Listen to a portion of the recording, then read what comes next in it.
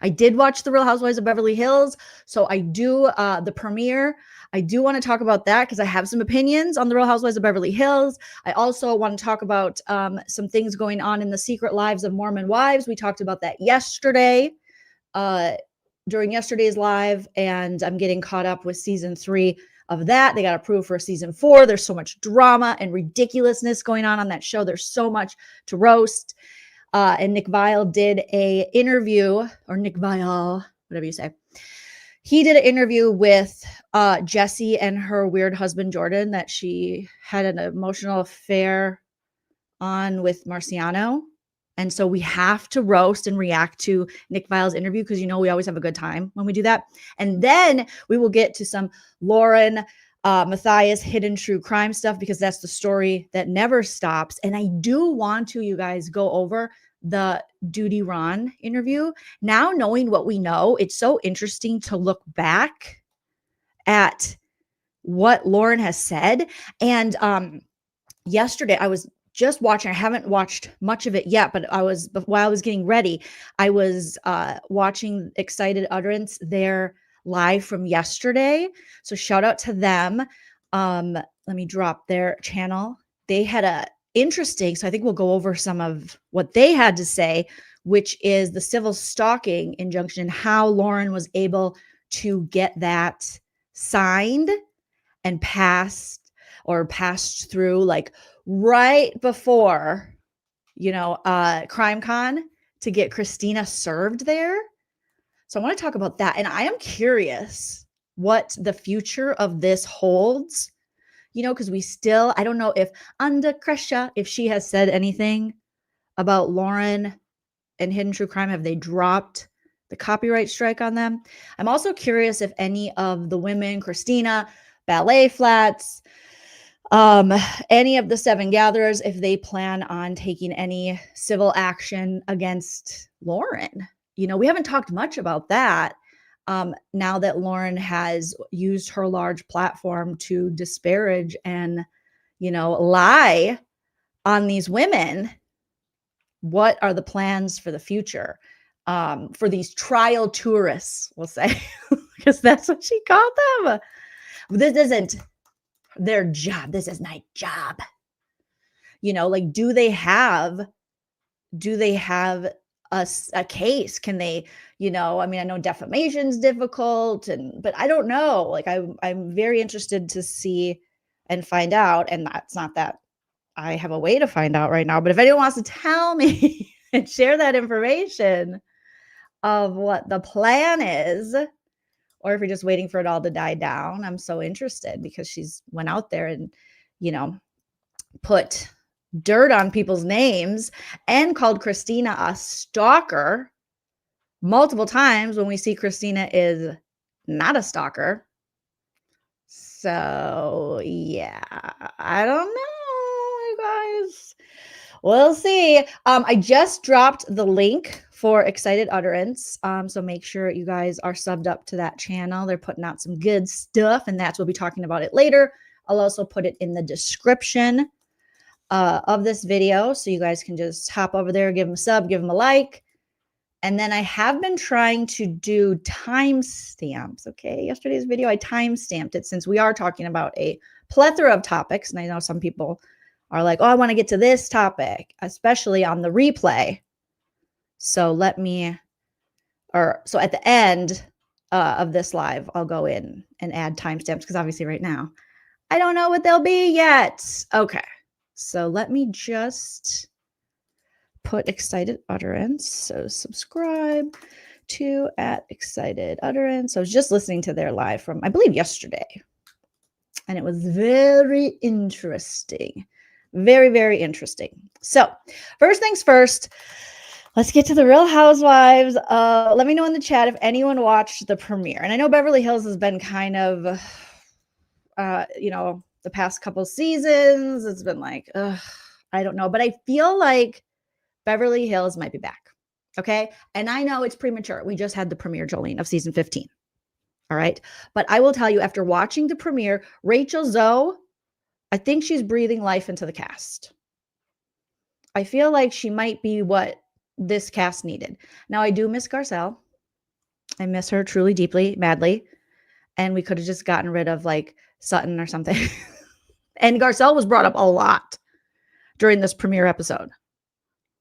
So very, very interesting. But this premiere, let me grab some images here. This premiere saw us reunited with the ladies of the 90210. All right. And I like how they started the first episode. It's almost, they're going to like the ladies, they're Beverly Hills. So it's supposed to be like glitz, glamour, you know? So you have like Dorit and they're doing very like slow-mo Love Island style shots of them like walking. I think Dorit was on Rodeo Drive or something. And everyone, you know, for the most part on this cast, everyone has money, minus Erica. Then they had Erica out there. Oh my God, I took some screenshots here. And she's out there in some, I don't even know what this chick is wearing. In some stolen, allegedly, you know, tennis shoe, high heel shoes in front of her rented house and washing a Porsche or something. I don't even know. Some kind of fancy car in front of her rented house with Daisy Dukes on. And I'm like, so Erica's whole storyline is like a whole line. Like that she is like, I want a man. I'm going to have some sex, which is fine. Like, love it. Love, you know, when the ladies own their sexuality. But I'm just over that with Erica. You know, Rachel Zoe's like, we're going to have a hot girl summer because no one on this cast is married anymore, basically. And there's only one person. Actually, is anybody married? I know Bose is trying to get married to her boyfriend, but really no one else. Everyone's going through divorces. So Rachel Zoe's like, we're having hot girl summer. And Kyle's like, I don't even know what a hot girl summer is. And I'm thinking, yeah, girl, I am so tired of this franchise pretending they're damn grandmas. You know, what do you mean you don't know what hot girl summer is? You're like 2 summers too late. Just because we're, you know, a little bit older doesn't mean we can't pick up years later on the kids' lingo. All right. And they're like, oh, hot girl summer. It's like, Kyle, you know what a hot girl summer is. You were a part-time lesbian. Like, let's not pretend I don't understand. So still Kyle is not claiming anything. She's, you know, she's single. But I think Rachel Zoe is going to come in here and she is really going to call these ladies out, which will be interesting because I feel like Garcelle did the same thing, but it'll be interesting to see the way they react to Rachel Zoe calling them out versus Garcelle. That'll tell us a lot about these Beverly Hills housewives and who they allow to call them out and who they don't, and maybe their own, you know, biases and things like that. So let me pull up this picture of Erica Jane. I just can't with Erica. I know she's going to be on the show, so I'm like, I guess I have to deal with her. But I've seen her true colors shining through, and I don't like it. And I just think she's not a good person. So I really wish she wasn't on this cast. But here we are. Okay, I have so many pictures of her. That's her at her concert. So she performed, she lip sank and humped a stage in London. All right, so here's Erica, all her women empowerment, even though she never wants to be around the other women. You know, she's like, I want to be on a man. She's like, honey, I want to be on a man. Yeah. I don't want a hot girl. I want to hang out with these bitches. I want to be on men. And you're like, okay, Erica, cool story. So here was the opening shot. I mean, Erica, she looks great. You know, she's got her dancer legs going on, but she's like, hi, producer Prince.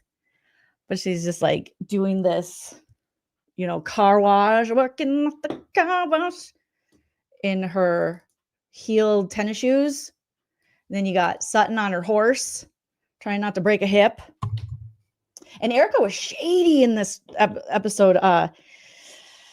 Bose she was talking about Sutton being like the Slim Shady. You know, she was referencing Slim Shady Eminem. And then Erica's like, honey, I don't know about Slim. And I'm like, oh my God. She goes, maybe Boxy. She's basically calling her out as a SpongeBob body. And here's Erica at her rental in WeHo. You know, I just can't with Erica. I can't.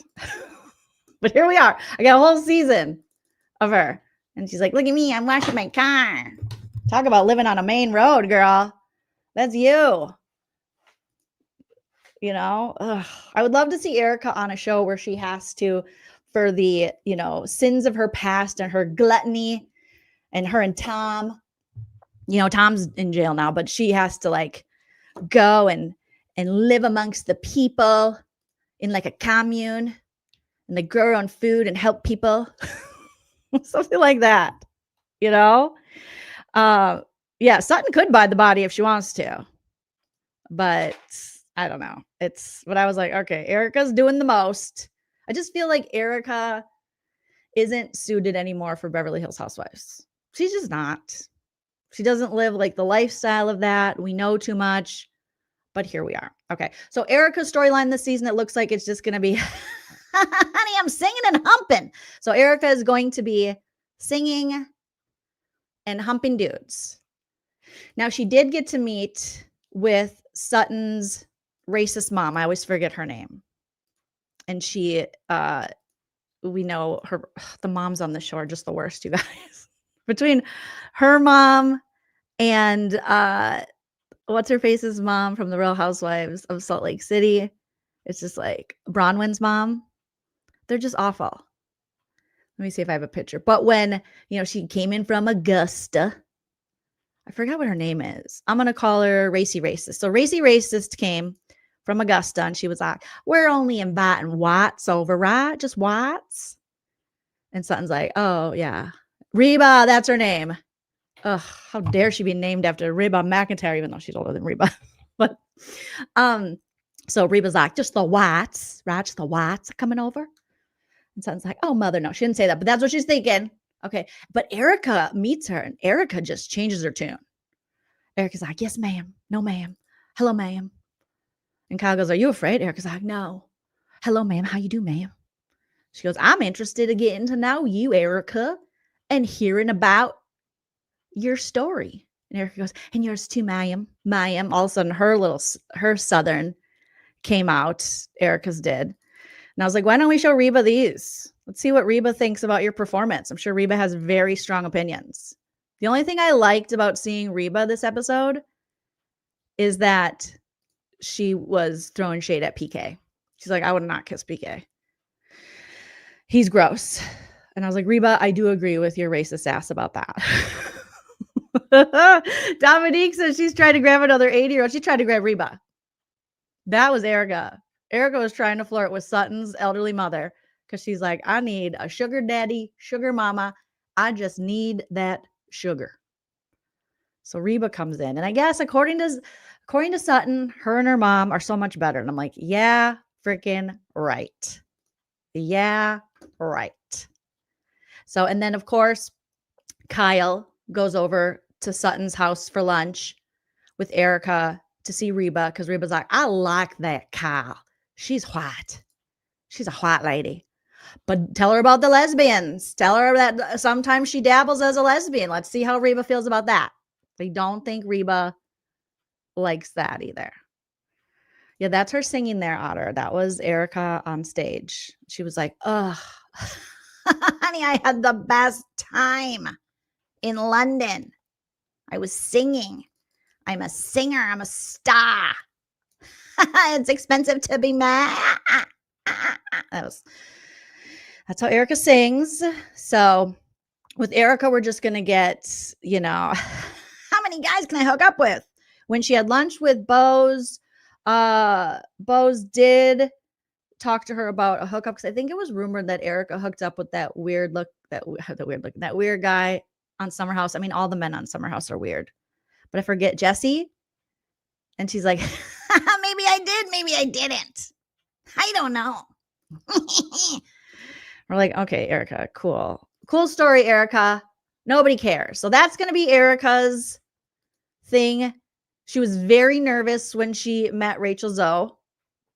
Kyle had a party at her house that they all gathered at. And Rachel was like, hi, and Erica goes, hi, I'm Rachel. I'm Erica. I'm like, oh, Erica, are you a little starstruck by Rachel Zoe? And she really was. I loved it. She's like, I'm Rach. I mean, I'm Erica. What the fuck's my name? I don't know. Okay. Let's talk about Kyle this season. It seems like Kyle's finally coming to terms with the fact that her and Mauricio are done. She's seen him now with enough 20-something-year-olds to know that he's moving on. And there's no talk about her country singing girlfriend. Morgan, not Morgan Wallen. What's her name? I can't. There's too many Morgans. All right. No talk of Morgan, but there was talk of Mauricio. I don't even know if they're officially divorced or what. Her estranged husband, he's now renting a home in Beverly Hills. She has Morgan Wade. Thank you, guys. She has 2 of her daughters living with her. The youngest, Portia, who's like 17. And then Sophia, I think, and she might be, I don't know, maybe in her early 20s.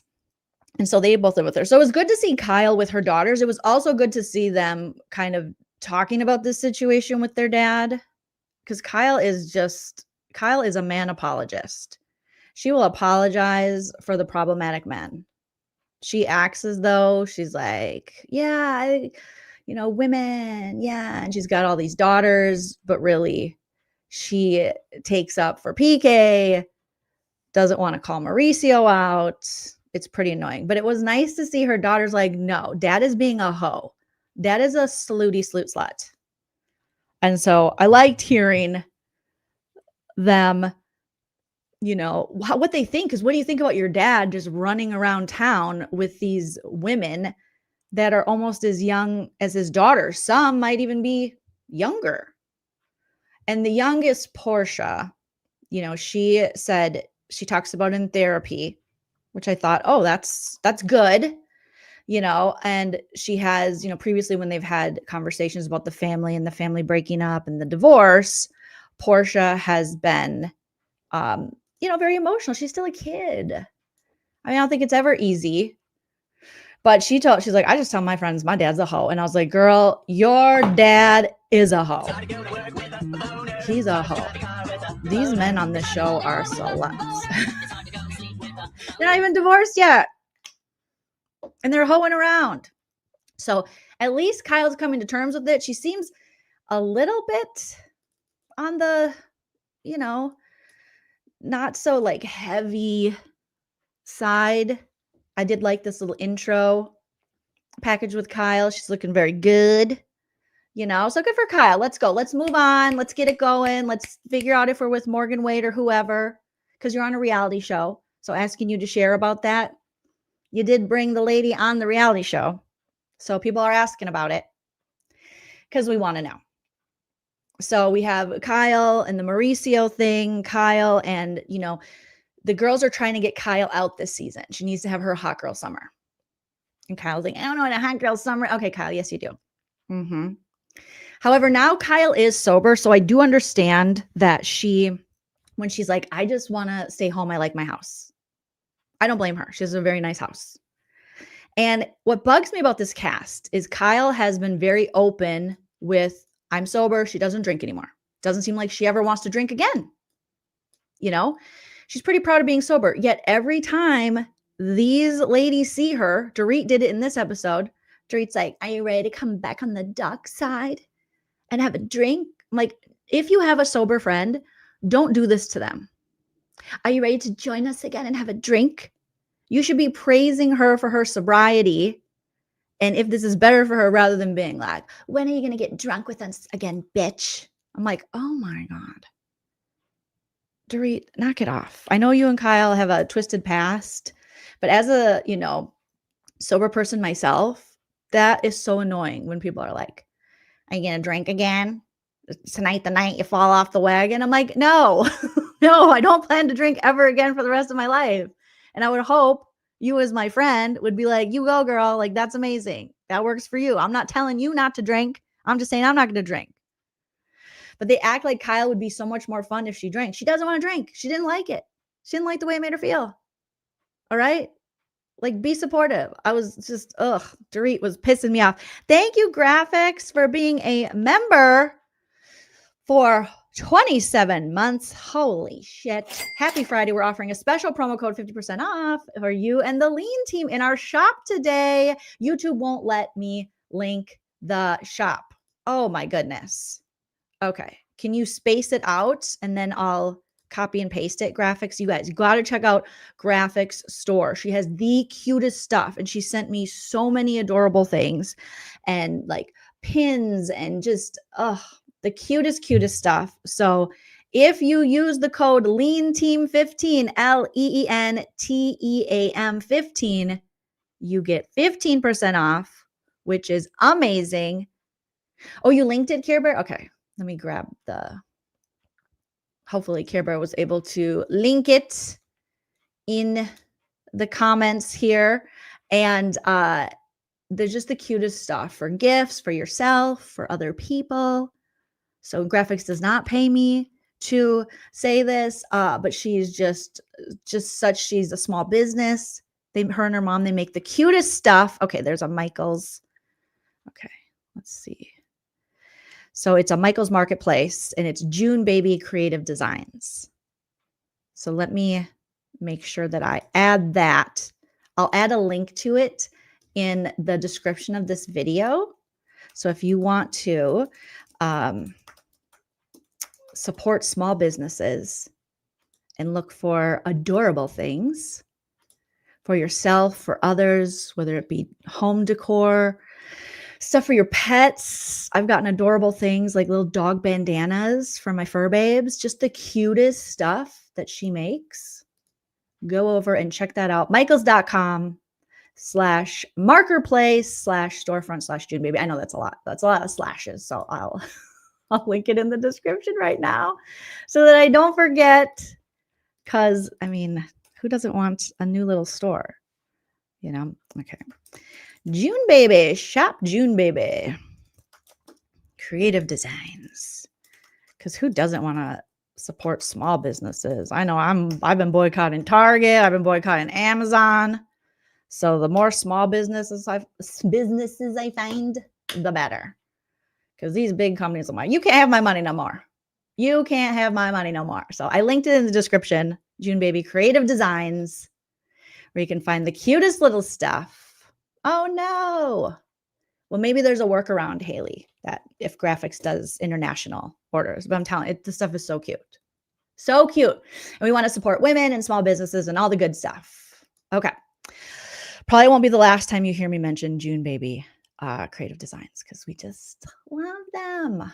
All right. Back to Kyle and her sobriety. So again, these ladies need to be a little more supportive. I know Kyle can be difficult herself, but when it comes to her sobriety, just let's be supportive, Dorit. We don't want to hear you be like, oh, when are you going to drink again, you boring bitch? That's what she's basically saying. It's like, oh, come on. So here is the new intro picture. So you see Rachel Zoe all the way to the left, Erica Jane, Dorit Kemsley, but now maybe she should be using a different last name since her and PK are getting divorced. Kyle Richards. We have Bose. I don't even know what Bose's last name is. I forget. Sutton. I think her last name might be Sutton Brown now because her husband went and got an annulment. And then this new chick, I do not know who this lady is. I don't know nothing about her other than when she comes on this season, she's going to start talking some mess, maybe about Rachel Zoe. I don't know. But let's focus on Sutton next. So Sutton's got a racist mom in town. She's broken up with a lot of friends. So she used to have her Avi, her assistant, and he's gone. And Kyle's like, what happened with Avi? She's like, well, he's just not with me anymore. You know, I don't really need an assistant. And yeah. And Erica and Kyle are like, oh, did it, Avi was with you forever. You were friends. He was a part of the show. And then you just got rid of him. Did you end on good terms? And she's like, I thought I did, but it's complicated. I'm like, what's complicated about it? Sutton just doesn't know how to treat people, whether it's her friends, people who work for her. She just doesn't know how to treat people. And then they ask about Garcelle. If she's talked to Garcelle, she's like, I haven't talked to Garcelle in a very long time. She won't talk to me. Garcelle is done with you. You did not have her back. You guys were good friends. But Sutton was always looking to be friends with the women that didn't like her instead of just being okay with her and Garcelle. And I think she wanted to throw Garcelle under the bus. And Garcelle's like, you're not throwing me under the bus anymore. I'm done. Name them. Name them. Well, what you did was ridiculous. Name them. Not having. Name 'em. Well, be quiet. So Name let me 'em. talk. Jesus. Name them. So she's like, name them. So she's naming all the people she's had a falling out with, and it's a lot. And we find out this episode that her husband, or her ex-husband, they've been divorced for a while, went to get an annulment in the Catholic Church, and it went through. And so she's like, it's like we never existed. And she didn't want the annulment, but he's selling her the line that with this annulment, it'll make them better friends. You're despicable. And she's like, what? And now instead of her married name, which I think is Sutton Strack, it was addressed to her as Sutton Brown. And then her mom, Rhobh, who's just what a sweetie. I think she's a therapist too. Why are the therapist moms always the worst? She goes, does that mean your children are bastards? I'm sorry, what? What? Oh my gosh. She's like, I'm just asking. Does that mean that your children? And Sutton has a teenager that it's like her youngest child is now going off to college. She says she's losing him to college, which is a weird way to put it. And then her other kids are all adults. And her mom says, does that make your kids bastards? And this was becoming uncomfortable for me. And everyone at lunch, Kyle's like, no, they're not bastards. And Sutton goes, no, that he's different in Paris, so they're not bastards. Oh my gosh. Anna says annulment is wild. No one ever does it. It's not easy to get unless he's paying for it. Oh yeah. There must be a reason that he wants it like it never existed, because that's basically what an annulment is, right? It's like your marriage never existed within the church. It like wipes it clean. Yes, bastards. This lady is the damn devil. I don't care what anybody says. I love the elderly, okay? Oh my God. My heart, I love animals and the elderly, okay? And children. And everyone else, go to hell. No. But for real, but some of these elderlies, like this one, no, thank you. She is like a damn demon, this mother. And no wonder Sutton has so many issues with the mom like that. She's always putting her down. And she's like, so your children are bastards? No, they're not bastards, you weirdo. I mean, God. So Sutton's not happy about that. But she's trying to work her way back into the group without Garcelle. We'll see how that works. Her and Dorit did not end last season on good terms. But I mean, what does it matter when your mom is like your biggest op? When your mom is your biggest hater, that makes for an interesting life. So some of these housewives, I just feel for them. Because since birth, their mom has been hating on them straight out the baby door. Her mom's like, gross. Put it back. I don't think it's cooked enough. They're like, ma'am, we cannot put the baby back in your uterus. Okay. Is it why? Like that would be her mom. I'm like, why do we have this lady?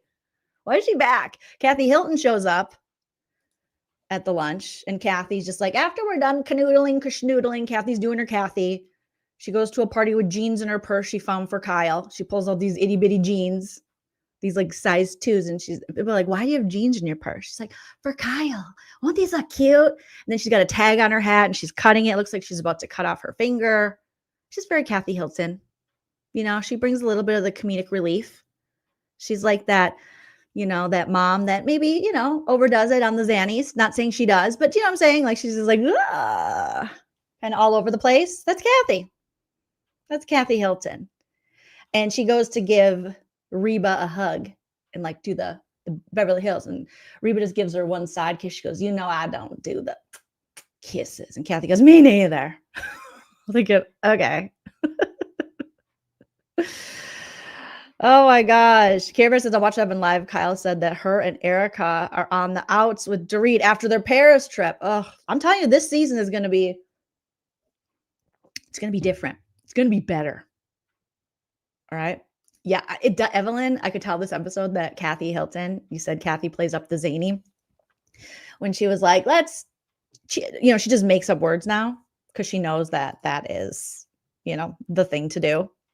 Cindy, thank you. Happy Friday. So yeah, Kathy had, her moments in this episode. And then who else do we got here? Sutton, her season is just going to be the annulment, how she makes up with Dorit, her son kind of leaving her for college, and, without Garcelle. What will happen? I think this is, Kathy was, she was like looking at her freaking, I was like, why is she staring in a knife?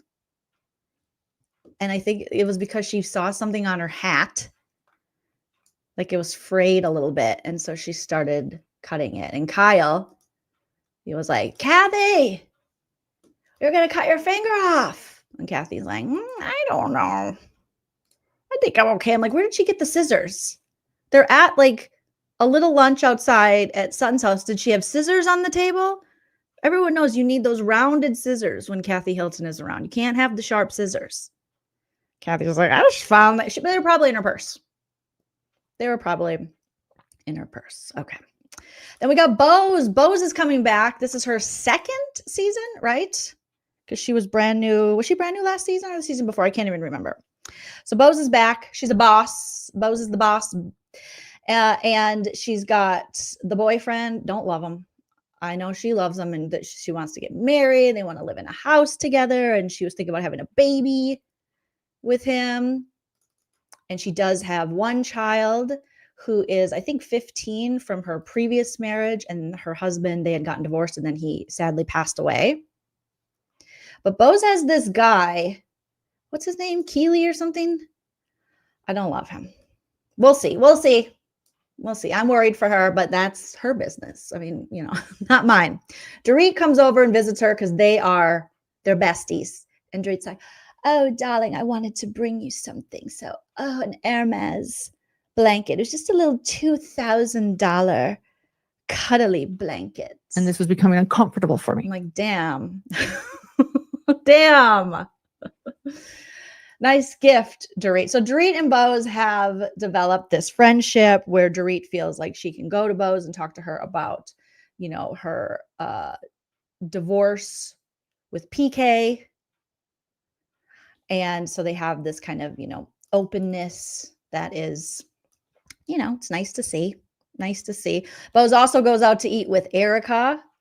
And that's when she asks about the hookup with Jessi from Summer House. Boring, bring a book, nobody cares. And Erica's like, Honey, maybe I was doing it with somebody else. I just love doing it.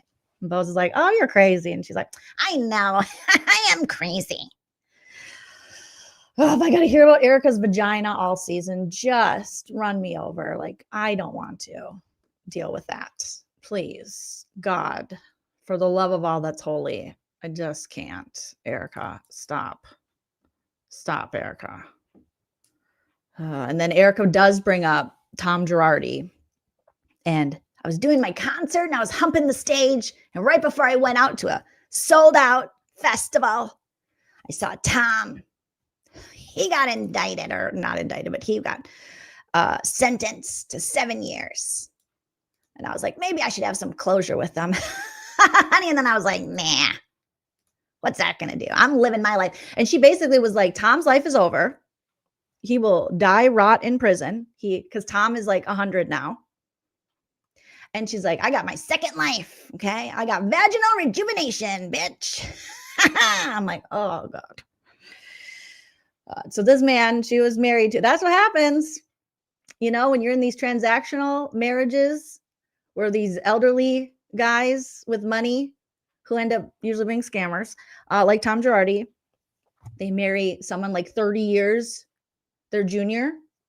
And when shit hits the fan, and if, we find out that you've been scamming your clients and people you were supposed to protect from these like horrific situations, you were supposed to be their lawyer, represent them in these lawsuits, and you were taking their money. And Erica can get away. Shit, goodbye. She's not standing by you. Erica's, honey, Honey, my vagina waits for no one. So, yeah. So she's like, well, yeah, Tom's going to die there. And he looks just so bad. Like, okay, thank you, Erica. That's so nice of you. But for the most part, Bose is just coming in this season. And she's got Dorit's back. She's got her man. She's the only one. I really think, as far as the cast goes, Bose is the only one with a man. Everyone else is like divorced, getting divorced, has been divorced for a while, is now getting an annulment. Like all of them. Yeah, I don't think anybody else. I got to look at the cast picture again. Let's see. Rachel Zoe going through divorce. Erica, husband's an elderly scammer in jail, divorced. Dorit going through a divorce. Kyle going through a divorce. Bose looking to get married to the guy she's dating. Sutton on the right there, she is getting an annulment. So there's just a single lady show. And then whoever the hell that is all the way on the end. Who the hell is that lady? Why can't it be Jennifer Tilly? Why do we need this other new lady? I don't. I'll give her a chance, you guys. But I'm already judging. Oh, Erica has a MAGA boyfriend now. She's going to get that money, honey. Who's her boyfriend? I got to look it up. Erica Jane boyfriend. Because it was rumored that she was dating that one lawyer guy, but then he ended up being married. Erica Jane's current boyfriend is John McPhee, a retired U.S. Army Special Operations Sergeant Major, also known by the nicknames Shrek and the Sheriff of Baghdad. What? Oh my God. How they met. The pair met in London, allegedly, at one of Heidi Montag's shows. Holy shit. What is even going on?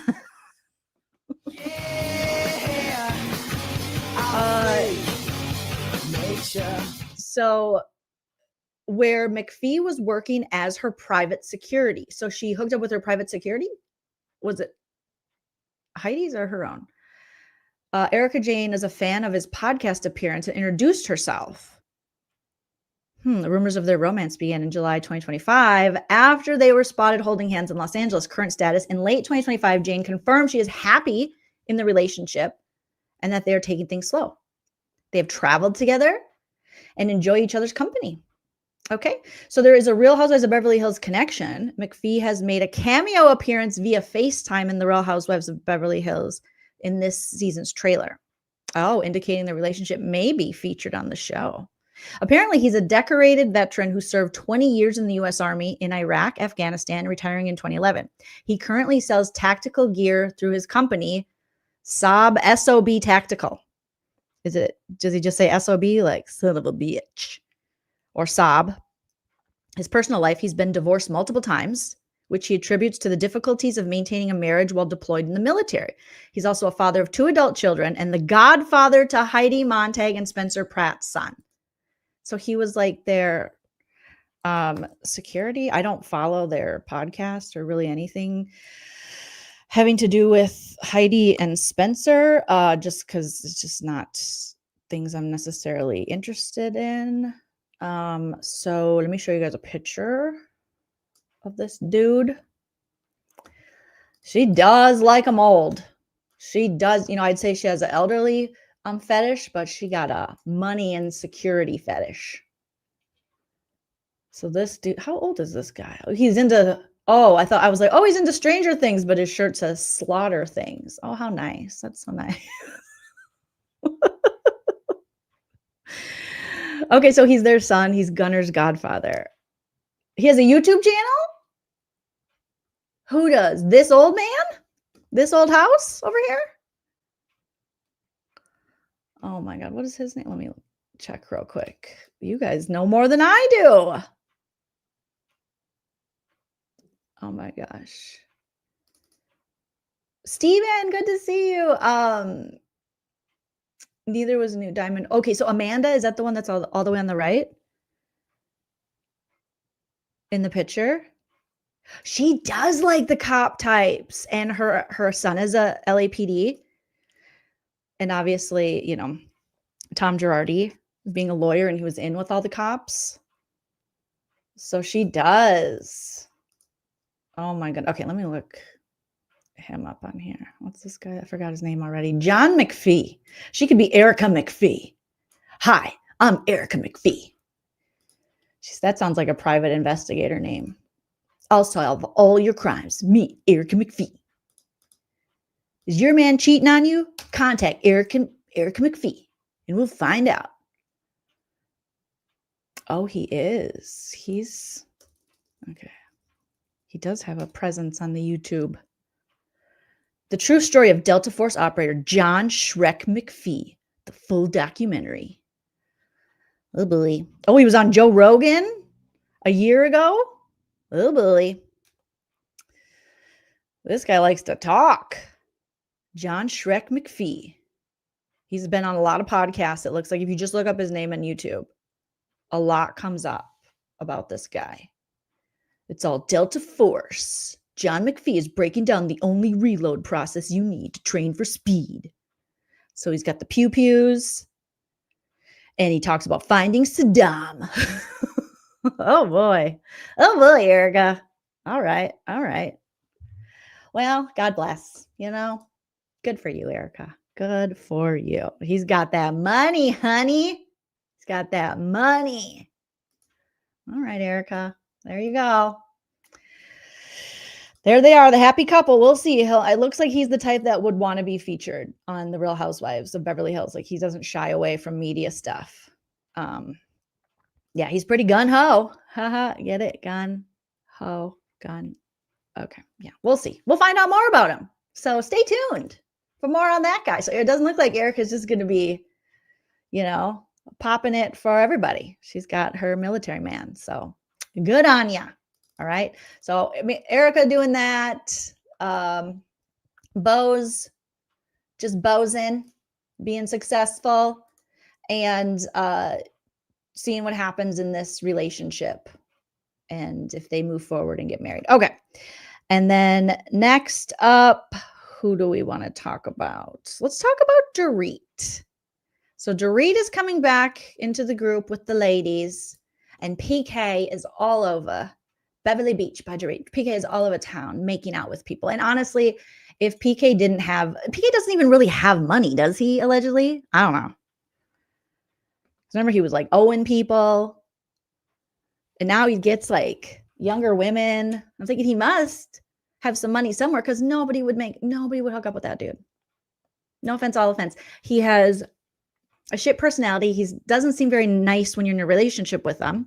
And he's not cute. And he's like partying into his 60s, which is just not cute at all. I don't know about you, but there is nothing sadder than seeing a 60-some-year-old dude at the club. You're like, go home, sir. Go home and make some soup. Be normal. Okay? Leave these kids alone. And maybe they just need to, you know, and it'd be different if he was like, if he had a group of like, you know, 60-year-olds who wanted to hang out with people closer to their age. You can still party, but also calm down. You know? Steven says, I just know PK has BO. Oh my God. Seriously, it's not cute. He's gross. Yeah, and he didn't believe her. Remember when Dorit was like, I have PTSD. He's like, okay, babes, get over it. Get over it. Okay, you got to get over it. He was never around. And now Dorit's finally being honest about how much she protected this asshole and how, you know, for the kids' sake and stuff. Meanwhile, he's out there making out with people half his age and in public places, and it's getting photographed by paparazzi, and he's filing for joint custody. And she's thinking, this dude ain't even around like that. Okay. You know, Dorit was doing most of the work when it came to taking care of the children. And yet there's PK like, oh yeah, babe, someone joint custody. And she probably knows, like, no, he'll just have a nanny or one of his girlfriends. So Dorit is opening up about that. She has filed once she saw the pictures go public of him making out with someone who looked like her. And I like Bose said it was, what did she say? It was like great value Dorit or Temu Dorit, Shein Dorit, like Dorit Light, dollar store Dorit. Maybe she should have said. And so Dorit's like, I filed. Yes, PK. And so the ladies want to know, you know, do your kids know? Because Dorit was like, I don't want my children to know. I'm going to protect them as long as I can and be a part of Beverly Beach by Dorit. And her son, her son Jagger, is like 11 now. So she's like, I think he knows. Yeah, he knows, Dorit. He definitely knows. And I guess he doesn't want to talk about it. And then she says something like, well, they're all like, oh, you know, that's how boys are. Boys. And I'm like, no, talk to your sons about their emotions. Otherwise, they grow up to be stunted men that the women they date and marry have to raise and take care of. Like, allow him to have emotions. Don't just pass it off as he's a boy. No, he's a person. He's a human. Boys have emotions. Encourage him to express those emotions so that he can process his feelings in this time and don't just go, oh, he's just a boy. No, because then women or men he meets later in life, they're going to have to, you know, help him out of this rather than him being able to process his feelings and have like a healthy relationship with them at a young age. They're like, oh, boys will be boys. Yeah, get him into therapy. Yeah, bubblicious. Oh, bubs. But they're so cute. Her kids are so cute. But yeah, don't dismiss it. I hate when I hear that when they dismiss it for little boys and they say, well, you know, little boys, they don't want to talk about it. No, they do. You got to put in the effort, because then all of a sudden they grow up to be men who can't process their feelings. And we know that's not good. You know, we know that. Watch a Dateline. That ain't good. So, oh my gosh. Yeah, then we get another PK. Exactly, silly goose. So I hated that. They're like, well, yes, he's a boy. No, he has feelings about this. Help him through his feelings. And if you can't get him some help to help him through his feelings, it's not just, oh, he's just a boy. No. So Dorit she's not a fan of Sutton. She's like, Sutton who? Who are we talking about? Oh, yes, Sutton. Yeah, so this season it looks like her and Kyle are going to get into more fights. Her and Eric are getting into more fights. She's coming to her own in being single. You know, they're all having this hot girl summer. And we'll see her and Bose's relationship develop. And they're talking about all this while they're at Kyle's party. And Kyle's like, you can't just have a party anymore. It has to be an activity. So she has a flower crown making party, which I do love a flower crown. Okay. Now let's get to Queen Rachel Zoe. All right. Now I know Rachel Zoe, you know, like she's like, hello, I previously had a show on Bravo. And I don't even remember what her show was. It called like the Rachel Zoe Project, like a million years ago, about her company. And being, you know, starting out as a stylist. And the first person she styled on a red carpet was Jennifer Garner, and Tommy Hilfiger, I think she said, gave her start. And then we know her like from the early 2000s, and she was the stylist for all of the it girls. And then everyone looked like they had the lollipop syndrome and everyone was so thin. And that was like the Rachel Zoe look. Like all the people she styled ended up looking like her. Well, now her business has branched off. I mean, my dining room chairs are Rachel Zoe from Home Goods. All right. So Rachel Zoe's killing it, but we find out that she is like, I'm here, but she's also going through a divorce from her weird husband. And I forgot about her husband, but her husband was weird. And apparently he already had a girlfriend. So they were together for 18 years before they had kids. Then they had 2 children, and one of them is 14 now and one of them is 11. And they've been apart and going through a divorce, I guess, for like a year, her and her husband, but he's had a girlfriend for almost a year. So she's like, you do the math. So she comes in just like ready to kind of speak her mind. She goes over to Kathy Hilton. Kathy's like, I'm going to a wedding in Italy and I have all these clothes. Come over. And Rachel comes over to help her pack and style and gives her like a Gucci bag. You know, Rachel just comes in all of these like layers of clothes, her signature oversized sunglasses. She's got her Gucci bag, and then with her Chanel and everything. And she's like, I will tell if my friends ask me, should I wear this? I'll be like, I am your friend. So no. So I think she's going to have an opinion about a lot of Erica Jane's looks, because I don't know what is up with Erica Jane, but that lady just wants to show her baby door. Every skirt this woman wears, her butt be hanging out. Her baby door's hanging out. I've seen her butthole now. And it's episode 1. I don't want to see her butthole in episode 1, Erica. Erica's always like, oh, my skirt. It's so short. So I think she's going to have opinions about Erica's looks. I hope she does. I hope we have a Rachel Zoe versus Erica Jane. I would love that. I don't know if that's going to happen. So Rachel just reintroduces herself to us, talking about her husband, talking about her kids.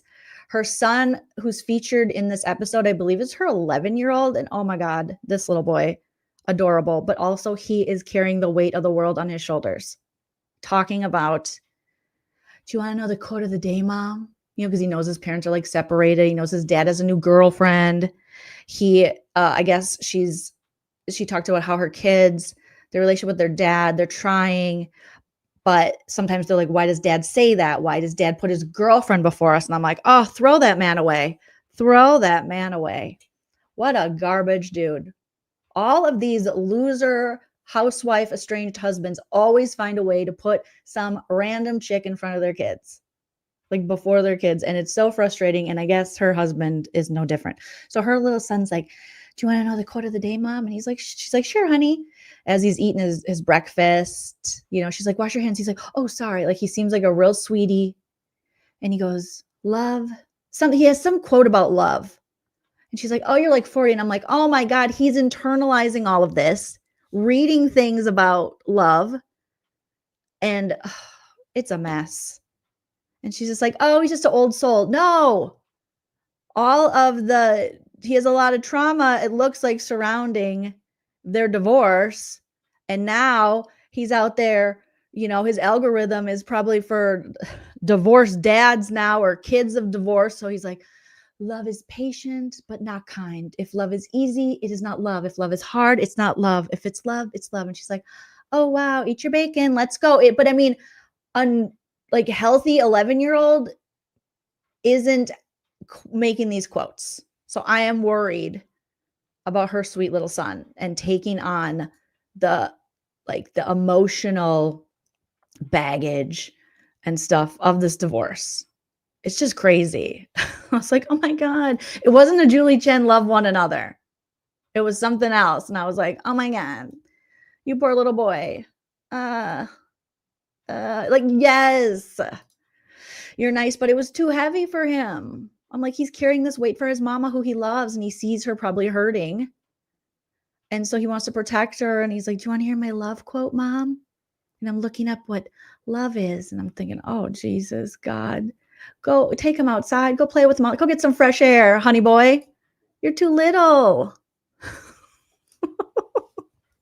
He's going to grow up to be awesome, Dr. John. God, I hope not. I hope not for that little boy's sake.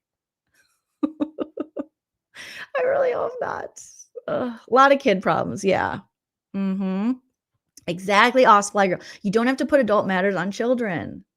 Evelyn says parentified kids seem older and wiser for their age. It is not healthy as they miss things in development. It didn't seem healthy. And I'm like, stop. But he's so sweet. But so Rachel Zoe is here again. She's making Erica Jane so flustered that Eric is like, hi, I'm Rachel. I mean, I'm Erica. Hi. And Rachel's like, hello, what's going on? Rachel right away, when she's in the group with all the girls at Kyle's party, Rachel's like, oh yeah, PK is a loser. And Dorit's like, no, say it. And I'm like, oh, that's interesting. Because previously when people have said things about that, you've gotten upset. But it seems like Rachel Zoe can say that. She's like, oh yeah, he's a loser. You need to get rid of him. We need to have a hot girl summer. Okay. And Kyle, you need to leave your house. You can't stay in the house all the time. She's just calling people out. So I feel like the housewives are kind of trying to step up their game in the presence of Rachel Zoe. I feel like they're letting her say things that normally they might get into fights over. So it will be very interesting to see her dynamic in this group, because this has kind of always been Rachel Zoe's brand, is she just says, she's just freaking blunt. And we know these Beverly Hills housewives, they get so sensitive.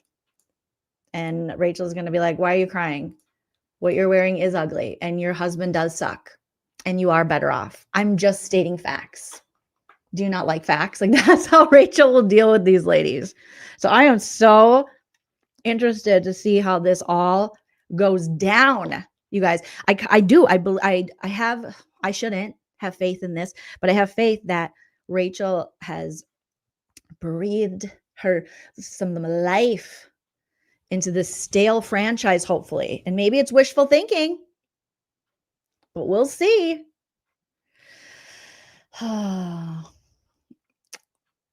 Yeah, we'll see how long it lasts till someone cries. Exactly. We will see. We will see. But they're all kind of single and they're all going through it. Sticky Dolls. I think a lot of people thought her husband was gay back in the day, but it turns out he's got girlfriends. He's not gay. He's just horny. He wasn't gay. He just had bangs. Yeah. I think people sometimes, back in the early 2000s, they're like, if the guys had like bangs or a side swipe, they'd be like, he's gay. But yeah, she said their relationship fell apart because, the kids changed it and then also like working together. And he seemed real bitchy when he worked for her. So the season preview looked pretty good, Dreadful. I'm hopeful. I don't know why. Might just be like a good day or something. I'm hopeful. I also like editing. I like how this episode was edited. And I like that they were throwing shade at Sutton and showing how her house is in fact on a main road. And every time they showed Sutton's house, they made sure to show the road with the cars going really like 55 miles an hour down it. And that was, shade thrown at her. But we do need a dose of Jennifer Tilly because Jennifer Tilly brings the silly and she brings like the levity. So I like that. So we'll see, you guys. So that is the Real Housewives of Beverly Hills. Hopefully it'll stay interesting and we will continue to follow their journey this year. I'm just really excited to see what Rachel Zoe brings because I think she's very well suited as a housewife. She brings the style. She's got money, success. She's a businesswoman in her own right. And she tells it how it is. So we will see. But we got that new girl. I think Steven said her name is Amanda. I don't know. It looked from the previews that she was coming in trying too hard, but maybe I'm just being too judgy. Which I definitely could be.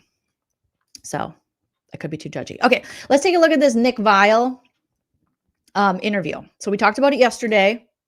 Jessi from the Secret Wives or Secret Lives of Mormon Wives, okay, and her husband are going through it this season. I think Jessi's husband, Jordan, sucks. And I've been pretty open about that with you guys.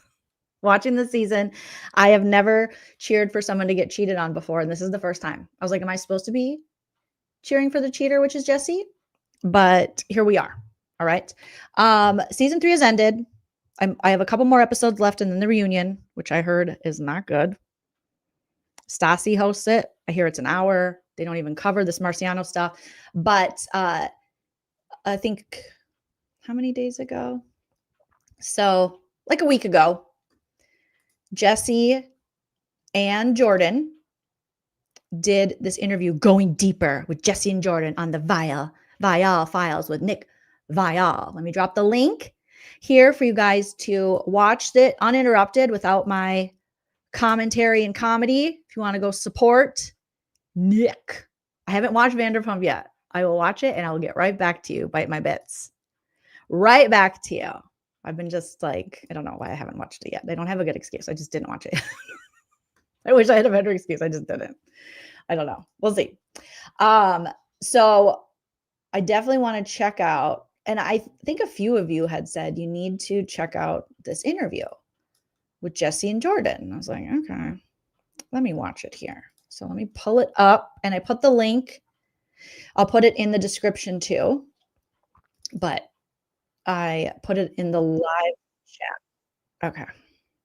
And Nick Viall is really sponsored by Starbucks because his whole damn beginning is like, let's talk about Starbucks. And then we all went to Starbucks. Have you guys been to Starbucks? It's like the season. And I was like, okay, Starbucks doing damage control because they don't want their workers to unionize. And they're like, oh shit, let's get them talking about the season. Happy holidays from Starbucks. So him and his staff of women that do all the work, yet he gets all the credit, his wife, okay, and then these two little Gen Zs who are clearly friends with his wife. Because remember, Nick is like 50. No, he's like 44 or something. And his wife is 26 and they have a baby and whatever. So here they are. And you would make you never. That's right. You guys are all From Alabama. California. I mean, they're all. He's also trying to talk to them, and they're all fetuses. And he's like, "You guys remember G.I. Joe?" They're like, "Well, I'm sorry. Is that a friend of yours, G.I. Joe?"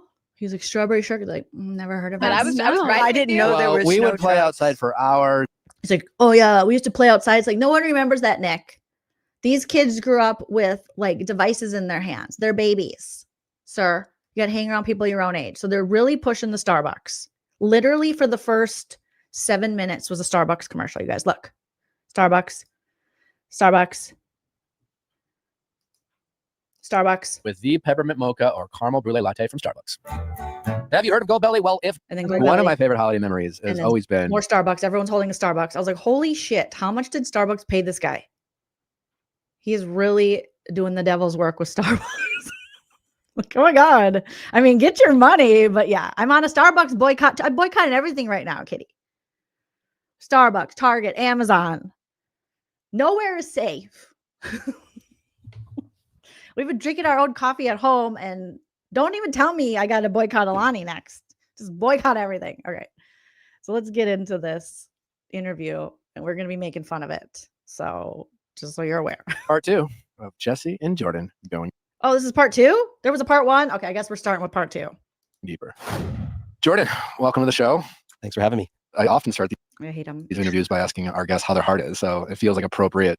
Oh my God, you do not. He's like, I start all of the interviews by asking how the heart is. Gross. What? So disingenuous. How's your heart? Huh? Like my heart health? Or like literally or figuratively? In this conversation, but how is your heart these days? Better than it was. Okay. Better than it was. Still healing. Still healing. Yeah. Okay.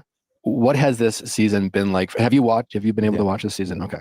What was it like for you to live back this entire season? Obviously an emotional one, I imagine, for both you and Jessi. Oh man. Jessi watched all the episodes first and she, binged them over a couple days and we had decided that we were going to watch them individually. And then she had watched them and I asked her how it was. And after she had watched it back, she's like, hey, I think that we should watch it together. And I was like, okay. And she's like, and if you feel in, any sort of way, we can stop or whatever it might be. And we watched it all the way through and it was emotional, man. Having to relive that and see some of the things firsthand, right? The trip to St. George and hyper focusing on specific details that went down and, having to see myself react the way that I did to certain things. It's hurtful. Because he has to look bigger and taller. Hopes is why is his chair so high? Because he has to be bigger and more important and stand higher than his guests. Like every well-adjusted, secure person. It's painful to see yourself in that light, and it's painful to see the most important person in your life. It is. He does. Also, Jordan is like a micro machine. He looks pretty small. Because even next to his best friend Dakota, Taylor's on again, off again, baby daddy, he's like a Polly Pocket. Relive those moments too.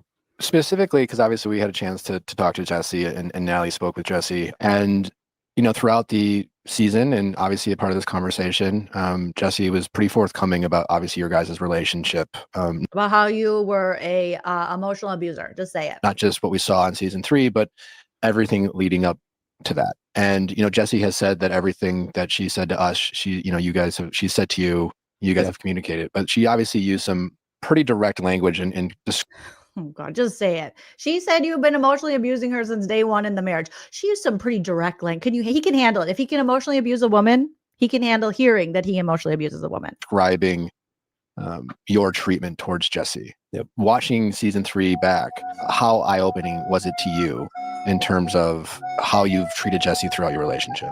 Looking back and watching that back, it was really eye-opening to see that. And, obviously when we are filming, we record hundreds of hours and very, very little makes the cut. There were a lot of scenes that didn't make the cut that, honestly were pretty bad, to be forthcoming. And so there was worse than the ones we already see of you yelling at her? Oh. About your behavior? Oh yeah. Yeah. And through the entirety of filming season 2, we were going through all of this. and we were both doing everything we could to keep a lid on it. And I felt like I was dying inside because I couldn't talk to anyone about this because the risk of it getting out was something I was like completely petrified of. And I think she was petrified of it as well. Were you more worried of it getting out and hearing about what the public had to say about your relationship or you, or was it more hurtful for what Jessi did? Both. I think during that 6 months, I was probably coming at it from more of a selfish standpoint. I think that I was so embarrassed and felt a lot of shame if people knew what my wife had done. And I wasn't even worried about what I had done to. Do you remember he was saying it's so emasculating? It was less like that he was hurt by the affair or the emotional affair Jessi had, and then she kissed the guy twice or whatever, but more of what people would think. He was ashamed that he would have a wife, like how that would make him look as a man, which is really interesting and telling to how they're raised within, you know, Utah and as a Mormon, and also just under the patriarchy as a whole. Like that's, you never hear women really say that. You know, it's more you're heartbroken. I mean, I guess there's always a little bit of shame that goes with that, but a woman would be more like, what could have I done? You know, because we're kind of conditioned to put it back on ourselves, where men are like, how am I going to look to the other bros? And he was so relieved that they didn't actually have sex because that was a big deal for him. Where women, we're like, sex, I mean, horrible, don't cheat on me to have sex, but definitely don't have an emotional affair. That's worse. You fall in love with someone, you connect with them, you love them. And he was like, I don't care about that, but just make sure the D don't go in the P. Like that's what he was worried about. And I was like, that's weird. Put her in a place where she felt that was a need. Does that make sense? Not a need, or maybe What drove her to a state of place mind where she could even be in that place. Yeah. Once you came to that realization, I mean, I guess at what point did you have, I guess, an aha moment in terms of realizing how you treated Jessi? Like what was the biggest moment? Because, you know, honestly, it's hearing Jessi speak her truth and share her story and watching the season back. Yeah. Nick's questions are just, he uses so many words. Ask the question, be direct. My God. It's definitely jarring for the audience to see. He's like not a good interviewer. And even more jarring to hear. And it seems surprising that you wouldn't have noticed, but like, I guess, was there a moment that really like, oh my God, I can't believe I acted this way? Do it. I would say that slap in the face that you're talking about was like the day that we separated. That was the biggest aha moment, but I would say it was like an onion, you know, like I had to peel those layers back over the next week, 2 weeks.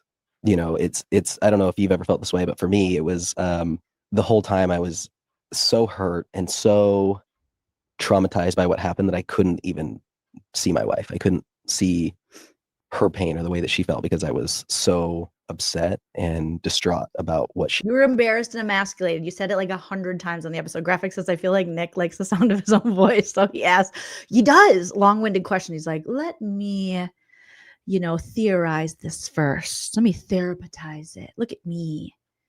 I'm an evolved man. He had done that. It only magnified the issues that we had. Did you ever have a moment like once you became? Did you ever like have a moment where you like, you know, you think like, you know, I mean, I see that like Jessi thinks, and for yourself, just ask the question, bro. I guess self-aware about your behavior, about the pain you caused Jessi in the years leading up to this moment? Because dude, get a journal, bro. You know, whether it was, you know, from Jessi's words, you know, kind of putting her down, you know, he's like a philosopher. He's like, shut up, Nick VIALL, shut up. Just ask the question. Calling her names, speaking in a very aggressive tone. You know, what was it like, or did you have? It's called emotional abuse, verbal. That's what he did. Speaking in an aggressive tone, huh? Have kind of a realization of. Did you have like a realization? Were you self-aware of it? Were you aware that you were emotionally and verbally abusing your wife for all these years, and do you feel bad about it? Did you know you're doing it? Oh my God. All those moments of speaking to Jessi this way that, you know, again, she, you know, refers to as emotional abuse. Yeah. You know, I think in those moments I felt, are you talking, just so I'm very specific, at what point are you are you See, he doesn't even know what you're asking because it's so long-winded. talking about? Are you talking about prior to the affair, after I found out of the affair, after, you know? Really just prior to the affair, right? Right. Because I think, I mean, Huh? at least for me, like the hardest part, you know, to hear, the hardest part of Jessi's story is, again, like we've heard Jessi on the show, even when we got to speak with her, when Nally spoke with her, you know, Jessi, you could tell she's a woman who wants to take accountability. She obviously is embarrassed of her actions. What are you even saying, Nick VIALL? Like, how does he get these jobs? She's apologized, obviously, to you. She feels the shame and no doubt, I'm sure, is worried about what people are going to say when this gets out. But you can, you know, I felt this empathy for her because, yeah, there's certainly no excuse for what she did. But there are often reasons, right? You can have reasons for what you What the fuck are you talking about, bro? do, doesn't justify it. But it really seems like hearing Jessi's side of the story and just honestly seeing some of your reactions, you kind of see it, right? On season 3, this kind of anger that you have when you get triggered. And it seems like this was He's like afraid and dancing around. Like he's trying to like spare this dude's feelings instead of just being straightforward. And also like the sound of his own voice. Oh my gosh. So annoying. Thank you so much for becoming a member of the channel over here, Monica. Appreciate you. Let me find my little sound effects here. There it is. Thank you for becoming a member. You're awesome. I appreciate that. All right, Nick, spit it out. Today, Junior. according to Jessi, you know, a behavior that was fairly consistent in the past few years leading up to this. And I'm just like wondering, is that, do you realize that? Do you agree with that? No. I do. And I guess, how do you feel? Oh, Jesus Christ. Silly Goose is right. Just ask, did she cheat because you're abusive? Do you think she cheated because you treated her like shit all these years? Oh my God, Nick. Knowing, you know, that you've been labeled this, or what does it mean to you? It's like compound on compound on comp. Like, oh my God, objection. Nobody knows what the you're talking about, sir. In terms of like maybe how you failed Jessi as a wife, because I feel like so much of like It's everything I feel because I feel. Nick VIALL feels. I feel so much. what we heard you say in season 3 was like reminding Jessi, you had the affair, you had the affair, My God. and really kind of putting it on her to almost justify your anger. But we now know that this is something like prior to the affair. The thing that hurt her the most is something that she had to experience with you for so long. So something that Jessi and I have talked, you know, we've been doing lots of therapy for the last, you know, it's been almost a year. You know, one of the things that, you know, our relationship got to a place after the affair where all of our issues were magnified, right? And before that we had issues. And it's not an excuse, but during those times it felt like my needs weren't being met. And that's the way that I would come out. That's the way I would show my my Frank, right? Is I would get pissed off and I would try to control, because that was me screaming inside, hey, like, I want to be treated like a partner. See, I wanted to be treated like a partner, so I'd scream at her, put her down, make her scared. Yeah. Because my needs weren't met. You know, I was hungry. I was like, make dinner. Like, what are you talking about? And you're always busy doing all these other things. Because she has to make all the money for you. Because I don't even know what you do other than get bad haircuts. Like, I don't know what you do other than yell at your wife. Like, where is your income from? Where does your income come from? Because Jessi has a whole hair empire and she's on the show and she does mom talk. What do you do? And appeasing everyone but me, and you're people pleasing all these other people in these other relationships. I'm telling you, these Mormon wives, they can't do.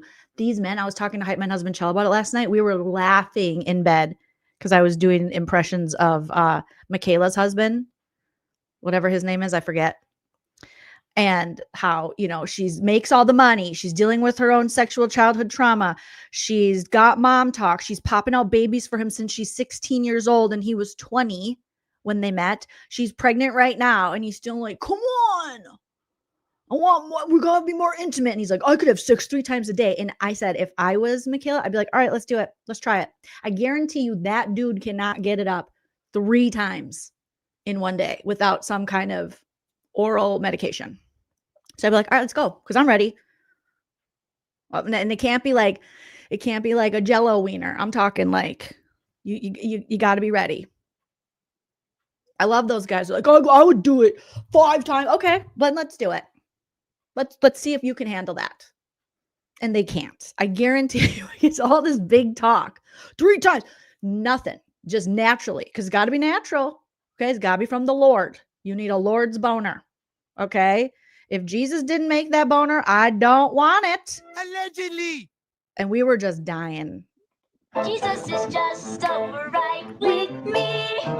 Jesus is just alright. You know, Oh, yeah. I guarantee he couldn't do it.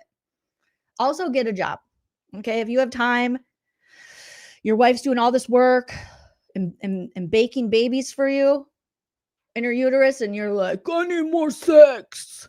Get a job, get a hobby, maybe help out with the kids more so she could have time to even bang you. But she is banging you because you have all these kids. So that's what's interesting. These Mormon wives, they do everything. They're all more attractive than their husbands. They get plastic surgery done. They're always working on their hair, their looks, they're cooking, they're cleaning, they're popping out babies, they're raising the babies, they're making all the money. And their husbands are like, you get no time for me. Well, help out. Grab a broom, bitch. Like, do something. What are you bringing to the table? These women are just doing all this shit. And it's never enough for these losers. Never enough. All of these husbands are losers. That was my excuse and my thought process then, They pissed me off. right? Was, you know, for me, it was a cry for help, and it was a cry for attention. And, you know, I've obviously learned a lot about myself through lots and lots of therapy. And it's not that part of you just disappears. It's not that part of you just goes away. It's just deciding that that's not who you want to be. And it's not letting things that trigger you, you know, expose a side of you that you don't want to have. Why does it take these dudes till they're in their 30s to realize maybe I shouldn't be screaming at my wife and putting her down and making her feel awful? And then she won't find the need to go have an emotional affair with someone. And then she'll want to have an intimate relationship with me. Huh. Why do you have to be so freaking old until you realize that that's probably not healthy? Like, there are times where things come up, and, you know, you guys will see things in the future where, you know, life's not perfect. And we've been doing our best to look inward towards one another and to try and work on our relationship, because we have a just divorce him. I'm telling you, you'll be happier. This dude is a loser. beautiful family and kids that we want to raise and do this thing. The same kid that when you were yelling at her about the emotional affair said, and our son, what do you think he's going to think when he grows up and sees, you think he's going to be proud of his mom having an emotional affair, going to dinner with her? You think he's, I'm like, oh my God, you loser. You suck. Deal with it. I don't personally like to kick someone when they're down. That he's not down. No one's kicking him. The man is a loser. The man is a loser. The man is a loser. Tell him, Katie Maloney. Smash that like if you haven't already, you guys. Let's set a like goal for 1,000. Can we hit it? It's been really hard. You referenced Frank. Jessi references kind of alter ego of, I guess, what your therapist. Jessi's got one too. We haven't labeled her yet. But. Okay. But focusing on you for now, where do you think that comes from? And I guess the reason I ask is, you know, we all have our flaws. So I'm not, you know, but I am, you know, I had great role models in my parents and specifically my dad. And, you know, I was raised in terms of how to speak to women. And I have obviously had a great role model in my father. So, you know, it is tough to, you know, in general, I'm very critical of men who speak a certain way. First, you're not actually, Nick VIALL. You're not, because I've seen you have these same men that you call out on your podcast and pander to them. So miss me with that. Maybe James Kennedy a little bit. You were like that, but stop. Also, this isn't about you, Nick. He won't shut up. To women and name call. And it's, you know, it's just tough to hear, but like, we're not to pass the blame on to anyone else, but okay, but you're not really calling him out. You're like, I feel really strongly about men. You know that this man speaks very poorly to his wife to the point where they've both admitted that he's emotionally abusive. And yet you are dancing around it. Like you're afraid he's going to beat you up or yell at you. I'm to be honest, like sometimes very surprised that men can speak to women a certain way, in such a degrading way, or name. Not men, him. Talk about him. I'm surprised that you felt comfortable speaking to your wife that way. Why were you comfortable speaking to your wife that way? Where do you think this comes from? The woman that, you know, gave birth to all these beautiful children you talk about, the woman who makes the money in your family. Why did you think it was okay to speak to her this way? Why were you emotionally abusive? Don't put it on men and all these other people. Put it on him. He's the subject of your interview, but it's like you're afraid of him. Ugh, Nick, you're like the worst podcast. Paul, but where do you feel like that came from? You know, that's a good question. I don't know if you know much about my past, but I had my first daughter when I was 18 years old. And in Utah, it's very much a taboo like sex is something you don't talk about. Like when we'd have like maturation, they would say, they would basically talk about sperm traveling to the egg, but they didn't tell you where that came from or how that happens or anything. They'd say, oh, and if your parents want to tell you about what sexual intercourse is, they can't. And I remember thinking, It comes from the sky sperm. Okay, when you fall in love and you get married, sperm will come from the sky, and then the stork comes and he picks up the sperm in a cup. Okay, a very blessed cup, and then a baby comes. Okay, that's nice. So I was just waiting around my sky sperm. like, what is this, an alien story? Like, what did you guys just tell me? And so I essentially lost my virginity and had my daughter at 18 years old, and basically had a shock. So he's like, I didn't really know how it worked. So basically, I just lost my virginity. I didn't know. Somehow I knew how it worked, but I didn't know how it worked. Okay. And wedding. And Okay. very soon after we got married, we realized like she wanted to do the whole Mormon route. And that was something that I tried to do, and I just could not get myself to that place. I just didn't believe in it. Like I never had that. Your first wife? Yes. Okay. I never had that like burning in my bosom. Like I never like believed in it. I wanted to with like everything in me, but I just could never get to that place. And because of that, we decided to not be together anymore. And I never had that burning in my bosom. Okay, tell us more, bosom remember boy. feeling so upset that I let my daughter down because she would never have like a normal upbringing because her parents aren't together, right? Even if I get remarried or her mom gets remarried, it's still like a split life. Does that make sense? And I think it created a little bit of a feminine wound, honestly. A what? A feminine moon? What do you mean by that? I think it created a wound in the place that was like, Oh, a feminine wound. Oh no. Oh no. Pieces of shit like you for breakfast. You eat pieces of shit for breakfast? We're not doing this, are we? No. Always finding a way to blame the lady. I'm eating my own hair here. A feminine wound. I'll tell you about a feminine wound, okay? Once a month, like, sir, shut up. I think it created a little bit of a feminine wound, honestly. What do you mean by that? I think it created a wound in the place that was like, she wasn't okay with me not having the same religious beliefs as her. Does that make sense? So she chose church over me.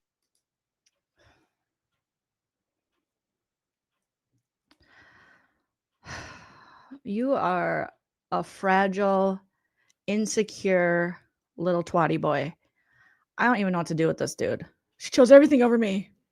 Now she's choosing church over him. Okay, cool story. So now I have a feminine wound. It's not enough. Nothing is enough. It's always going to be her fault. It's never going to be his fault. Where do you think this came from?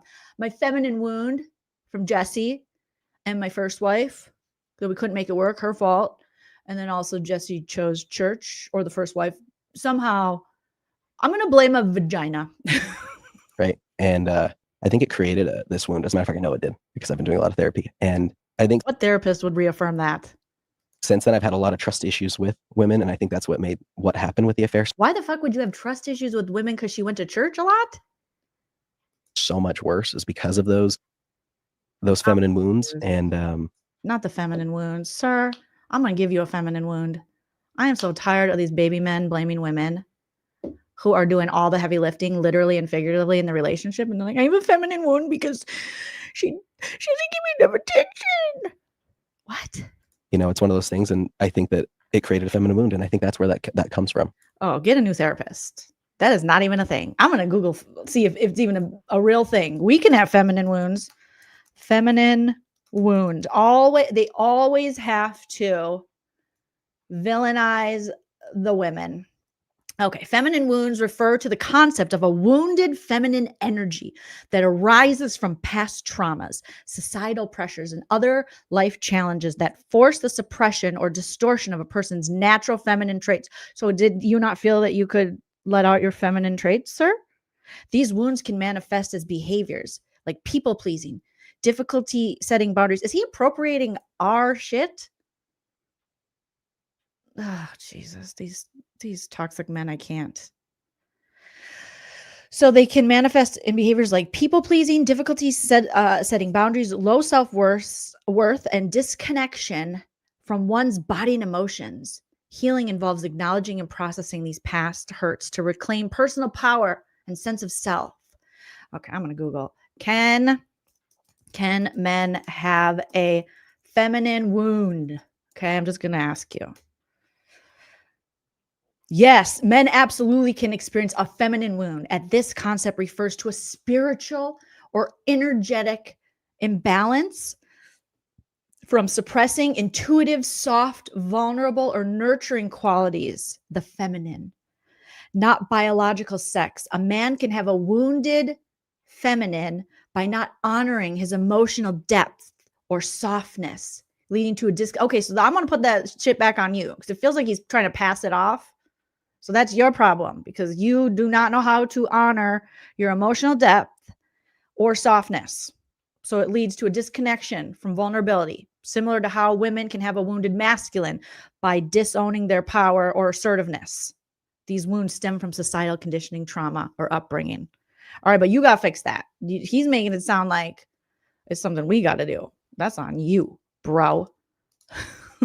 Steven says, what is the ketamine therapy doing to these Utah dudes? Right. You know, I grew up with all brothers, and you know, we didn't really have girls in the house growing up much. Again, let the boys have their emotions. Okay. Encourage young boys having emotion. Otherwise we're going to get more of these. So that's why it bugged me when Dorit was like, well, he's a boy, you know. No, because otherwise they're going to be on some shitty podcast talking about their feminine wounds and why they have to yell at women. Okay. Please, God, let the boys cry. Oh, Jesus. You know, I don't know if your family situation growing up, but with all boys, we were always shit talking one another. And even my mom growing up was like, so we're just shit talking. So right when I got married, I was like, I can't wait to shit talk my wife. What are you talking about, nerd? very much like we joke around with her, and like she was very much like a boy mom, if that makes sense. And like my family is all very, I hate that. Boy mom. What does that even mean? Stop it. What does that even mean? very aggressive, like the way we communicate, right? And it's not something that I think that combined with the feminine wound is what kind of caused things to go where they went. Thinking back to your past relationship, I can't even like she was very much. So it's his mom's fault. Always, you follow these dudes and they will find a woman. If it's not the wife, if it's not their own damn daughter, if it's not their sister, it's their mother. If it's not their mother, it's their grandma. If it's not their grandma, it's their female neighbor. If it's not their female neighbor, it's a lady one time that cut him off 5 years ago, like Dr. John, when he was going to be vulnerable. Like a boy mom, if that makes sense. And like my family is all very aggressive, like the way we communicate, right? And it's not something that I think that combined with the feminine wound is what kind of caused. So your mom being a boy mom and not letting you have feelings or something. What about your dad? What'd your dad do? Things to go where they went. Thinking back to your past relationship, do you feel like like if we spoke to your ex-wife, would she relate to Jessi and how you spoke to her in terms of how you treated Jessi? My relationship was never like what it was with Jessi. That was also like, I was 18 years old. That was 13 years ago. So you never, like you never name called or? Never name called. Okay. But to answer the question. I would like to hear from her on that one. I would like to hear from her. It's not enough. Allegedly. Okay. Tio says this guy's he's been to one of those man retreats with Teresa Giudice's husband, where they all hug on a beach with their shirts off. Be like, we're not gay. We're masculine. This dude listens to Andrew Tate. I guarantee it's in his podcast subscriptions. Mm-hmm. They're like, when in doubt, blame a lady. You got a lady, it's her fault. Yes, I think that aggression was there. So because of Jessi. What changed with Jessi that caused you to kind of turn into this kind of? I think that what caused it for me, and again, this is not to create excuses, but just to have it be out there is just not feeling like a priority. It's just not feeling like that love was shown. Like, you know, it felt. Learn to love yourself. Okay, go jack off. I don't have time for this. I really don't have time for this. Again, you're giving him an opportunity to have a reason for why he emotionally abused his wife. I just feel like she wasn't giving me enough attention, so I just scream at her and call her names. What? Yes, 1993 paper said, I just binged All Her Faults. It's so good. I watched that show as well. I think it's on Hulu, and it's starring Dakota Fanning and who's the actress from not Severance, but what's her name? She's British. She was in the show about the oligarch family, and I liked that show, but I can never remember the name. Oh, it's on Peacock. Is it on Peacock? Oh, I can't even remember all her. But if you're looking for like a good dramatic show, it's a thriller. There's one season. You're 100% right. It's on Peacock, and it's got Dakota Fanning, Sarah Snook, and Sarah Snook was the one who was in Succession. Thank you, the HBO show, which I loved that show as well. And it's just a really, really, really good show. But it talks about just similar themes to just always blaming women, always blaming women. Like it was a cry for attention, a cry for help, because it's like it's a cry for help while you're screaming at her. You're over here, you know, even it only got worse once the show came about, right? It was just not feeling like being enough. Oh, she's Did you ever like just sit Jessi down and communicate that with her other than doing it the way you did? A lot of times, yeah, we were in therapy and there were things that she wanted me to change. Like I tried to talk to her and I just found that I just had to yell at her. She just wasn't listening. And I would make a lot of those changes. And you know, what? It would be like, you know, not being so aggressive about things or not being controlling, you know? And control for me is like when I don't feel like I'm in control, it feels like I'm powerless, right? And those You guys, seriously, what about me? I need to be in control. So you didn't feel like you were in control? Well, I don't know. Make some money. Do something. Also, are you in a partnership? What is this? This dude's crazy. things that she wanted me to change. And I would make a lot of those changes. And so he would do the changes. And like what? It would be like, you know, not being so aggressive about things. Or she's like, can you not be so aggressive? Can you not scream at me? You're like, I don't know. I don't feel in control. Or not being controlling, you know? And control for me is like when I don't feel like I'm in control, it feels like I'm powerless, right? This is why I was like, yeah, cheat on him. Do it again. Normally I would be like, oh, don't do it, girl. But I was like, keep cheating. And those are all things that I've again learned in therapy, but Yeah, I would make a lot of these changes and then Jessi would be like frozen. Like stop. Not because she's like out to get me or anything like that. It's just sometimes in those moments, I think that it was hard for her to change learned habits. Like Jessi's a workaholic. What did he say she was frozen for? All things that I've again learned in therapy, but I would make a lot of these changes and then Jessi would be like frozen. Frozen. Like stop. Not because she's like stuck out to get me or why would you even say she's out to get you? Like that's weird to even bring that up regarding your wife or anything like that. It's just sometimes in those moments, I think that it was hard for her to change learned habits. Like Jessi's a workaholic. And was your yeah, exactly, Ruth Ann. Like, can you try being nice to your wife? Maybe she's a why is she a workaholic? Because she has to keep up with the bills and the lifestyle that you two have become accustomed to. So maybe you could sit her down and pull back and be like, you know what, honey, I feel like I want us to spend more time as a family. So maybe we can, you know, downsize on things. That's a priority to me. Is that a priority to you? You know, or how can I be more involved in this? Oh my God, the damn feminine wound. It'll get you every time. Additional? I think at that time it was. At that time, for sure. Hope, see? I think I hit a point when I kind of just like threw my hands up in the air and I'm like, why do I want to That's great. A point Evelyn says being in freeze response is a trauma response. And if you watch this season when he's yelling at her, she does that. And I think as women, we can all relate to that there just is that thing with a man raising his voice like that, where a lot of us, whether it comes from, you know, your dad or, you know, previous relationships where she freezes up. And she kind of, she like, her body language changes.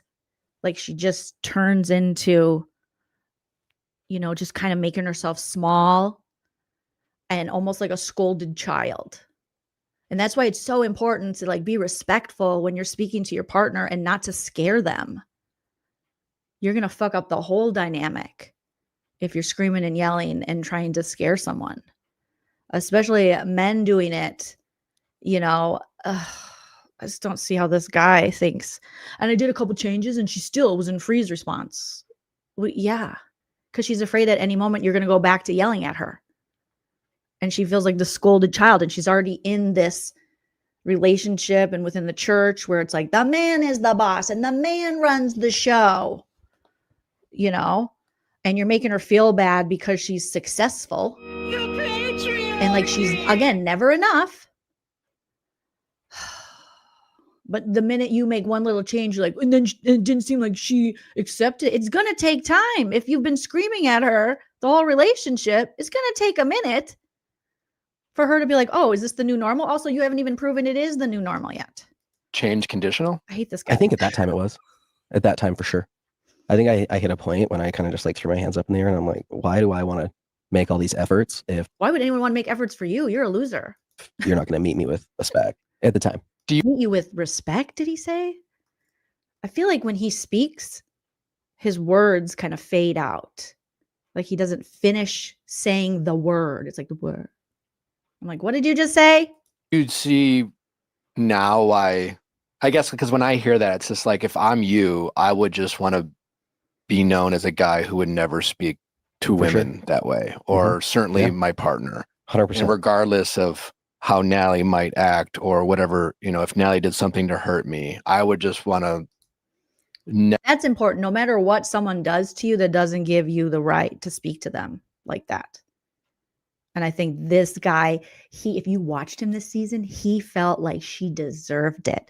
Like because she had this emotional affair with this guy, he felt entitled, like he should be yelling at her and putting her down and making her feel like complete garbage. Ugh. Ever treat my partner that way and hold myself accountable, you know, so that, I wouldn't want that to ever be the case. So looking back, what do you wish you would have done differently? Or do you wish you would have given Jessi more time to maybe adjust? Because I'll be honest, like I gave it a lot of time. Oh, really? How much time? How much time? How much time? Because we're just learning about it this season. You're talking about season 2. You're only in season 3. And then this has been happening through your whole marriage. You've been married longer than 3 years. So how much time do you think is enough time, sir?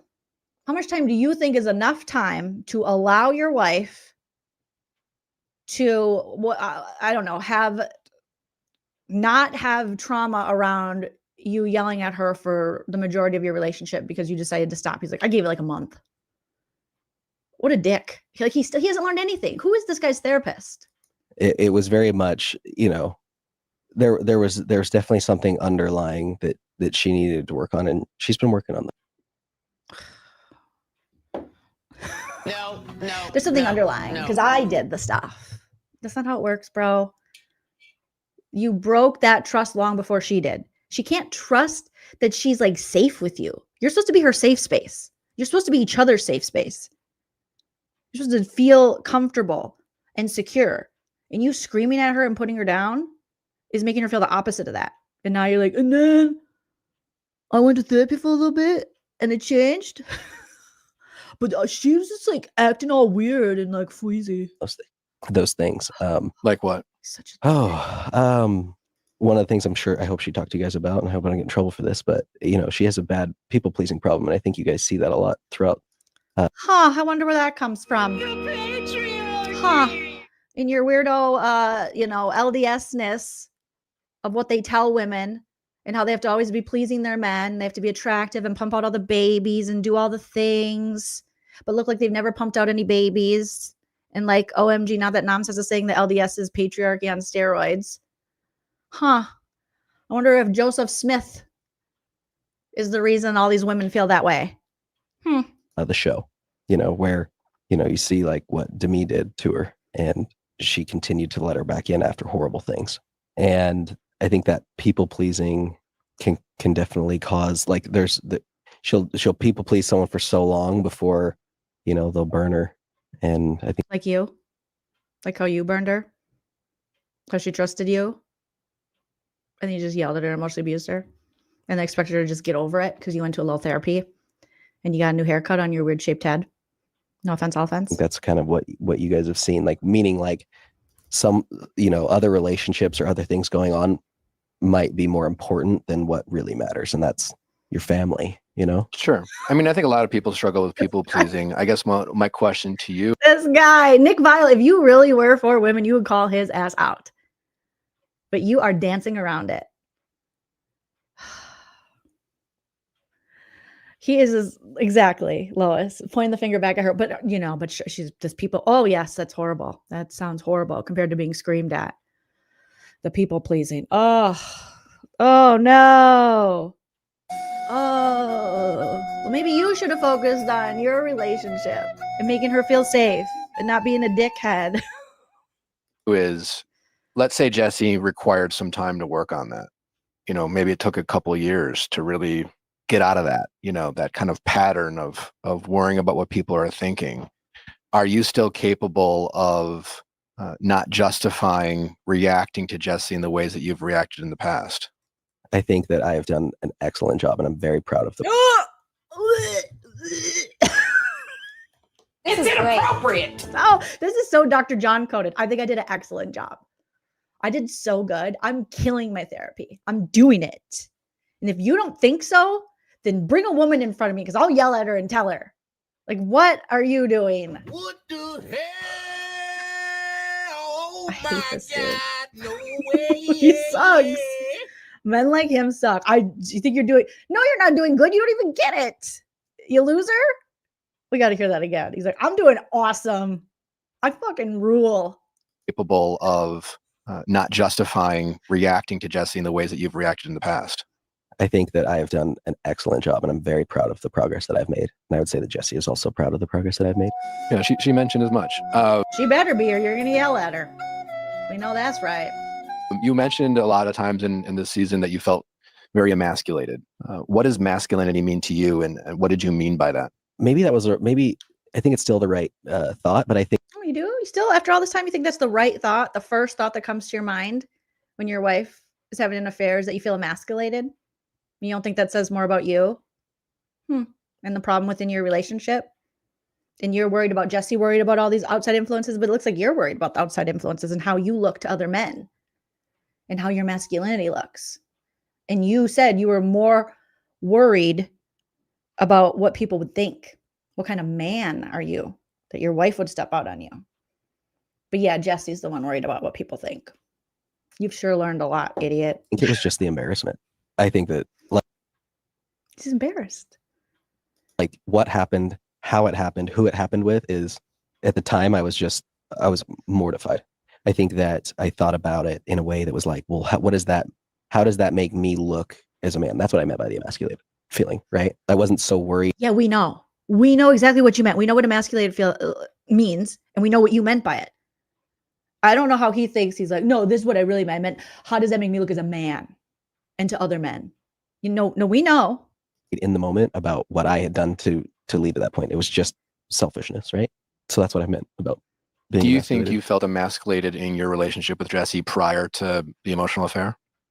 Probably right before, maybe like the 6 months leading up to it. How so? One of the things the show doesn't really touch on is, I was very successful in what I did before this. So I used to work for my friend's solar company out here in Southern California.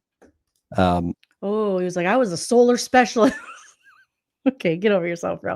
1993 paper, you're killing it with the comments. I'm getting the feeling he's not a fan of women. Me too. I'm getting that feeling too. So he's like, I was really successful. And then when my wife became more successful, I started hating her. It's normal. It's not normal.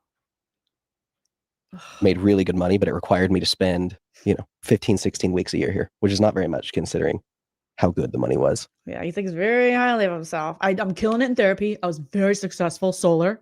I put solar on houses, solar energy, solar power, solar systems. And that was really tough for more so my kids, just because gone for a week and a half, back for a week, gone for 2 weeks, whatever it might be, specifically during the summertime mostly. And Jessi began to have obviously so much success even before the show that it didn't matter how much money I was making. It didn't make sense for me to be gone and to leave her while she's building an empire when she needs help raising the kids. And, I think that there was some resentment for sure having to give up my career working with my friends while she could go build this empire, you know? Why didn't you? Oh, resentment is a MFer. I had to give up working with my friends so she could build an empire. Sucks. It's not fair. Did he really say I had to give up working with my friends? Bro, grow up. Oh my God. I love how he's like, Jessi needs to put the family first. But he's like, oh, my friends. I just want to hang out with my friends and sell solar. Feel like you guys were building this together? Because she made it clear that it was not something we were building together. And I tried to actually do that. How so? How did she make it? How can I help you? Is that a thing? Mindy, KSC says Solar Bros is a thing. And I'll make, no way. Tell us more. Where can we find more about these Solar Bros? Is this the solar salesman? Is that what they're like? Because I have solar, but I never met the people who installed the solar. But I wonder if they were Solar Bros. Yeah, more blame, McButter. More blame. Yeah. Yeah, so he had to quit his job with his friends. Kayla, yeah.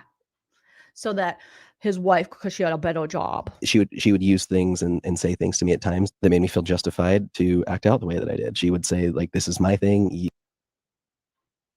Does he hear himself?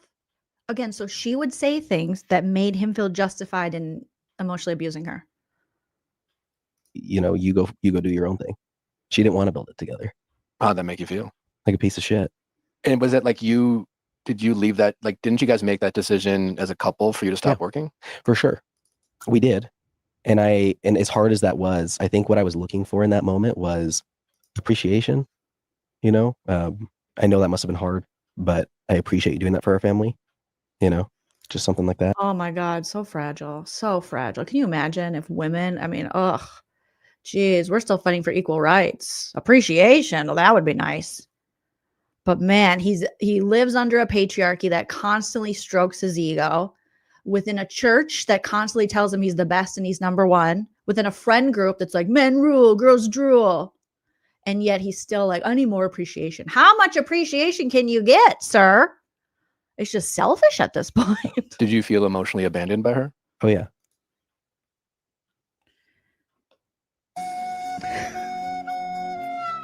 I'm telling you, these Mormon wives, they're never enough for these losers. Never enough for these losers. His feet barely touch the floor when he's sitting on the couch, and he wants the world. Yeah. Prior to the affair, yeah. Okay. Do you feel like Jessi understands that now? Oh, I think she's starting to understand it, but not fully. And I guess what part of you, I mean, if you were trying to put yourself in Jessi's shoes and fully empathize with her point of view, can you see why she would have a hard time letting you in to, you know, do this thing together, you know, as a result of how you've spoken with her? Obviously, she's been married before. And that's just in general, as a society, I think, you know, we don't give enough women credit for being successful entrepreneurs and things like that. So I guess just in general, do you feel like... Nick, because it's emasculating. It's not, thank you, honey, for developing an empire that's going to feed our family and allow us to live this comfortable life where I can do nothing but complain. Thank you. He wants the thank yous and he's done nothing. And Nick, what are you even asking at this point?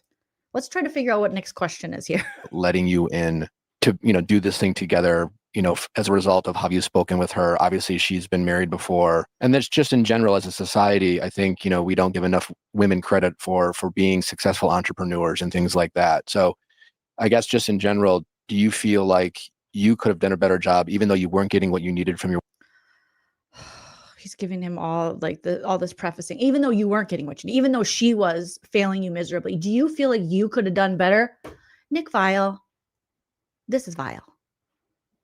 Wife in that moment, to really try to empathize with her. Absolutely. And just make her feel safe to eventually let you in? Absolutely. That's honestly where I went wrong, right? Was not being patient with that and maybe not being explicit enough with maybe what we want together and working towards that instead of acting out the way that it did. So what are you doing now in your life to feel... How do you even fix this? He walks into therapy, I'd be like, you're fucked. You should just be alone forever. You should be one of those, what do they call them? Those people that go out in the woods and just never talk to anyone. There's a name for it. You guys put it in the chat. Sorry, perimenopausal brain fog. You know, where you just, not the Unabomber, but you know, when you just go off and you just don't have You're not participating. Hermits. Thank you. Oh, thank you. Thank you, Earthly. Yeah, you need to hermit. Some people are they're not fixable. I think this guy might be one of them. Just hermit. Pay your child support. Have the kids come out to the cabin. They can stay with you. But don't teach them anything about relationships. Okay? Maybe supervised visitation. But don't hurt any more women. Don't date any more women. Just let it be. Okay? Just you and your hand in the woods. That's it. Okay? Go build a cabin. Live off the grid. Help us out. All right? So like you're doing your part to provide for your family. That's a great question. Yes. I never thought I would be a TV personality or whatever, however you call it, reality TV person. So I'm not even close to as polished or as good at this as Jessi is. It doesn't even come, like I don't even come close. And I think what I'm trying to do now is, something that I actually haven't talked about is like the birth of Dad Talk essentially came off the heels of the affair. Like I didn't do much social media. As a matter of fact, I did almost nothing until the affair happened. And then I tried to use, after that point, I said, I need to have my own thing. And if this is going to be something that I can try to be closer to my wife and have something more in common, like that was the birth of Dad Talks, genuinely. And that's why I tried to wrangle all the guys and all. Birth of what? No, you wrangled all the guys so that you could team up on Jessi and give them your sob story because you felt as though the women should have put your wife in check and not allowed Marciano to come to dinner. Oh, the revisionist history of this guy. Didn't do much social media. As a matter of fact, I did almost nothing until the affair happened. And then I tried to use, after that point, I said, I need to have my own thing. And if this is going to be something that I can try to be closer to my wife and have something more in common, like that was the birth of Dad Talks, genuinely. And that's why I tried to wrangle all the guys and all this. And, as I got closer to a lot of the guys, it was hard to have them, tell me what they were going. Why don't you just date a man? It sounds like you love men. I don't understand these men that don't like women. Just be gay. I mean, it sounds like you're going to treat men better. You already do. You treat your friends better than you do the women who, have your babies and are your life partners. Just go be with a man. You seem to respect them. Okay. Him and Dakota, they like dressing the same. They love hugging. Go date a dude. Leave us alone. I'm tired of these dudes. Like, go be gay. I give you permission. Be gay. Be gone. You like men. That's cool. You treat them better. You respect them. You go. We don't need you. Okay. You're taking up space. And now Jessi missed out on a good one because you were in the way. Go be gay. Hope says, I would love Joleen as a therapist. Imagine walking in and she looks through her glasses on her nose and says, you're fucked. But seriously, all these men who clearly hate women, why are you even with a woman? Go find a nice guy. Okay. There you go. There you go. Problem solved. Through and not be able to feel like I can be honest or have someone to share. Have him heal your feminine wound. This pain with. Sorry, I spaced your question. What was your question? Everybody did because he's not good at asking questions. One more time. Just like how do you feel like you can kind of support your family? So right now, because of Dad Talk and stuff, like Jessi and I and myself I've actually been doing some pretty cool brand deals and stuff. So as far as like financially, way to go, buddy. Oh wow. Now he wants more recognition. Like, well then finally, because Dad Talk, like the dads couldn't even handle the women being on Mom Talk. They had to start a Dad Talk. And they have like this weird like little competition thing going on, even though they'll never be as successful as Mom Talk. So they had to ride the coattails of their wives and they're like, but we got some really cool brand deals. You sound ridiculous, sir. You sound ridiculous. Thank you for the super chat. DB Debogged says these two scissored after this interview. And that would probably be good for him. Go scissor all the men, sir. Leave the women alone. It's clear you don't like women. Okay. Stop trying to force it. It helps, but Jessi. You only respect men. Jessi's a killer business person. She's an entrepreneur. Yeah, but I guess what I'm getting at too is you're not. Like you can't keep up with your wife. That's your problem. You need to step it up. Don't ask her to dull her shine. You need to step up. All right. outside of finances, right? Yeah. And maybe that's just our society, whatever. But like, how do you feel like you can step up as a father, as a man, setting aside finances? That's what I've been doing. Is when Jessi's out here doing press in LA, I'm at home with the kids, and I'm the he babysits his own kids. Whoa, give him a cookie. One that's doing a lot more of the load with the kids now, and bringing up a load, huh? Okay. There was a point in time when she asked me to do that, and I did not want that to be my role. Like as far as like the primary caregiver to the children, it just made me feel like that's not what I wanted to do in life. And the more I've began to learn and understand that, it's not that I don't love spending time with my kids, but I just wanted to like go out and do things. Yeah.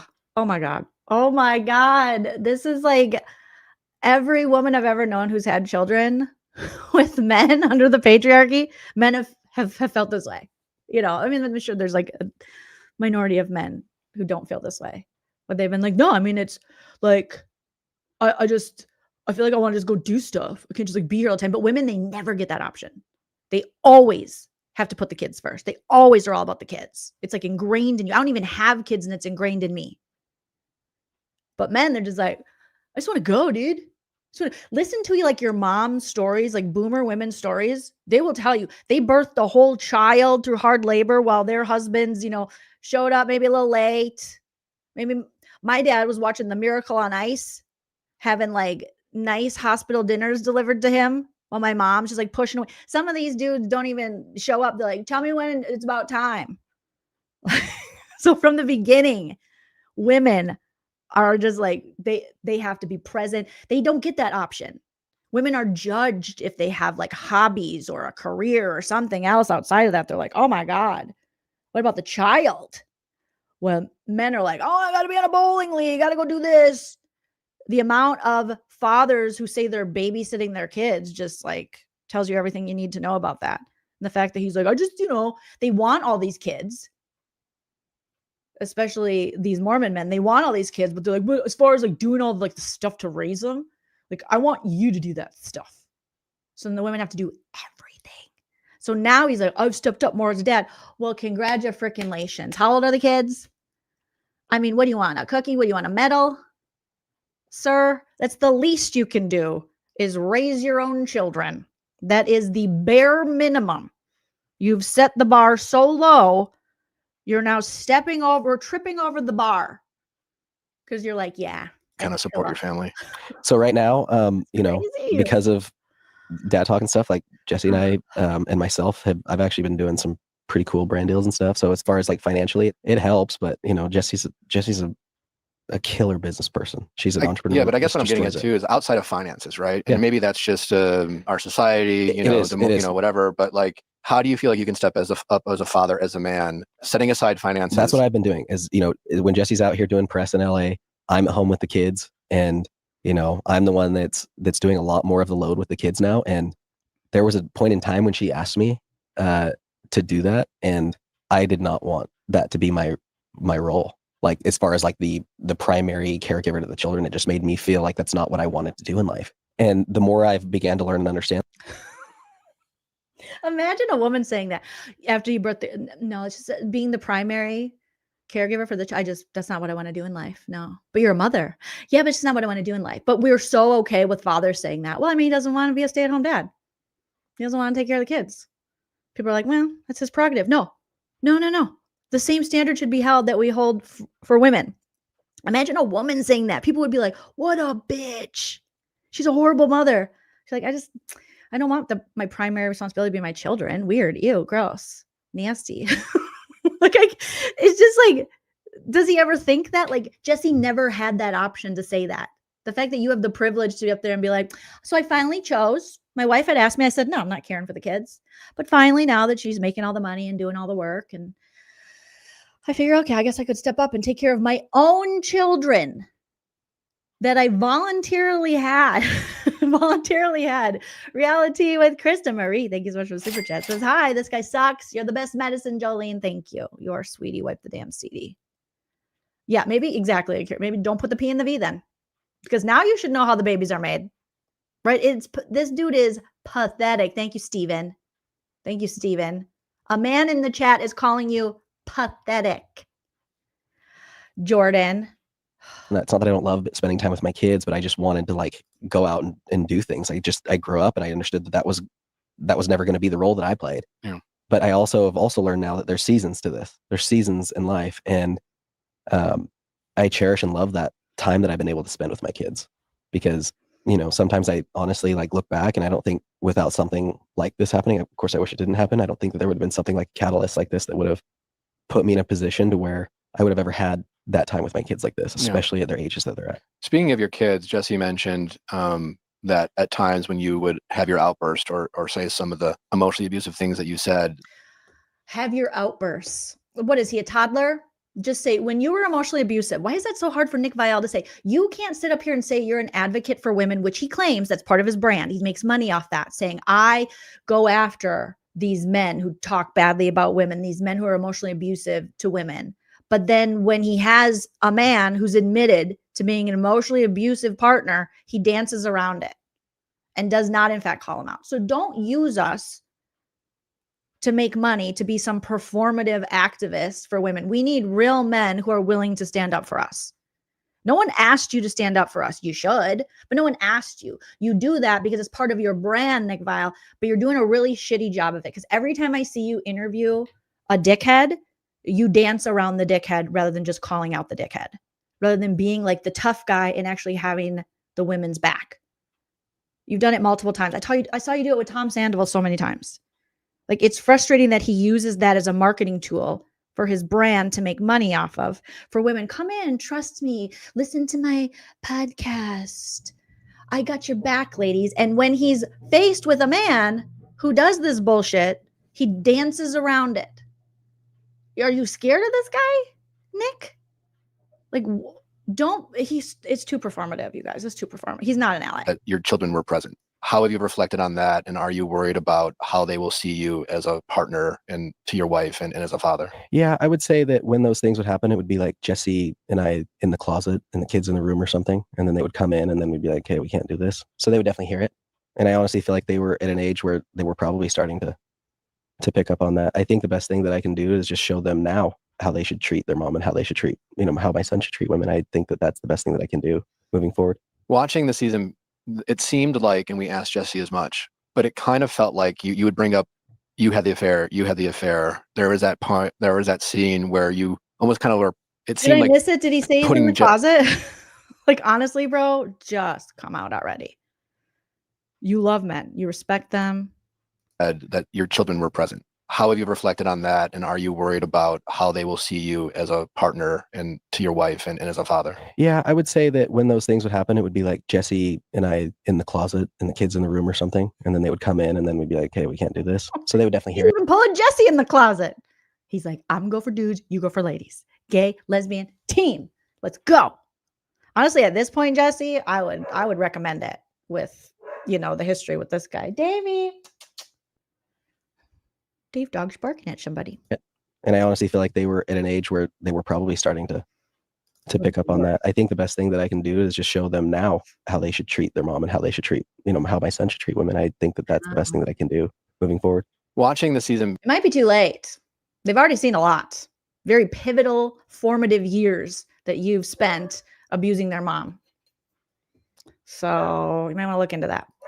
It seemed like, and we asked Jessi as much, but it kind of felt like you would bring up, you had the affair. There was that part, there was that scene where you almost kind of were, it seemed like putting Jessi in a corner was like, well, what are our kids going to think when they react? Are you not going to tell them? And then it was like, how are you going to be accountable? And then she was like, well, I guess I'll tell them. And then it was like, well, I don't want you to do that, because like, you're really going to tell our kids that you cheated on me.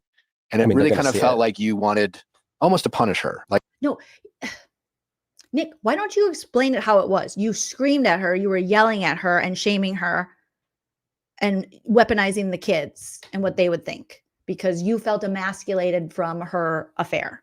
Like you wanted to feel like the good guy and she was the bad guy. Like, how do you want Jessi to be perceived this season? Oh my God, Nick. You asked like 7 questions in that. And then she was like, well, I guess I'll tell them. And then it was like, well, I don't want you to do that, because like, you're really going to tell our kids that you cheated on me. And it really kind of felt like you wanted almost to punish her. Like you wanted to feel like the good guy and she was the bad guy. Like, how do you want? Not almost, he did want to punish her. Want Jessi to be. That's how he has punished her in their relationship, by screaming at her, yelling at her, and calling her names. Perceived this season. How do I want her to be perceived this season? Yeah, like people are going to watch this. I want my wife to have. Jessi is the first person that's ever cheated in the history of cheating that I was like, get it, girl, cheat again. I hope Jessi cheats in front of you. Like you are so someone who deserves to be cheated on, sir. I am rooting for Jessi to just keep cheating at this point. forgiveness or to be forgiven. I'm not mad at her. She don't need my forgiveness. I love what she did. I'm proud of her. Way to go, girl. After all those years of you emotionally abusing her, I hope she bangs all your friends, sir. I want my wife to succeed and be the star that she is. That's what I want for my wife. Yeah. I Didn't seem like it. Because when she was succeeding and building this empire, you were just worried about yourself and you not getting enough attention and you feeling emasculated and you needing more. maybe it didn't come across that way. No, it didn't. But sometimes I think the hard thing is in that situation is it's like decisions have consequences. And when you make poor decisions, it's hard at times. Not that it's an excuse, but it's hard at times not to like, big, what are you thinking? Like, why in the world? I know what she was thinking. She was thinking you suck. And she got some attention. Someone who was telling her she was great and beautiful. And even though Marciano seems like a total F-boy and Diet Jax Taylor, at the time, she was getting a little bit of, you know, a little bit of love. That's what she didn't get from you. So I'm not mad at her. Like, I want you to be forgiven and I want you to have redemption and move forward. But like, when you continue to make like these poor decisions, it's hard to like stand by. And I thought it was a great decision. I loved it. Jessi, you did so good. You did so good, girl. Keep it up. Go, girl. Be like, good job, you know, or whatever it might be. That was how I was feeling in that moment. Do you think she's continuing to make poor decisions? As of now? Sure. No. I don't think she's ever made a poor decision. Evelyn says, Jessi drive a train through Dad Talk. Oh, to Katie. Yes. Katie Maloney saying she would put a train through Schwartz's bar. Yes. Come on, ride the train. Put your train emojis in the chat. Get it, girl. Does he got a brother? If he's not married, hook up with him too. Okay. I mean, even if that was the case, I think there's a difference between like a poor decision like that and a poor decision like, I don't know, something else, you know. Do you remember the scene I'm talking about where you were asking? Like, how gross. Sherlock Holmes says, I want you to be forgiven. She never needed our forgiveness.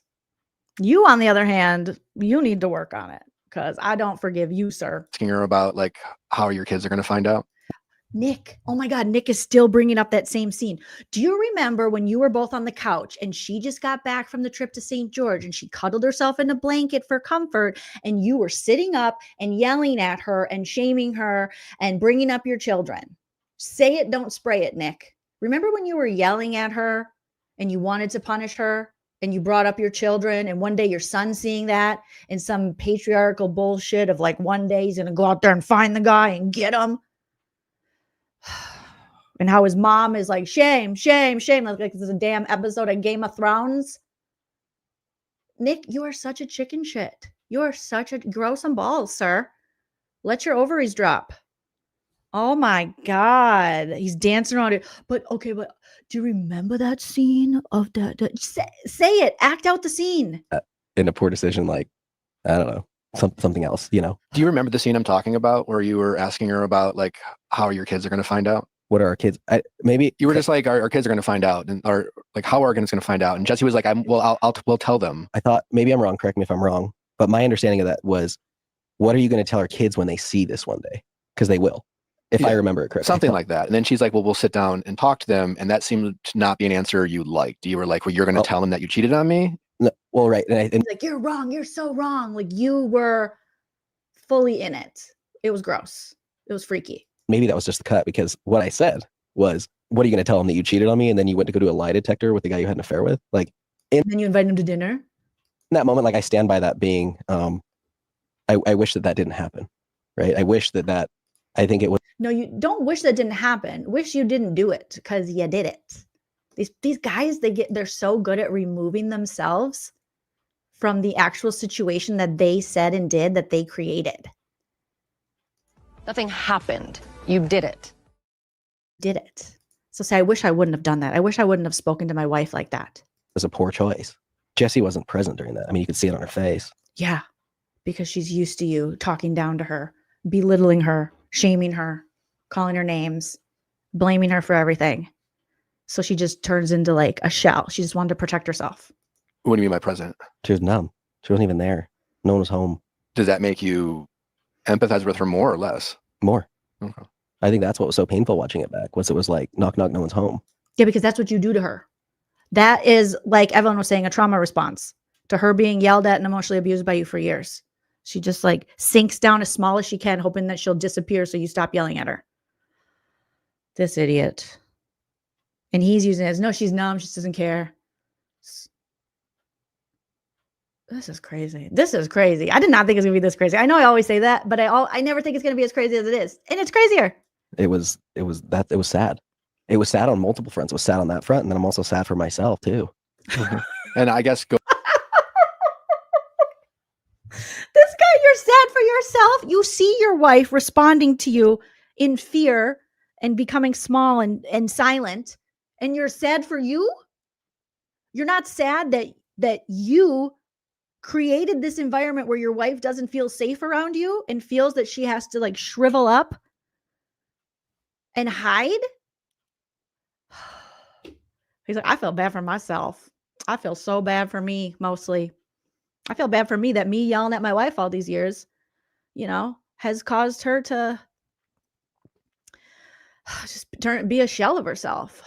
Yeah, I mean, poor me and my yelling. Going forward, and we'll bring Jessi and Nally in here in just a few minutes, but I guess before we do, I mean, what do you hope as the audience watches back? What do you hope that they think of you coming out of this? I hate you, dude. Like, I don't like you. I want to like fight you. I don't like you.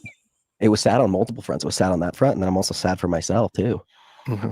And I guess going forward, and we'll bring Jessi and Nally in here in just a few minutes, but I guess before we do, I mean, what do you hope as the audience watches back? What do you hope that they think of you coming out of this interview? And what do you want them to know about you as a man and your ability to be a partner towards Jessi going forward?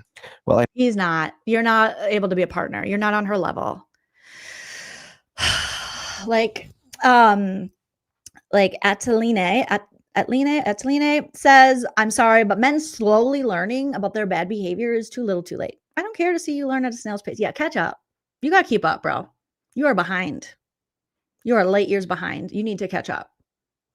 All right. You are failing miserably. Right. A lost cause. Poor Jessi. And she probably thinks, well, he's going to therapy. He's trying.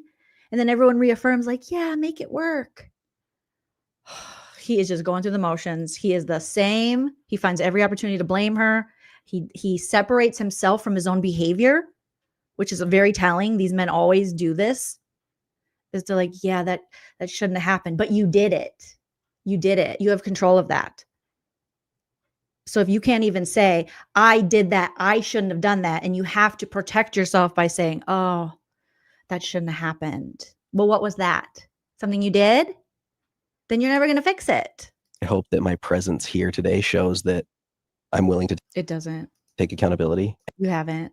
And that you can make mistakes and you can grow from them, and you don't. These aren't mistakes. This is a pattern of really bad behavior. An abusive behavior. Necessarily have to be perfect, but if you're no one's asking you to be perfect. We're just asking you not to scream at your wife and make her feel small and scared. Continuing to work, I think that's kind of genuinely like what's made Jessi and I have, I don't want to call it success, but like this is not success. The only reason that we're in the she's like stuck with you, and I feel bad. Place that we're at today is because of continuing to work on ourselves. And in turn, not only does working on ourselves make us better, but we're working on our relationship. So like, I think the thing that I would say if I wanted people to think about me in a certain way is that I'm just like you. I make mistakes and I try to grow from them. And no. That's not just a little mistake. That's just, oops, I forgot to unload the dishwasher. I promised I would. Not keeping my promises. This is years of emotional abuse, and you still haven't changed. And you're blaming your wife for the way you react. You are telling us you have no emotional control. You as a man cannot control your emotions, and you are led by someone else's behavior. I hope that resonates with someone. That's the whole point. It doesn't. If you meet a man like this, run so fast away, dig a hole and hide until he goes away. Like, oh my God, please. If you meet a man and he says any of these things, acts any of these ways, run so fast. Me coming today. Do you think Jessi can feel safe going forward? He wants a damn participation for doing nothing. Or with you to say that you will never speak to her in a manner that you did before? Nick, ask the questions. Are you going to continue to emotionally abuse your wife? Are you going to continue yelling at her, scaring her? Not, do you think You're going to talk in a way that, what are you talking That's about? the whole point of me coming today. Do you think Jessi can feel safe going forward with you to say that you will never speak to her in a manner that you did before? What manner was that, Nick? What manner was that? Like, is there can she trust and feel safe around you that you're not going to continue to verbally abuse her every time you don't get your way? like a black and white rule going forward that if you were to ever do that again? I told Jessi What are you even talking about? Like, this guy sucks. They both suck. that if it ever gets like that again, I don't want anything to do with this relationship either. For her sake, for my kids. Do you see? Even though he said that, if it gets like that again, I don't want anything to do with this relationship. You mean if you get like that again? Get away from me. Again, it's her. Remember, he said he's telling us everything if we listen to him, he's telling us what we need to know. This didn't happen in previous relationships. This only happened with Jessi. It's what Jessi does. It's what Jessi says. It's how Jessi treats him that makes him feel like he has to respond this way. And if this happens again, it's not on him. It's because Jessi, the relationship, go away from me. Oh my God.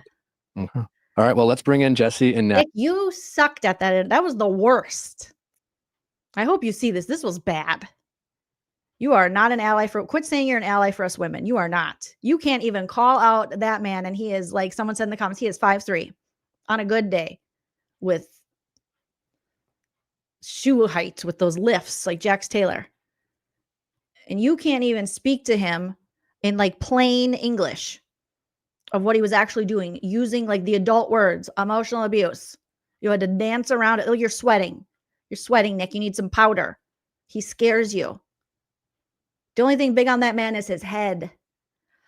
Natalie, and then we'll have a little powwow and talk about, you know, some other day. That's basically I'm going to share photos. Ad. Everyone should want to advertise with this loser. More Starbucks. Hey, do you want some home insurance? Do you live in a home where your wife doesn't feel safe? Get this home insurance. Out that question was asked and it was answered that way. So now Nick's like, I better bring my 26-year-old wife in. And she's way smarter than Nick. Been forever. I was going to ask this to Jordan when it was just him and I, but I didn't get a chance to ask him yet, so I'll ask him now. But obviously, last time you were here, now I asked you a very direct question about what was the exact question? Do you remember? It was, would Jessi want her daughter to marry a man like Jordan? Yeah. And her answer was no. No. And I couldn't even go into detail either, so it was kind of hard. Yeah. How did you find out that question was asked? He wants to yell so bad. What? No, I don't want anyone to marry a man like Jordan. Asked and it was answered that way. I saw a TikTok. No. I came home and told you. Oh. I came and told you. Right. No, I'm sorry. You did tell me. Yes. Okay. Now I remember that. I didn't let you find out online. What was your reaction? I'm going to be honest. I don't remember that reaction. I remember the phone call I had with you after that clip. I remember calling you and just being absolutely irate, pissed, because I felt like you should be pissed at yourself. That is how your life partner feels. The question was answered really unfairly. Jessi, run. Jessi, run now. Run. Girl, you got to go. You got to go. Jessi, you got a nice mom. You got those sisters. Go pick her up right now. Grab her. Okay? And then file something. I don't know. Do some LaurenMatthias stuff. Get a civil stalking injunction against this. Get this man out of your house, away from your kids.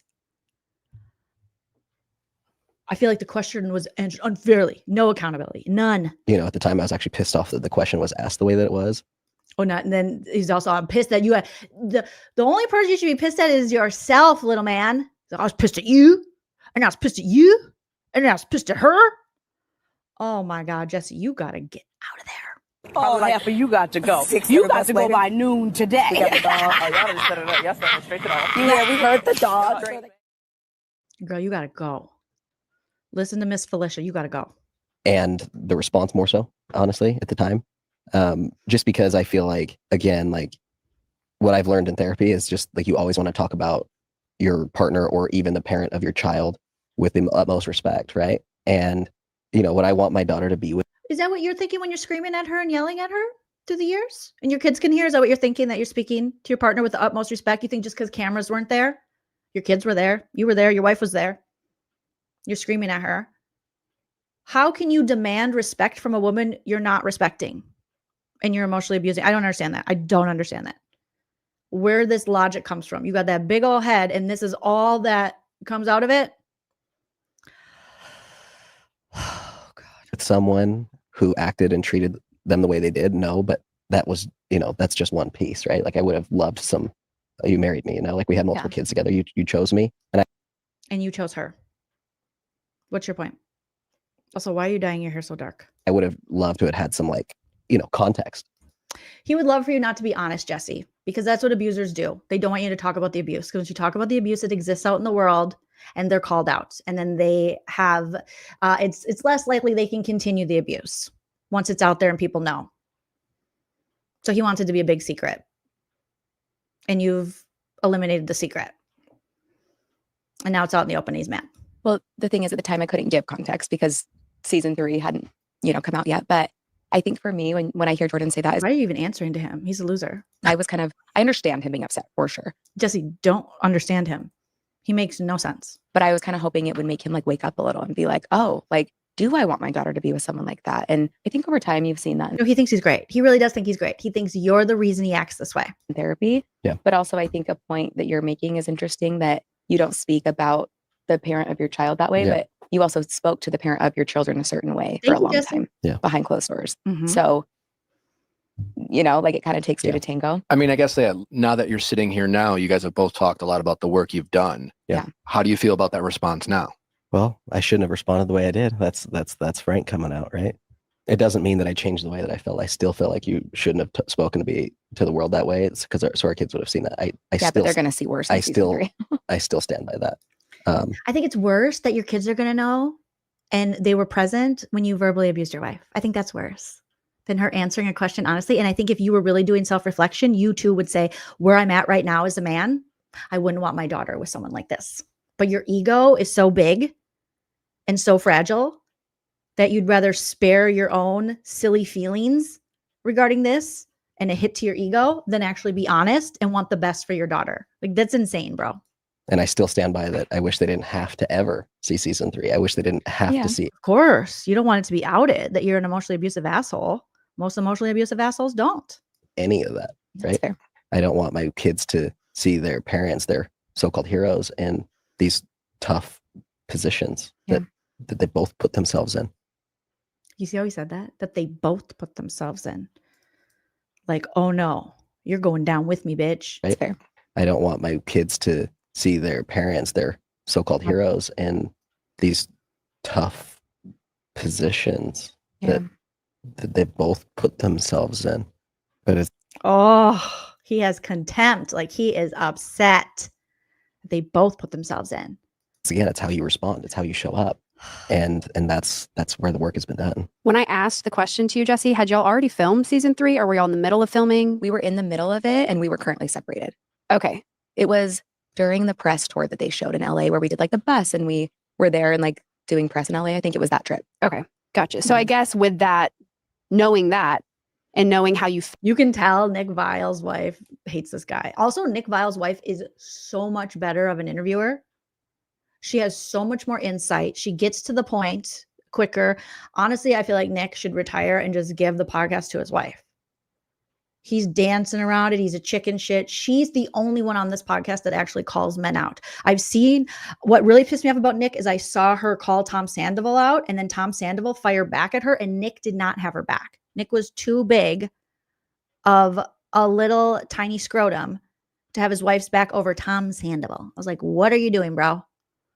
Letting him disrespect your wife. But yeah, you're a real ally.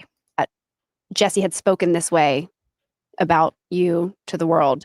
Did that change how you spoke to her continuing the season? Because you now had this outsider point of view of seeing her negatively speak about you and you didn't like it. So did that change?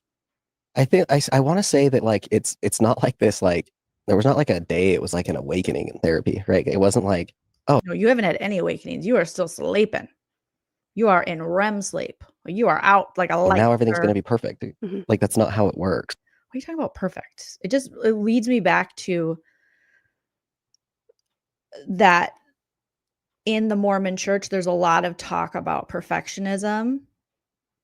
And I think that leads these, what we see on the show and what we've learned from Heather Gay and people that kind of expose what it's like to be a Mormon and how this, perfectionism thing really fucks with them. because there is no such thing as perfect. You know? Yeah. So to like say specifically, like moving forward from that point, like I don't remember specifically, but like I would just say that it's just progressively gotten better and better. Like that's what I'd answer to that. I don't, it's honestly, I just don't specifically recall. Like I remember being absolutely pissed off. And but the nice thing about us being separated at the time is you don't have to continue to fight. You can just say, okay, done. Yeah. You know, so even though he was mad, I don't think it continued just because we were separated. And I was like, Jessi seemed to like, she liked being away. And when she said she couldn't promise that she was never going to talk to Marciano again, I was like, oh, this dude sucks so bad that she couldn't even make the promise that she wasn't going to talk to the guy she was having an emotional affair with. And I don't blame her now. I'm not going to do that. Yeah.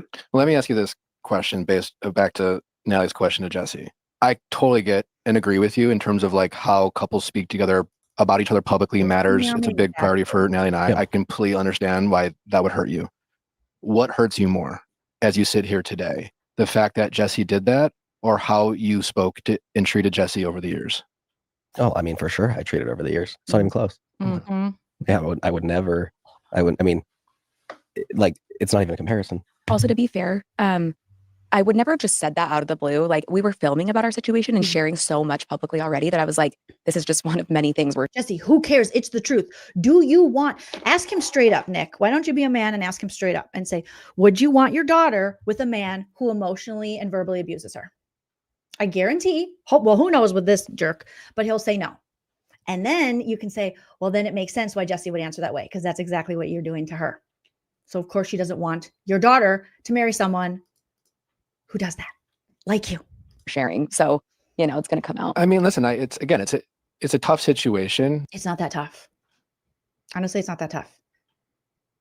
It's pretty straightforward, pretty black and white, that you wouldn't want your daughter to be with someone who emotionally and verbally abuses her. Unless you do want that, Jordan, and then let us know. Again, I can completely understand where Jordan's coming from. Totally. On the flip side, you are a public figure, and as a mom with children, you know, you don't want to be in that position where you think about your partner the way you do in the difficulty you guys have. Yeah.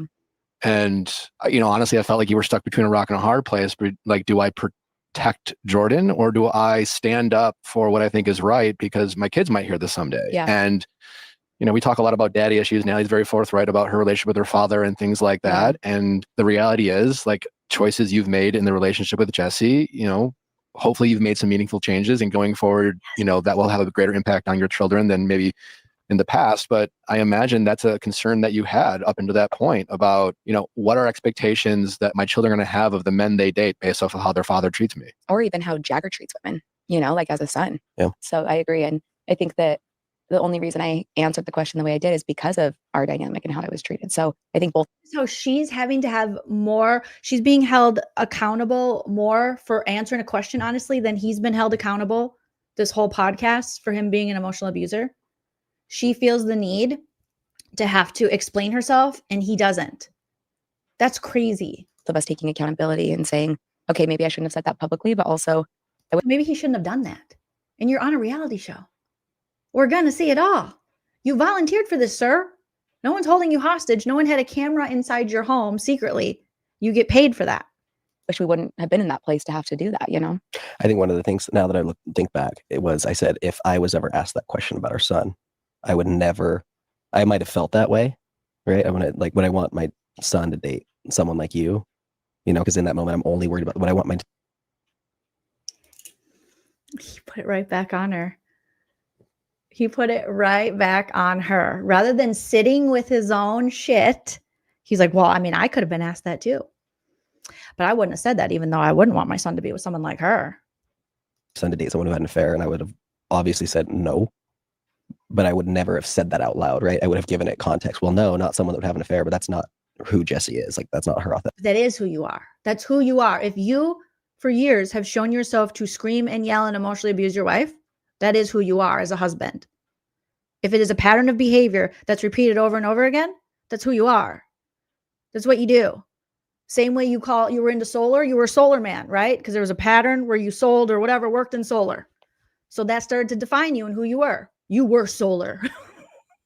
So similar to that, if you are abusive to your wife, that's who you are, sir. Authentic self. Like, that was one of the things that I remember like harping on her and like being pissed off about. Was it hard for you to Like, I wouldn't tell our son that I would want him to marry a slut like you. separate the two though, of like she could only answer it this way because of the show, or were you kind of like, I don't give a fuck about the show? Like, I don't. Well, in the moment, I was like, you can say there.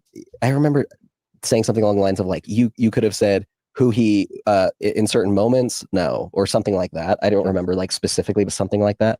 But yeah, I was definitely like, but what if it was? He's so like on edge. He's combative. Like he can't even be part of a podcast where they're lightly holding him accountable without him losing his shit and being so combative and just. Oh my God, Jessi.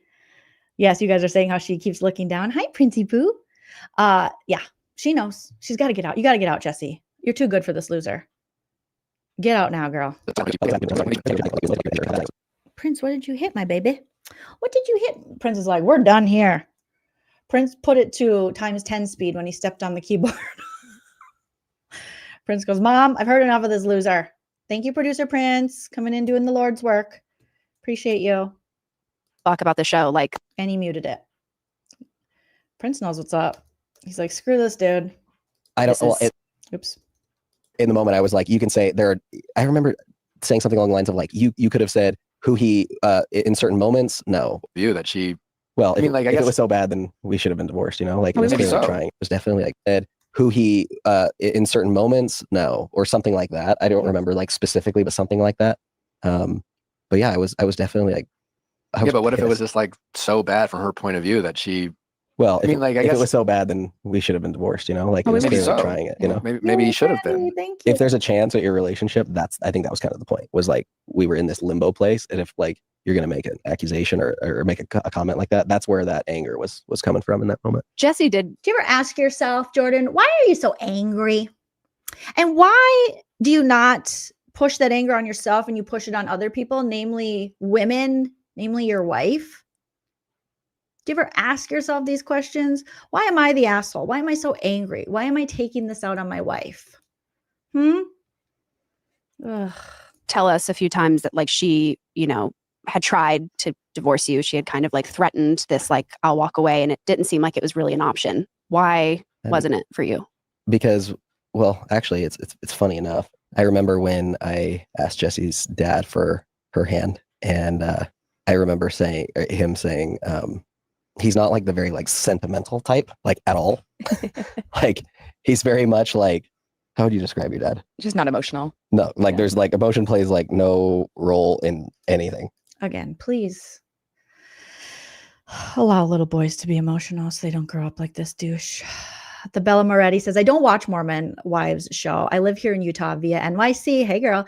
And I can say from watching this, 95% of Utah men are bros and they act exactly like this little man does. He will never change. Ugh. Yuck. And I just remember him like giving this whole spiel and doing all this stuff. And I just remember him going like this. He just was like, she's your problem now. And I just remember one of the things that I promised him was that. This is another thing that's so annoying that fathers do. The fact that you could say, well, she's your problem now. Like that is your pride and joy. That's your daughter. And these men are like, take her. Yeah. Ugh. So gross. But it's so common. It's so common for dads. Like this is like a funny joke, but it's also something they believe. Like under the patriarchy, like it's the same thing people say, oh, girls are difficult. We're actually not. Girls are not actually difficult. But like from the beginning, like, oh, I'd rather have a boy. They're so simple. Are they? Are they? Because they're out there doing like most of the schmurdering. So are they easy? What's really going on here? Something's messed up in all of this. Poor Jessi. She's your problem now. Like divorce was not an option for me. Like, it's just not like, I don't want to do this with that ever even being an option. Like, this is it. And I don't know, like, it's just one of those things that's always like kind of stood in my head. Like I made that decision and like my love for Jessi has never wavered. Like, you know, what might be coming might have wavered or like, you know, the possibility of divorce, but like my love for her, like it never wavered. But how you treated her did. Yeah, it did. You're right. So you guys weren't in here earlier. You know, one of the questions that Nick had asked me was, you know, why did you treat her that way? You know, and I think for me it was just, you know. Oh, so he's going to tell her in person that it's because of her? Why he emotionally abused her and yelled at her is because of her? It's a cry for help. It was just like, oh, it's a cry for help. Yeah, it's a cry for help. Yep. Yeah, I needed help. So I thought I'd scream at you and make you feel small and unsafe. Because I needed help. wanting to feel seen and to feel. I needed to feel seen. So I needed to scream at my woman who is basically taller than me. So I was like, hey, you. Loved. And I think that's where it comes from. It's not an excuse, but like, that's just like the. No, that's an excuse. That's 100% an excuse. What you're doing is an excuse. What the Like, hell? Oh my God. No way. Yeah. Jessi, please, please leave this man. He sucks so bad. You deserve so much better, girl. Root of it for me, right? And you know, we went into a lot of depth with that. But Jessi, do you see that point of view? Do you feel like that's valid for him? Yeah, I think he's definitely an anxious attachment type, and I'm a avoidant. Avoidant. You forgot. So, yeah, I'm sorry. Of course, she wants to avoid you because you're a fucking volatile, fragile loser. Like, I know there's a word for it. I'm avoidant. So I'm not overly emotional. I'm not like a typical girl, I would say. Don't do that. Don't do that. That's what they want you to do. Don't do that. Don't do that. No. I don't like get jealous. Everybody gets jealous. Don't do that. Don't do that. If you're not jealous, it's because you don't give a shit about him, and I don't blame you. And you don't have to be. Who's going to fuck him? I'm surprised you did. You know what I mean? No offense, all offense, but come on now. I don't know. So don't do that. Don't do that. Yeah, maybe I'm not the best at showing love, but I do feel like it's hard to show love to someone who screams at you and calls you a name and makes you feel unsafe, but okay. Not crazy horrible. Like maybe I was just working a lot and you felt like I wasn't your top priority. And I for sure could see that. Maybe I could have made him more of a priority rather than my business, because I did make that like my whole life. Do I think it was justified, like to be treated that way just because of that? No, especially when I gave him a pretty nice life. But I understand what he. Oh, that was a good one. I like that. Especially since I gave him a pretty nice life. Oh, the mask, you feel it. Oh my God, his scrotum dropped to his ankles. He's like, oh, and or it went up in his throat. He's like, he's choked. You got him in an emasculation chokehold with that. I gave you a pretty nice life, bitch. It'd make that. Solar didn't give us a nice life, but I did. Like my whole life. Do I think it was justified, like to be treated that way just because of that? No, especially when I gave him a pretty nice life. That's what you need to do. That's what you need to do, and get out and tell him, bitch, I gave you everything. Okay. You're lucky. And you treated me like shit. So take your shit and go. Okay. And go do that hermit thing. Go find yourself a husband because you don't like women. But I understand. Look at him. Oh my God. This is going to end in Dateline. Those are serial killer eyes. Do you see this man? Look at this man. Look at that man. Look at this man. This man's going to kill us all. Get out, run. Get out right now. It's the end of you and me. Understand what he means by it. Look at him. Like the sentiment of it. Yeah. No, we don't understand. You don't have to pretend. Don't placate it. Is it hard to hear that? Look at, she's like, is it hard to hear that? Hard to hear that she built your life, little man? She says she gave you a pretty nice life. Oh, I kind of love that his wife was driving it in like, is it hard to hear? Twist the knife. Twist the knife. Throat, scrotum. Twist it. Well, it's just, I mean, we also talked about that. So one thing that the show doesn't really highlight is the fact that up until, well, we're coming up on. I did solar. I got solar. He needs recognition. He can't just be like, yeah, my wife she's killing it. She's a boss. I love her. I appreciate all her hard work. He has to go, but what about my solar? Me and my friends did solar. He's going to talk about his fucking solar. 2 years now. Wow. But you know, I used to have my dream job with people that I love working with, and I made really good money doing solar. Dude, you're embarrassing. I'm embarrassed for you. Ew. My solar. it. And it just didn't make sense to commute to California. You know, it didn't make sense for you to keep working your shitty solar job when she was building an empire and you were working with your buddies. You're working with your penis buddies. California, you know, for 4 months of the year. Yeah. And I did say that earlier, how I think that like him not working and having a purpose for sure affected his confidence. Have you guys ever talked about Why isn't his purpose his family? Isn't that what women, especially you Mormon women, your whole purpose is supposed to be your family? What about him? Shouldn't his purpose be his family? They want all these damn kids.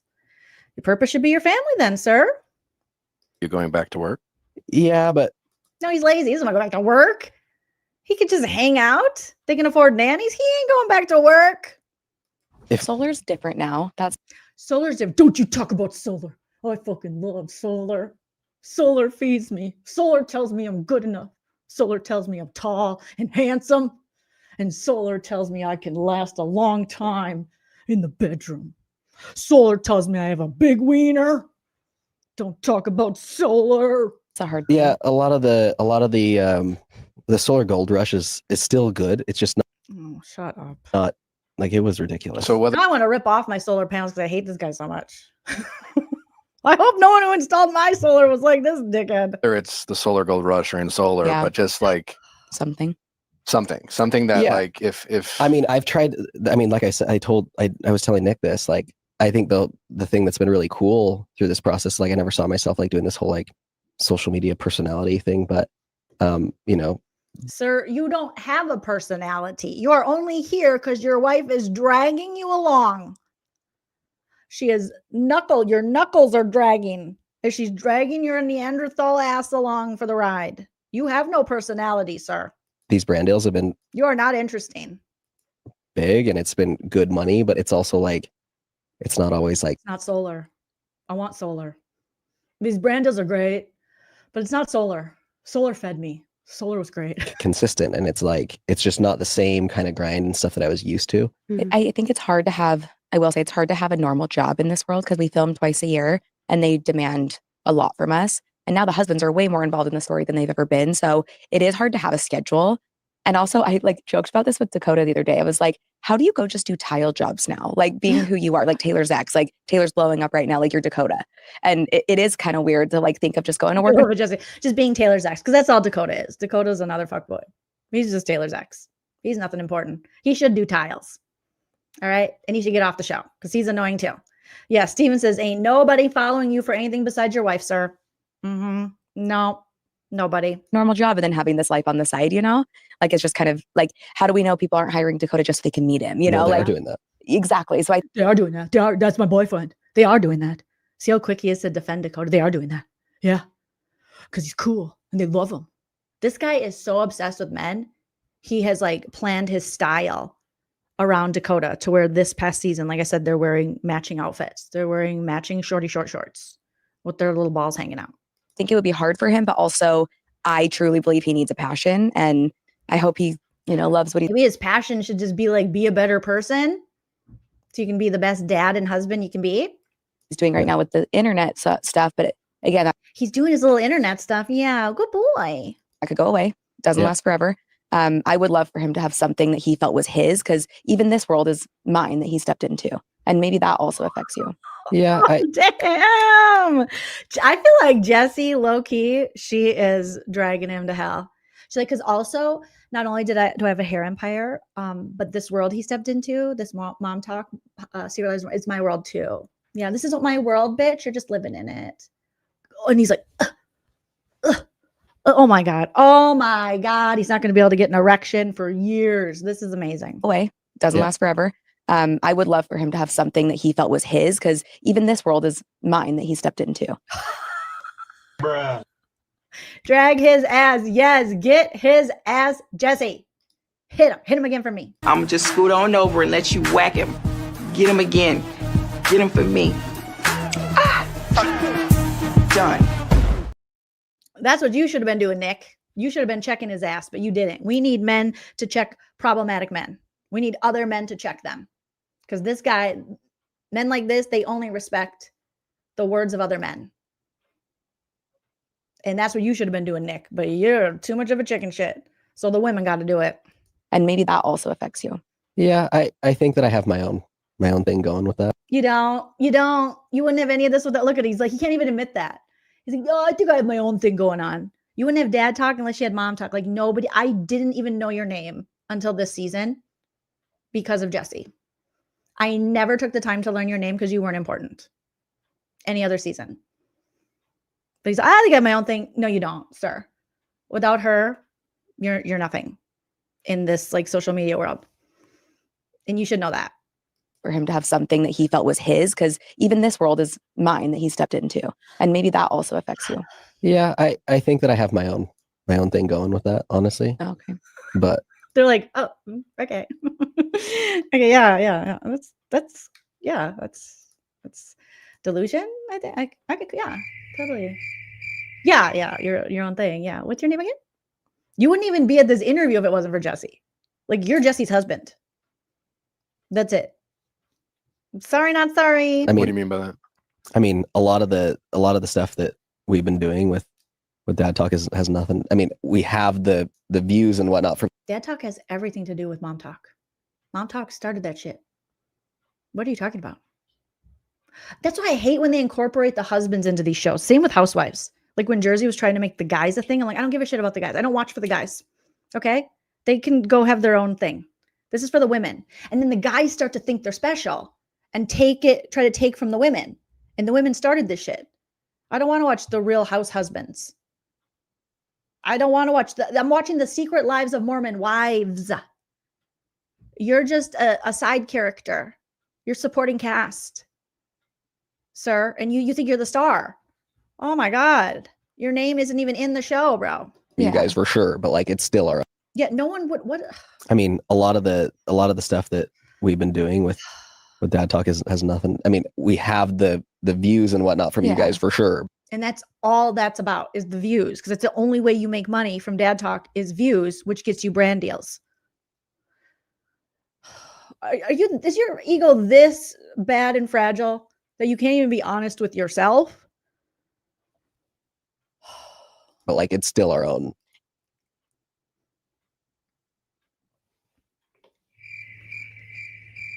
Oh, yep. It's still your own, little guy. Okay, go take a nap. No, it's your own thing, but like it is you deciding to become a part of my world. See, Jessi's too strong. You can't handle it independently. Get him, Jessi. It is you still. It is true.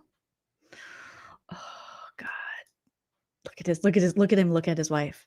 Who wants their husband to look at them like this? Who wants your husband to look at, but tell him, Jessi. But also get a restraining order.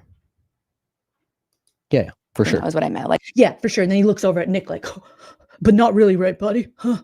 The first person he looks to for reassurance is the only man in the room. Right? Huh? Nick, what do you and your calves think? Huh? And Nick's like, oh, sorry, dude. And I was telling him that the birth of Dad Talk came at the heels of everything that happened. Like I essentially, it was like, well, if I'm going to try and find common ground with Jessi, like, because he only did it for her. He's only doing it for her. Again, it's just her. I'm going to do the social media thing. Boom. We're going to do Dad Talk. Like that's what started it. Jordan had mentioned that he tried to be supportive in your businesses and felt kind of shut down by you. Like you saying like, this is my thing. Do you remember it that way? And why did you choose to go about it that way rather than kind of bringing him into the fold? So to be honest, I would love if he could be a part of it, but my family just would not allow it, to be honest. Like Jordan can be very controlling and very. Yeah, it is very telling that her mom and sisters clearly don't like him. Clearly. I know they say that like their families are best friends, but from this season, you can tell the mom and sisters are like, come on, girl. They come and pick her up and they're like, ugh. Her mom's like, I knew everything wasn't okay. Moms know. Thank you, Stephen, for being a member for 26 months. I appreciate you so very much. Thank you. Seems like I truly can't think of his name right now. Just Jessi's +1. Yeah, it's just Jessi's husband. We don't have to learn his name. It's not important. Hopefully he won't be here long. Opinionated. There's been a few times he's done little things for us and he comes. It's so telling. They've been married this long. They have kids. And her family's like, no, he can't join the business. He's a loser. Sir, you're a loser. And you're going to have to face that. And it's not Jessi's fault you're a loser. It's not your mom's fault you're a loser. It's not any woman's fault you're a loser. It's your fault you're a loser. And you have to change your loserdom on your own. And tries to change everything. And they were like, this is our business. Like, you're aware of. Yeah, because he thinks he's the boss. He just says when he loses control, he's controlling. He would go into a business he hasn't run, and he will sink it into the ground for his own ego so that he can say he's in control. this. Like, Yeah. you know, We're talking about years old stuff, but yeah. No, yeah, but like that's really what happened is he would try to help out with the We were talking about years old stuff. Those old. No, my family still hates you and still doesn't want you part of the business. things, but then he would try to change it or do it his way or give us feedback that we didn't necessarily need. And I think it all came from a good place of like him wanting to help, but he has a way of it coming across as controlling and harsh at times. Or you're like the toddler, you're like the little brother that they give the game controller to and it's not plugged in and you think you're playing. Oh, sir. Oh my God. So my family truly was like, we don't want him involved. Like, this is our thing. Oh, dude. Oh, the cope from this one. Gigi has got your back. Thank you so much. Gigi has got your back for becoming a member. You guys, this dude is pathetic. That's why he yells at women, because he's pathetic. So it just kind of got to that point where I had to say like, sorry, it has to be separate. Are you interested in like showing Jessi's family that you're capable of knowing your role when it comes to participating with the family? He does not. Do you see him? Oh, know my role. I'm the man. Are you? Business? I've done that now for years. So that may have been. They don't seem to feel that way. Well, no, they don't. But what I'm saying is for years now. You've shown them by backing off though. Yeah, that's what I've done. I've specifically. Jessi, he sucks. He's abusive. His family or your family thinks he sucks. Let's wrap this shit up, girl. Really just like not been involved at all. Just completely step back and just, if there's like stupid little things, like I'll help out like whenever I'm needed. Stupid little things. Or if I see something that needs to be done, like no problem. But maybe you could clean the bathrooms at the salons. Can you handle that? It doesn't feel like that door is even like remotely open to even have that be a possibility.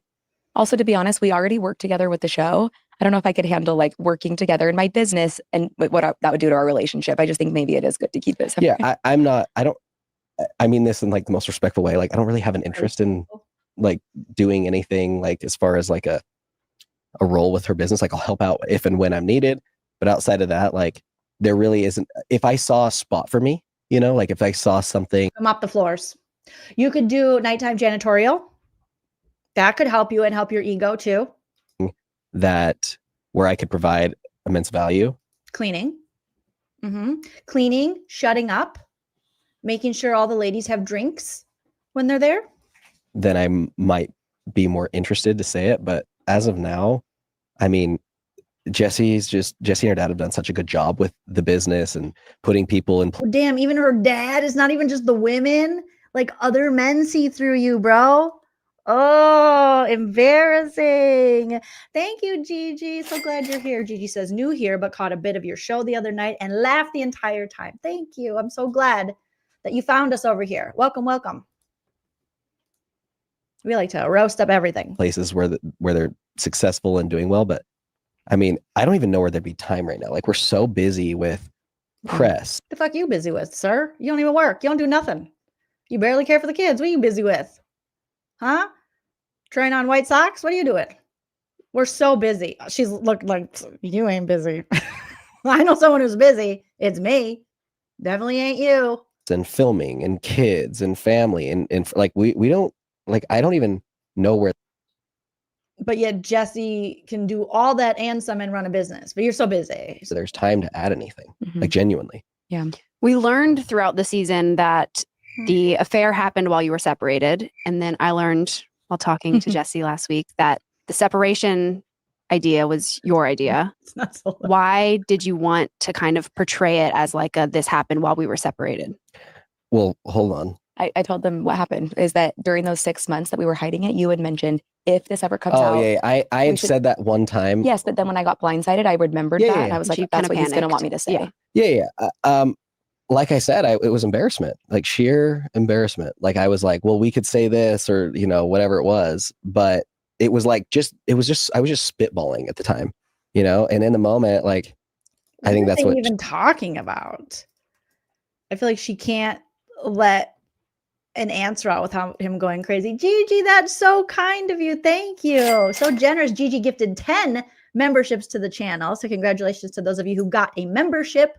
YouTube selects them randomly. So yay. Round of applause. Yes, like Steven says, round of applause for Gigi.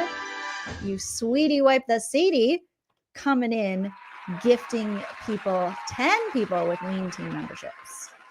So thank you, Gigi. It was so sweet of you. So sweet. Thank you.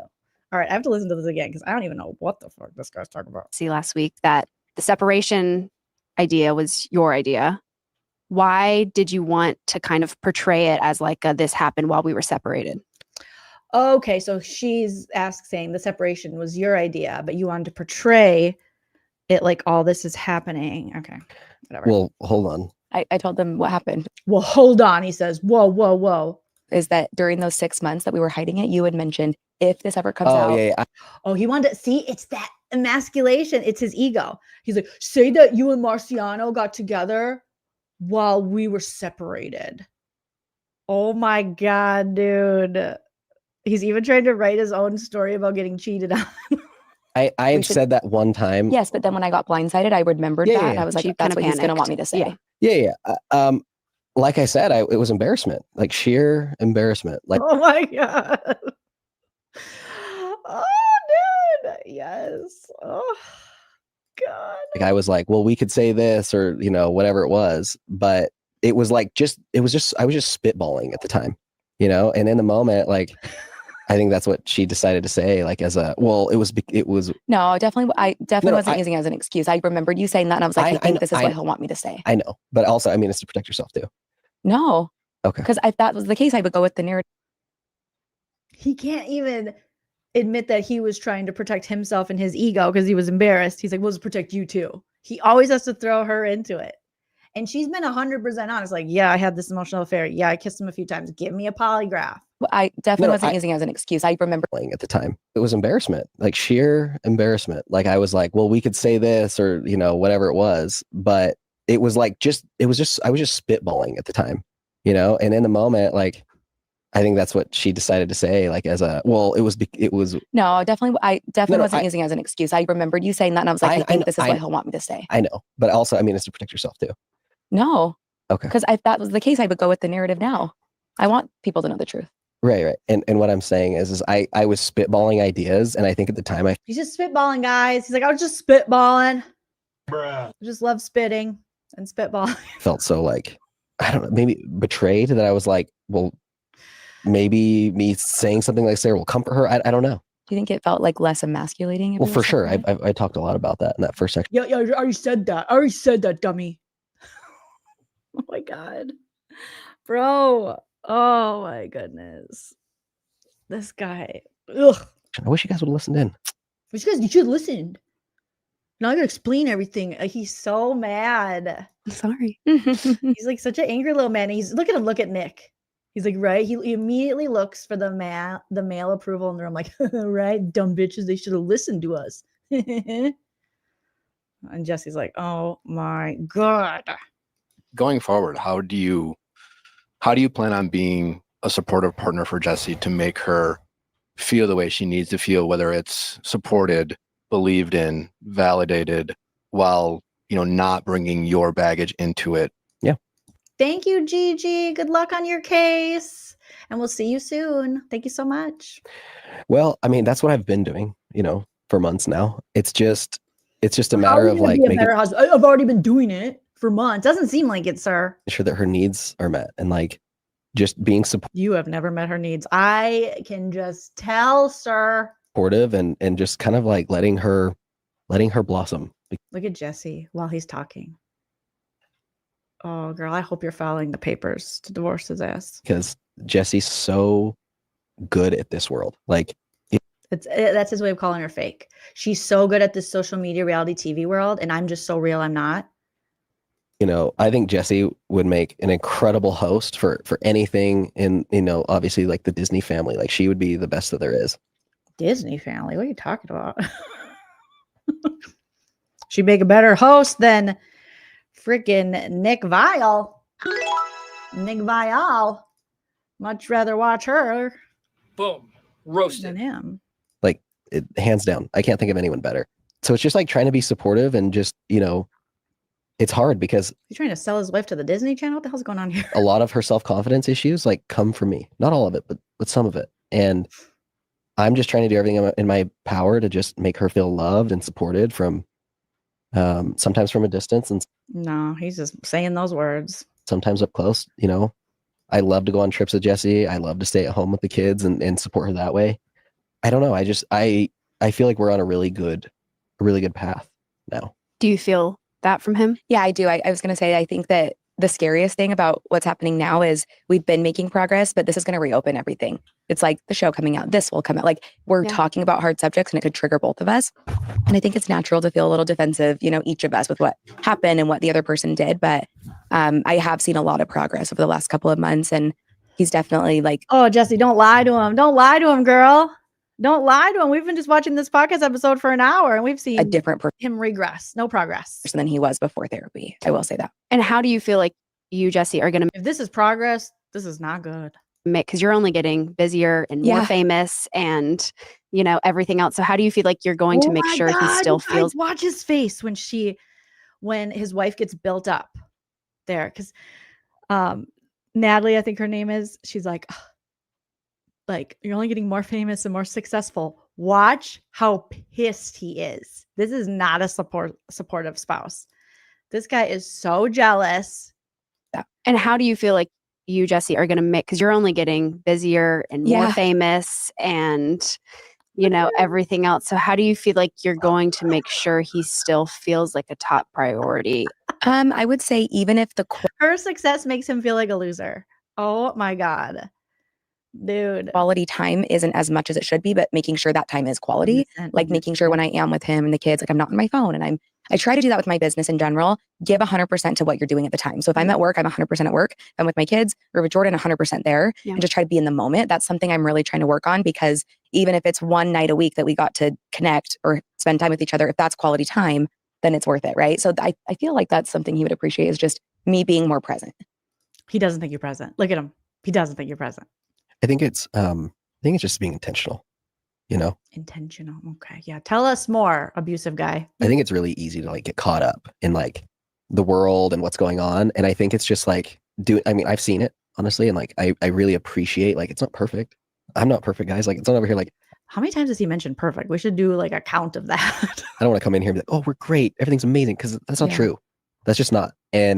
But I love that the effort is there, because even if there's something that I see where I'm like, well, I wish he would have done this, you know, it's crazy how the universe, it's crazy how the next minute she'll do something that I wasn't expecting, or this or that. And it makes me feel seen. It makes me feel heard. It makes me feel understood. And, you know, we're just on this path, just putting in as much effort as we can to have the best life we can. Before we move on from the two of you, I am curious. When we spoke, Jessi, you did get emotional talking about your friendships with Macy and Michaela, but you haven't really gotten emotional talking about Jordan. Yeah. Why not? That's something I actually worked through in therapy a lot. Because Jordan sucks. Jordan has spent their whole relationship verbally and emotionally abusing her. So she's like, she has detached herself from it to survive. I always joke to my showrunner and the producers, like starting in season 1, I'm like, I don't cry. So just so you know, like you'll never see me cry. And then season 3 comes and I cried quite a bit. But for some reason, when it comes to Jordan, I've been very emotionally shut down. And yeah, I would be too, because he sucks. I think I learned numbness as a technique. You'd have to stay with him this long, with him treating you like that. Because I was being treated a certain way. And the only way I knew how to react was to shut down. So like fight or flight, I would flight and I would shut down, and I would like sweep everything under the rug for years. Because again, I didn't really want to tell my friends and family. They saw it, but I didn't want to get into it. So I would put on these happy faces. We would fight every single day, but then I had to go teach a class or run my business or film the show. And I had to just be happy Jessi, but it hurt me in the long run because it made it really hard for me to like show emotion. I became robotic, and this season really opened me up. But for some reason with Jordan specifically, I'm still very emotionally numb. And I think it's a defense mechanism. I think it's what I did to protect myself. I learned that in my first marriage as well. I learned how to be numb, and then I carried that over to this one. So I definitely feel like when it comes to romantic situations, that's what I do. So I'm still working through that. I think I've compartmentalize? Yes. Yeah. Very much so. And that's maybe where I'm like, I'm 100% at work. I'm 100% at home. I can do that very easily. So I think Nick, why can't you take notes from your wife? See how your wife asks like direct questions, asks follow-up questions, doesn't just want to talk about herself the whole time. Why can't you be like her? Oh, it's so much easier watching his wife do this interview. Michelle says he's probably the kind of guy who can't wait for his wife to get home from work. He's like, I gotta go with my friends. I'm gonna go hit some balls. I love balls. Balls are the best. I learned how to do that. And now in romantic situations, for sure, because of my past, I think that's what I do. So I've learned to open up a little more with him, but maybe that's why he also felt like he wasn't getting his needs taken care of, is because I shut down for sure. Nan it. Let's sell more shit. Okay, so that was, holy crap, that was the Jessi and her husband, whatever his name is, interview.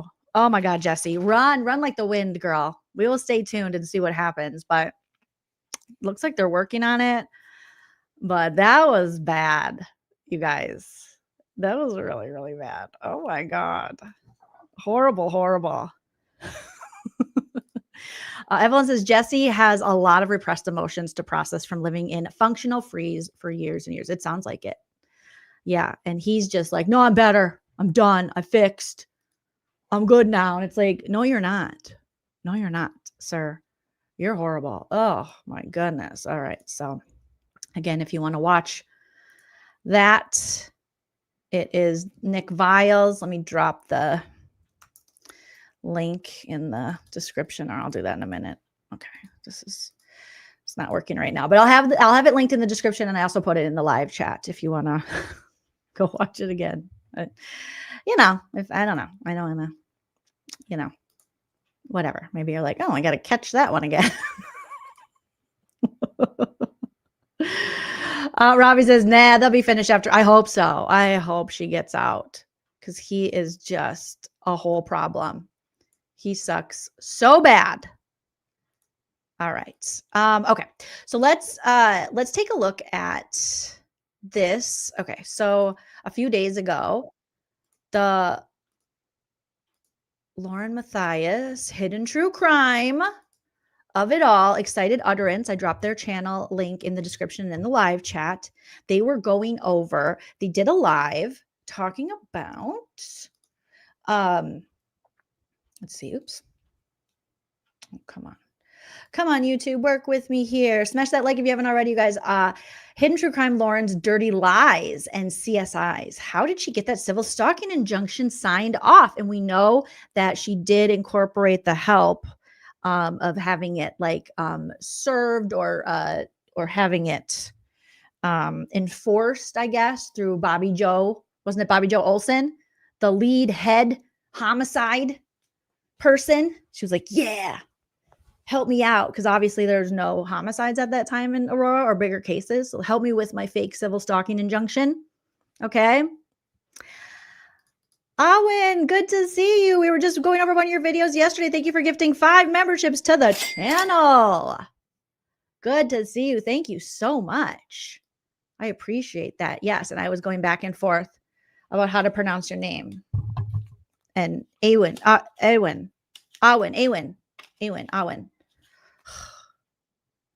What's wrong with me? Why can't I pronounce things? I was even writing it phonetically. Awen, right? Am I saying it right? Hopefully. But thank you. Thank you so much for gifting memberships to the channel. So Excited Utterance, their channel, they were going over this.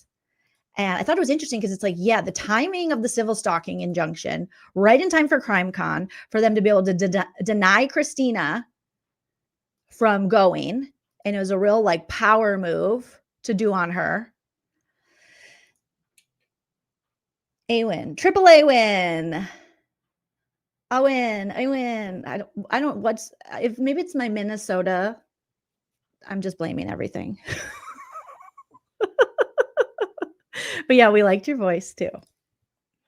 It was my first time hearing your channel before. So I was like, oh, I like her voice. It's smooth. Okay. To CrimeCon, obviously, after like the damage had been done, is a She never did. I ended my friendship with her in April. It's the last time I ever like spoke to her. I initiated. She's messaged me. I have face reports of her harassing me. I'm going to literally be. Okay, so she said the last time I reached out or spoke to her was in April, right? That's what she said, isn't it? In April. Last time I ever spoke to her. Okay, so they're making the argument like Christina in the civil stalking injunction, which they'll go over here. Lauren, again, I mean, not telling the truth, made it seem like there was some kind of incident that she needed this civil and stalking injunction now because there was going to be another incident. And when you hear Christina, she hadn't had any contact with her. So they made it seem like it was this thing that they needed right now because there was going to be a follow-up incident when really they hadn't had contact. She's messaged me. I had police reports of her harassing me. I'm going to literally be fighting this. That's not the issue. The issue is like, I've had these since last June. When I ended my friendship, she didn't have tickets here at all. She knew I was coming here. And how Lauren, again, we've talked about this a little bit, how she allegedly did not even have tickets to CrimeCon. But she knew allegedly that Christina did. So this is like a power move. So it's like, who's harassing who again? With that said, like, why am I getting punished? Look at the cops. They're just like, yeah. I don't care. I don't care. Yeah. Well, Bobby Joe told us to be here, so you know. Yeah, Bobby Joe, the head lead homicide for major homicides, said this is pretty important. So, anyways, Bobby Joe. Yeah, Queen Bobby. Hey, Bobby. I wonder if Bobby Joe ever called Turtle Boy back when he called her live. I don't think she did. Just a worker bee. She's the queen. Wickerbird. Well, yeah, Wackaby. We want to get honey. Yeah. So you look like a psycho lady because Bobby Joe said so. Right. So they don't care. And look at him looking through the document, just you know, like planning to read it. She's saying, I'm going to fight this, but what's really clear is that it's far too late for her. Oh, Cindy, you contacted her too. Cindy says I don't think she's going to call anybody back. She knows she's in the wrong. To fight it because it's a Utah thing. Miss Jessica. It's been served to her there for that weekend. Yeah. And Lauren knew that. She knew that damn well. I've had these tickets. I'm sure they can look it up. For much, you know what I mean? I'm sure they can look it up. But like, this is. And so I don't know if that's like something we can take up with them as far as like maybe a reimbursement or however you guys are trying to deal with that end, but that's going to be like civil on that side, right? So we're just delivering the protection order, okay? Yeah, I'm just asking, like, do you think, like, what can I do? Like, I'm here with my friends. Nothing. You know, sorry. Like you said, they're not kicking you out of the hotel, but you can't come to the CrimeCon, right? So you can stay at the hotel, just as long as you stay away from. Like I have my friends are about to go on stage and present. I can't see that either. And I'm sorry, but that's kind of the unfortunate situation that we're in. Well, you're free to use the bar. If you're reading it, it's a no contact order. Oh yeah, you're free to use the bar, but hey, good to see you. We're watching you, and you're here. Hey, Dolly Talk. Actually, she wasn't. Unless Lauren wants to use it, in which case you have to immediately leave, and we'll likely arrest you if you don't leave quick enough. That's correct. So yeah, you can use the rest of the hotel facilities. Just make sure that you run in the opposite direction if you see her coming anywhere near you, because that's exactly what they expected. They're like, you can stay, but you can't be at any of the CrimeCon events. You can go to the bar, but if you see her, you got to run out of the bar, even if you're there first, because she's so scared of you. She's going to stay wherever you are and then possibly move closer to you with her friends to take pictures to make it look like you're harassing her because you're not wearing any shoes. So yeah, you're free, but you're not. Otherwise, a cop is going to come and take you away. Which Did you they probably mention that? Which you probably should do anyways if you see. Yeah, not there's great. that. They didn't actually mention that, did they? That if she comes near you, then you can be arrested. Because that seems to be the law in Colorado, right? If she walks to you, you're arrested. This is so stupid.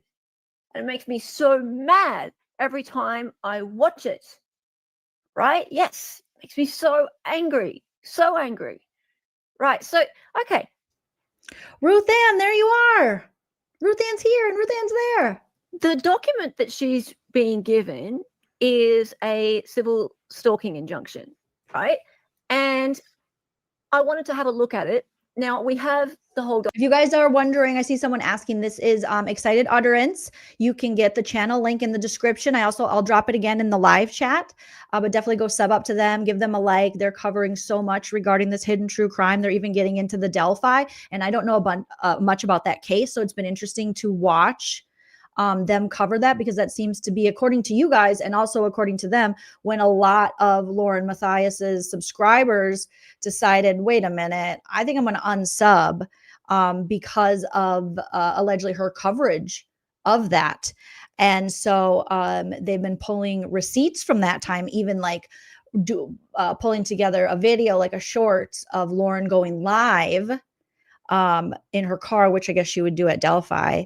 But this one, I think it was when she had went home to spend during a very important time in the trial, because it wasn't televised. And she was acting as though she was still there, even though she went home, like she talked about in her 9-hour with her son, allegedly to be there for, Halloween. And so people were kind of calling her out in her chat for, her takes and things. So she must have had, I think she said she had Grayson maybe there, or whoever was there at the time, I don't know, taking notes for her, but kind of passing it off as though she was there. I think that's what I got from part of that video. But again, I'm still trying to understand the whole Delphi thing. And I know a lot of you have expressed that she had a very, like her opinion agreed with the jury, but not with what most of the people who followed this trial were thinking. And so she was questioned by her own subscribers quite a bit about this, and it didn't seem like she appreciated that. And we know, since just since I've been introduced to this world and hidden true crime, that it's not necessarily all on the ethical up and up, and that Lauren has rules for thee but not for me. She likes that. So talk about trial tourism. Yeah, Delphi is local-ish to me. Yeah. But this is her business. You guys are all trial tourists. You don't know what you're doing. And she is a professional, and you're just trial tourists. Okay. Asphalt Sally said Delphi is when I dropped her. That's what a lot of you were saying. I was like, holy shit, she must have really dropped the ball covering that case.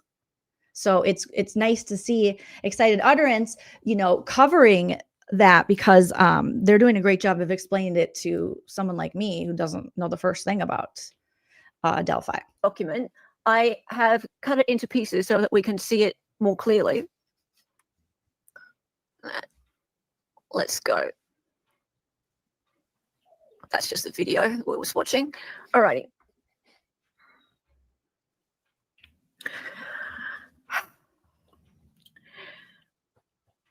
All right, so the court has reviewed the petitioner's request for stalking injunction and finds that the court has jurisdiction over the parties in this case. There's no reason to. There is reason to believe stalking has occurred. The respondent is the stalker, so Christina is that stalker. Stalker. The respondent has a right to a hearing if they ask for it. Well, that's just fantastic, isn't it? When would that happen? Yeah, it did happen, but we heard it later, like after CrimeCon, obviously, after like the damage had been done. She'd been publicly humiliated. Yeah, it happened in what, September? She lost thousands of dollars, and she had to defend herself, so she had to hire lawyers, which also cost thousands of dollars. Oh yeah, right? Yeah. Okay. So that happened. All right. To respondent Christina, obey all orders initialed by the judge. Violation of these orders is a criminal Class A misdemeanor, punishable by up to 1 year in jail and a fine. A second or subsequent violation can result in more severe penalties. And so these ones are all ticks. So personal conduct order, do not stalk the petitioner. Do not stalk her. This means that you must not do things such as follow, threaten, annoy. We all know that Lauren thinks that Christina's annoying. But she works with Grayson.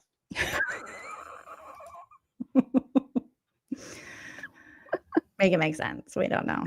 True. So save Grayson. Hashtag save Grayson. or harass the petitioner in a way that would cause a reasonable person to suffer emotional distress or to be afraid for the person's safety or the safety or another person. Well, remember in the police or the body cam footage, Lauren was like, check. Yep. My whole family's going to die. I feel like my whole family. Yep. She's coming for everybody. Christina, Meta Glasses Christina is coming. Okay. Well, I mean, Lauren's scared for her safety all the time. For a legal definition of stalking, see Utah Code 765-106.5. I very much doubt what Christina has done lives up to the standard of Utah Code 765-106.5. But I don't think anyone checked that. Not at this point anyway. Maybe later, but not then. No contact order. Do not contact, phone, text, mail, email, or communicate in any way with the petitioner and any person listed on page 1 of this order, as well as any person listed below. So she has the people listed. You can't contact Christina. John Matthias, because everyone wants to contact Dr. John. Nobody does. Which is the husband. You can't contact Grayson, even though Grayson seems to be the one who's like following this stuff. The son, they redacted his name. Why would she contact an 8-year-old? She never showed any interest in talking about your son, but okay. And then immediate and extended family. So now you have to know all of her immediate extended family, business, coworkers, employees, or true crime podcast docuseries. And this is when they point out true crime podcast docuseries relation to petitioner. Is Lauren working on a docuseries? Because it does seem like, a lot of us have clocked that this seemed as though it was a buildup, her filming herself crying over being cyberbullied or stalked and harassed online. Like she was going to do that for a later date, knowing that she would need it, that she would publish it.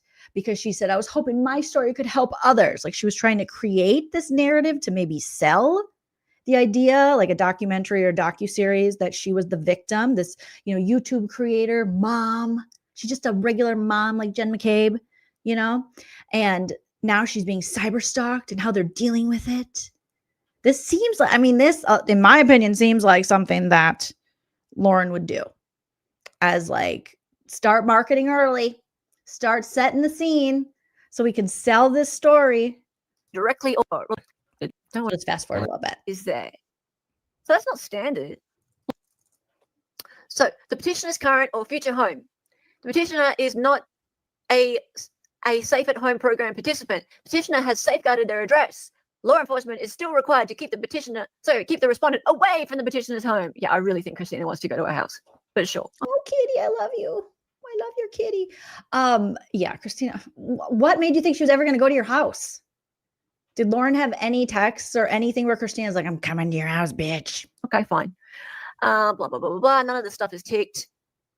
Oh my God, I love that your kitty wants to be a star. Producer Princess wants to jump up and Wreck-It Ralph. And your kitty looked right into the camera. That's a model kitty. But stay away from the petitioner's vehicle, job. Stay away from her vehicle. Stay away from her Subaru. And she means it. School. Okay. Right. And also other. And it says here online forums and other social media accounts. Oh, that TikTok. That dangerous, dangerous TikTok. It's just hurting 45-year-olds everywhere. Just so scary. So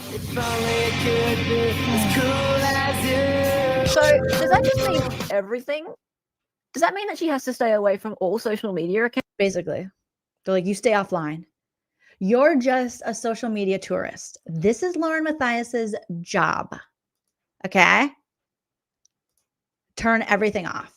Turn his TV off. Turn his TV off. Accounts? Including MySpace? Not MySpace. Friendster. Surely not. Is she still friends with Tom? What about OnlyFans? Or OnlyFeet? Not OnlyFans. Well, Lauren's going to get a civil stalking injunction on you guys. Ooh, fee finder. Feetfinder.com. Right, Junior? TikTok, Instagram, Facebook, Reddit, etc. Well, TikTok was the most important one to her because you can't be on the stay off Reddit. God, shut up. Tiki-talkies, Christina. Tiki-talkies. No. Yeah. And Grayson was very careful to make sure that the police said that they told her not to be on the TikToks. Other social media accounts I've highlighted because that really worries me. Like, so throughout the time that Christina was bound by the civil stalking injunction, she was completely prohibited from being on social media. Really, that's what it says. She could be arrested if she was on social media. Technically. Yeah. It's so silly. I can't believe it's still, they got it over TikTokies. It's insane. Hypnotizes Lobster says, Joleen, if you watched Karen Reed, I did. Delphi had a similar parade of bad cops judges. Oh, except there was no redeeming justice at the end. Oh my God. That is painful. So they had their own Judge Beverly with the bangs. That's ridiculous. They're Obviously, not there's put no. Lauren in her top 8. There's obviously no child custody and parent time orders. What, they don't want to. She doesn't want to get a split custody of Grayson. Not Gray Bay. I hate it when you can't have Gray Bay. She's mine. Kids choose one parent over the other. Right. No, she didn't even try for custody of Grayson. Well, maybe at least Grayson will get 2 Christmases, hopefully. Oh my God, 10 times worse. Yeah, so look, hoax. It probably does mean harassing Lauren on her social media, but it should say that. I mean, it's a legal document. It should say that. Yeah. Right? It should be very specific. It's not. Okay. LM said they'd be making documentaries about her stalking situation, paraphrasing, but okay, yeah. Well, I wonder if they're still going to. Yeah, I wonder if they make a docuseries about this, I better be featured in it, okay? As the one that's like, this some bullshit, Lauren. I'm gonna get a docuseries made about it. Lauren. I can see her wanting to be like, I was a victim of TikTokies by my former friend Christina. You're despicable. Netflix wants to buy this. I'm going to. We better all be featured. It'd be a lot more interesting now. And paid. We want to be paid. You can't just have our image. I'd watch it. Yeah, maybe we'll get on it. Kidding. I keep picturing Grayson as that little creature from the island of Dr. Everyone Moreau. in the chat, everyone online. I might just put you guys on the stage. Why not? There you go. There you go. You can start to like talk over the top of Binder Dali's little chest there. Binder So Dali. this is the part that really pisses me off, and it's actually more what this whole stream's about. So, urgent expedited review requested. Petitioner has strong reason to believe she is in immediate danger, and that the immediate danger. And what made it immediate? That's what I thought was so good that that Hella and Binder Dali were picking up on is how did she get this pushed through so quickly? And what immediate danger? But that's how she did it, is claiming there was some kind of immediate danger from Christina. What? Respondent and her accomplices are planning another confrontation during the 2025 CrimeCon Expo in Denver, Colorado. Who told them that Christina and crew were planning another? So that means that there was already a group confrontation. So she basing this off of Idaho? So on September 5th to 7th.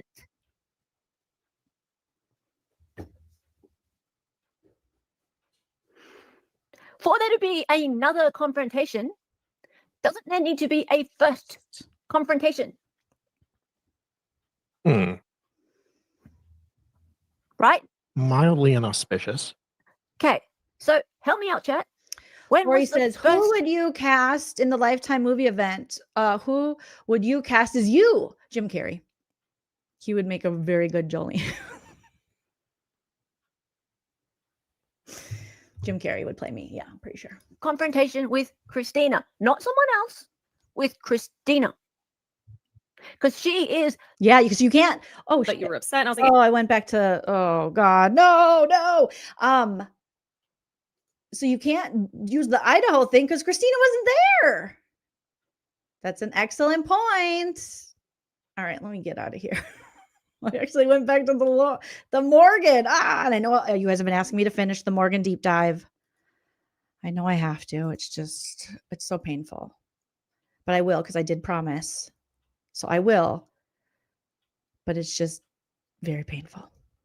Okay, let me go back to Excited Utterance. Let me drop the channel again. You guys make sure if you're not already subbed, get subbed. Go give them all the love and the likes. And again, this video was a lot longer than what I'm going to play. So, and so much good information. Okay, let me drop it here. It's also in the description. Here's the channel for you guys. You guys are so sweet. You always say Kate Hudson. I wish I looked like Kate Hudson. Oh my God. You guys are too nice to me. Don't go building up my head now. Okay? God forbid. Okay, let me add this. I even told my husband, I'm like, people in the chat are so nice to me. They say I look like Kate Hudson. That is like, what the frick? I wish. I wish. The stalker.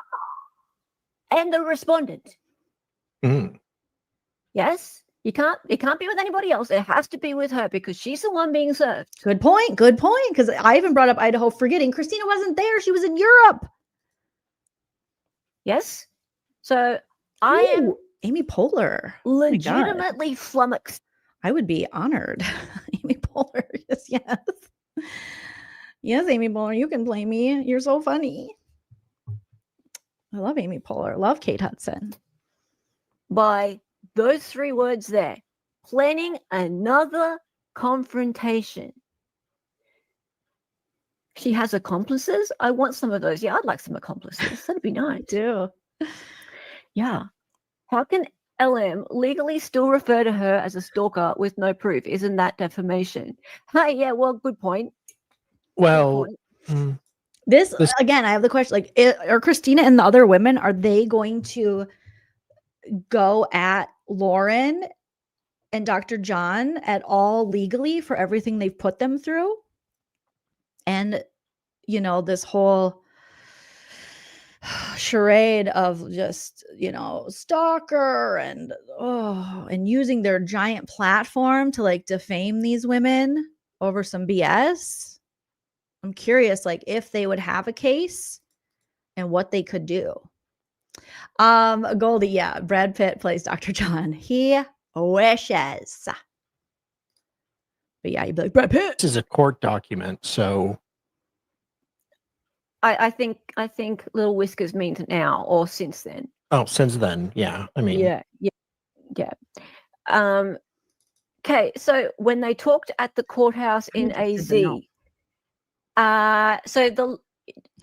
we'll go back through that in a minute. So you mean the last time that they had a discussion in Arizona? So that would be in April.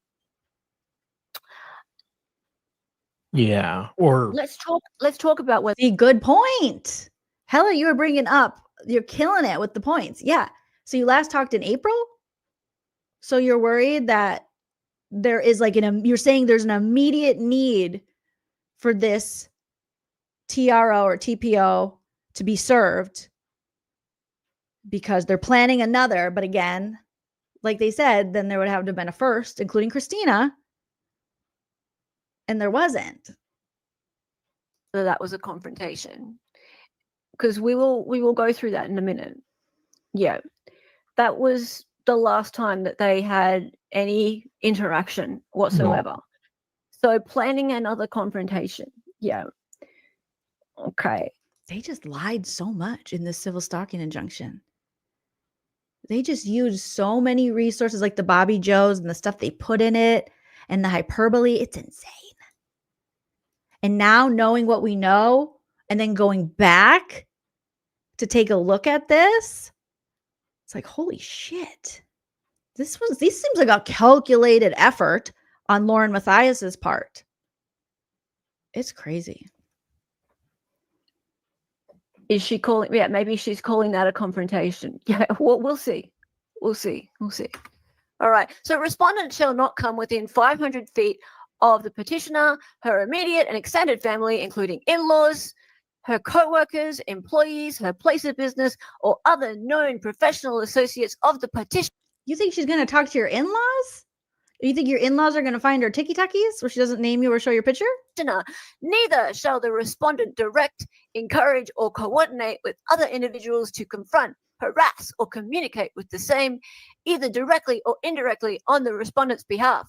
Respondent shall cease and desist any and all online I like the dramatic reading. activity and communications, direct or indirect. Okay.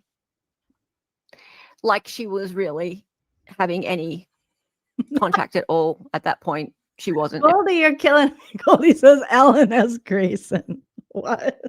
It's not enough. Not Ellen S. They do wear similar sweaters. In fact, she hadn't had any contact at all with her for months and months. Hi, baby. But still, whatever. Ellen is Grayson. Kevin James is me. This we are going to get into. Come here. Come here. Come here. Warnings to the respondent. Attention, this is an official court order. If you disobey this order, the court may find you in contempt. You may also be arrested and prosecuted for the crime of stalking and any other crime you may have committed in disobeying this order. No one except the court can change this order. If you do not agree with this order, you can ask for a hearing to tell your side. Well, bit late for that, isn't it? On the 5th of September. Or even the 4th of September. If they had a And Lauren, you should have went back to court. You had another court appearance on October 16th. But then you found out long climb.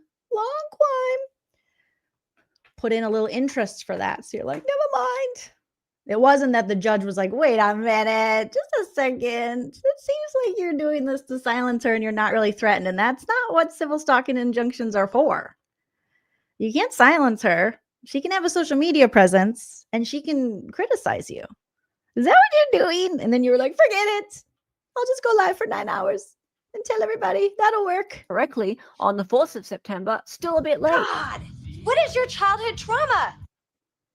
Still a bit late because that would have been the Thursday before CrimeCon, and she was headed off on a plane that day. Do you think Lauren didn't know that? She knew. Nah. Why I give her the did benefit she of the doubt. wait? Oh, let's give her the benefit of the doubt. Why did she wait so long for this? Why? Why? Because she knew that Christina could not fight back at that point in time. Allegedly. Very convenient, allegedly. Your request must be in writing and must be filed at the court listed below within 10 days of the date you were served with the. Oops.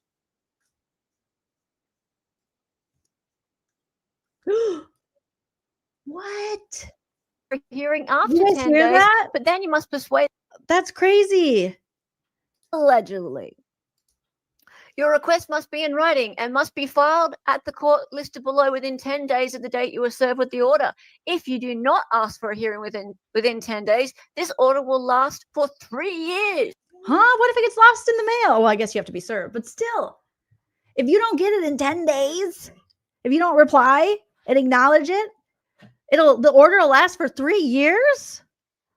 What the frick is that? Oh my God. Dip my dunk in between your donut. Oh gosh. Shirley, thank you so much for the super chat. Shirley says, Miss Lunzer, for those of us who have really been stalked, the stalking issue of Miss Matthias really frost my cookies. Oh, I like that saying. Yeah, frost my cookies too, girl. Agreed. It's a joke. Like, this is a joke. She thought people wouldn't look into it. She thought she could get away with it. But it's literally a joke and an insult to anyone who's ever went through any real harassment or stalking online or in person. Yuck. Thank you, Shirley. After it's served. You can still ask for a hearing after 10 days, but then you must persuade the court that the injunction is not needed. So the burden falls on you, I guess. Court address to ask for a hearing. This order is valid in all U.S. states and territories. That's why it crossed over into Colorado. the District of Columbia, and tribal lands. If you go to another U.S. state, territory, or tribal land to violate this order, a federal judge can send you to prison. No. Federal judge Prison? send you I can't even say I'm like prison. Prison? What? Turn his TV off. Turn his TV off. That's crazy. A federal judge too for tiki-takis?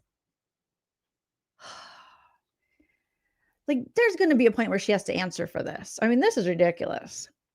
She could have ruined Christina's life. She definitely tried to. And yet they're just like, anyways, back to normal. Back to normal. You're trying to get a look at Binder Dolly's face. That's how we all feel. He's like, what? Yeah, a federal judge, prison. That's crazy. That's insane. All because you wanted to silence your former friend and you didn't want text messages to get out and people to find out how you really feel about them. Allegedly. That's crazy. Prison. It may be a federal crime for you to have, possess, transport, ship, or receive any firearm or ammunition, including hunting weapons. You're trying to take her pew-pews. You know, Christina looks like just a big hunter. That's what I was thinking. Pheasants. A big pheasant hunter. While the civil... Her and my Uncle Steve just pheasant hunting, you know, in South Dakota. Yep. Stalking injunction is in effect. So your Second Amendment is null and void whilst you have this CSI against you. That's how that reads. The last one, maybe a federal crime for you to have, possess, transport, ship, or receive any firearm or ammunition. Oh, yeah. It could be a federal crime, yeah. Yeah. This is not... So no transporting any pew-pews. Kelly Cal, so good to see you, girl. Thank you so much for the super chat. Kelly says, Jolene, can I promote my new tiki-taki at LSAT machine? Yeah, I'll follow it right now. For the law school exam, thank you in advance. You guys, if you're on the tiki-taki, follow our Kelly Cal. Let me grab my tiki-taki. I need to be better about checking my tiki-taki. And I got to be better about posting to my tiki-taki. That reminds me, a lot of you followed me on Instagram. Thank you. I'm trying to get to 10K on tiki-taki and Instagram, but I know it'll take a while. It has taken a while. I'm closer on Instagram. So let's see. LSAT machine. I love it. I love it. Okay, LSAT machine. Okay, I think I found you. All right, I just followed. Is this your... Thanks, everyone. Go find LSAT machine and give her a follow. I love it. We're behind you. We're supporting you. This is... This is a fun little tiki-taki. More law stuff. Hell yeah. I need to learn. Just like LaurenMatthias, I need to learn how to pronounce stuff. Like the tortoise or torturous or tortious, whatever that thing's called. Interference. All right? So hell yeah. Trying new things. That's what life's about. Keep it spicy. Keep it, you know. Oh, I love lots of options and... What do they say is the spice of life? Variety. That's what I like. I like a smorgasbord. Smorgasbord. Yeah, but also stay off the tiki-taki. You could get a civil stalking injunction. Nothing.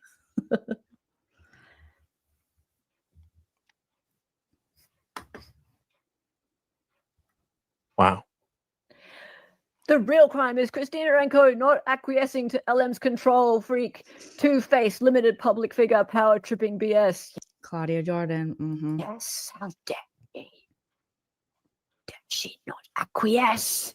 Acquiesce. I love that word. Acquiesce. Such a trial tourist. To be fair, CrimeCon is kind of made for trial tourists. Yeah.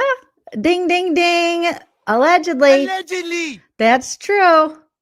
Really, but... And wasn't LaurenMatthias just visiting? She was just a fan visiting. Like, she wasn't doing any panels. She was just there to support her Fox News friend or her CNN friend, whatever her name is. And disrupt Christina's time, allegedly. Allegedly. She was working there. Yes. But she didn't have a panel or speaking and no one was paying her, right? So were you working? Lauren was working there. She was working there. And really, I mean, like, that's not a... That's a lie. Lauren, why do you do this? Why did she do this? It's so funny. Lifting your glasses. That's a lie. That's a lie. And the lie detector determined that's a lie. Like, you had to lift your glasses up to say that? Why? Is that for the documentary? That's a lie. I think I might audition for the role of Lauren for the docuseries. Okay? They better give me a fair chance. I think I could do it. It's not. It's true. That's kind a lie. of. Kind of. It's true. It's true. It's true. All right. So let's move on. So when was the first confrontation, Lauren? Yeah. When was that first confrontation? Yeah, if you're worried about a second one and they're organizing a second one, when was the first? Planning another confrontation, hey? Let's look at that. If we want to find any mention of the last time Lauren even had an in-person confrontation with Christina, we have to go right back to her first declaration. Oh, damn. All right, well, we have to go back to that. Let's look, shall we? I'll Case Johnson Logger. audition for Trisha. I would prefer Trisha. I think it's a more rich role. Like, I feel like I can really sink my teeth into the role of Trisha Griffith. I'll always be 8 miles from the camera. I got my squint game on. Trisha's just a more interesting character too. So yeah, I would prefer Trisha. Thank you for thinking of me, Bite My Bits. Yeah, Lauren is too surface level. Trisha is the meat of the story. All right, we're gonna take a quick commercial break. I gotta let Teddy out to TT. Okay, you guys, but we will play the Don't Be a Dick. Smash that like, talk amongst yourselves, give your neighbor in the chat a compliment, and we will be right back. Don't be a dick, you're being a real dick. Stop being a dick, you're being a dick. Don't be a dick, that's what you're being right now. You need to stop, check yourself, and calm the fuck down. Don't be a dick, you're being a real dick. Stop being a dick, you're being a dick. The things that you do, you're obviously very hurt, and that's why I think that you're a big fucking jerk. Don't be a dick, you're being a real dick. Stop being a dick, you're being a dick. Don't be a dick, you're being a real dick. Stop being a dick, you're being a dick. Don't be a dick, that's what you're being right now. You need to stop, check yourself, and calm the fuck down. Don't be a dick, you're being a real dick. Stop being a dick, you're being a dick. The things that you do, you're obviously very hurt, and that's why I think that you're a big fucking jerk. Don't be a dick, you're being a real dick. Stop being a dick, you're being a dick. Don't be a dick, you're being a real dick. Stop being a dick, you're being a dick. Don't be a dick, that's what you're being right now. You need to stop, check yourself, and calm the fuck down. Don't be a dick, you're being a real dick. Stop being a dick, you're being a dick. The things that you do, you're obviously very hurt, and that's why I think that you're a big fucking jerk. Don't be a dick, you're being a real dick. Stop being a dick, you're being a dick. Don't be a dick, you're being a real dick. Stop being a dick, you're being a dick. Don't be a dick, that's what you're being right now. You need to stop, check yourself, and calm the fuck down. Don't be a dick, you're being a real dick. Stop being a dick, you're being a dick. The things that you do, you're obviously very hurt, and that's why I think that you're a big fucking jerk. Don't be a dick, you're being a real dick. Stop being a dick, you're being a dick. Don't be a dick, you're being a real dick. Stop being a dick, you're being a dick. Don't be a dick, that's what you're being right now. You need to stop, check yourself, and calm the fuck down. Don't be a dick, you're being a real dick. Stop being a dick, you're being a dick. The things that you do, you're obviously very hurt, and that's why I think that you're a big fucking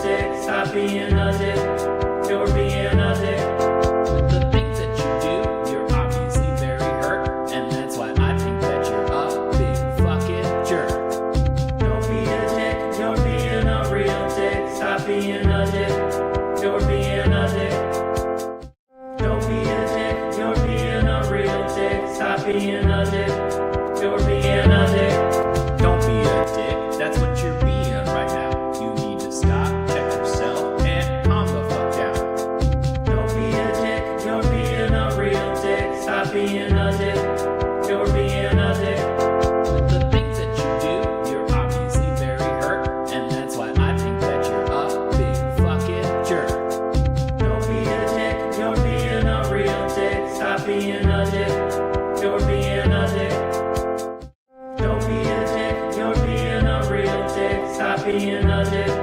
You're being a dick. Don't be a dick. That's what you're being right now. You need to stop, check yourself, and calm the fuck down. Don't be a dick. You're being a real dick. Stop being a dick.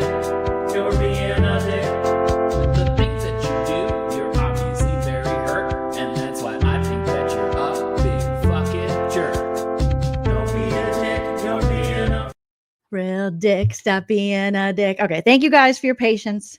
All 3 doggies were like, well, we got a TT and run around in the yard. Okay. And then you got to give us a bone. And then the kitties were like, now we need a treat. So I'm just a working fur mama. All right. So let's get back into this. Oh, dear. Dustin M. Dio, aka Doe. The Doe Man. The Doe Man. I can't believe Lauren's attorney was trying to change, allegedly, his children's names behind the mom's back and change the last name to Doe to a Homer Simpson Doe. That's crazy. Oh my goodness. Bite my bits. Thank you so much. Gifted 5 memberships. So generous of you. So kind. Thank you guys for gifting memberships. That's so cool. I appreciate that. And congrats to those of you who got a membership. We'll do a members only very soon. Oh, God. Now, note the date that this was filed. August 28, 2025. August 28, 2025. Look at that. That's kind of late, don't you think? I mean, I don't know how many people have noticed when this occurred. It wasn't back when this all sort of started, Good right? catch. It wasn't back in April or June or July. She filed this in August, late August. That's crazy. Right? Just in time for CrimeCon. I'm sure it was a coincidence, Oh, just a quinky dink, as we said. right? Just around the time that she was interviewing Bobby Joe and getting ready and packing her bags and going, oh, I think I might go to CrimeCon, right? As if she wasn't going to go to CrimeCon all along, as if Lauren wasn't going to go to CrimeCon, right? Because allegedly, Lauren was iffy about going to CrimeCon, hadn't really decided about going to CrimeCon, right?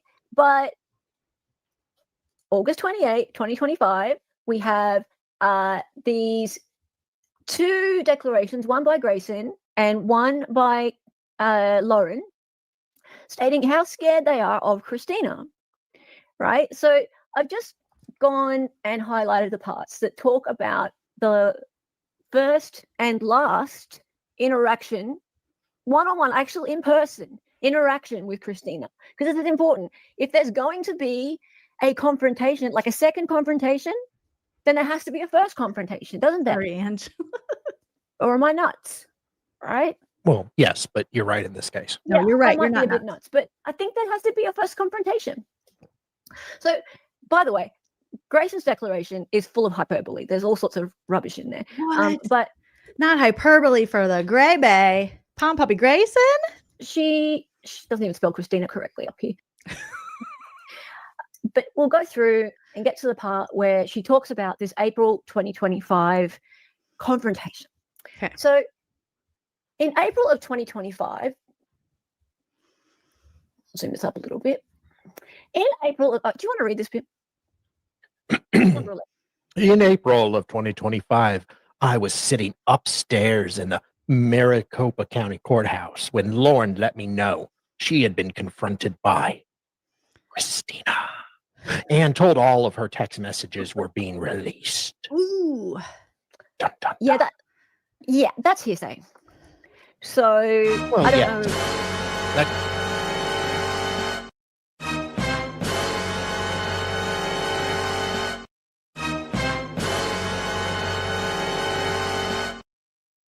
Sorry, I forgot I had my video on loop from Don't Be a Dick. So just was looping the Chris Kirkpatrick dun dun dun for extra effect. Oh my gosh. She was gonna let her know, or she let her know all of your text messages are coming out. Civil stalking injunction now. Stat. And actually, a real lawyer wouldn't let that into a declaration. No, I think it can be used in a declaration. I suppose you could put it in there. Doesn't mean it's going to be upheld in court. You can't. Well, you can use hearsay in some circumstances, like probable cause. So it's possible it would be allowed, but it's not very definitive. No, yeah, my boss told me that. Yeah. Yeah. All right. So I know you want to read the next one up 12.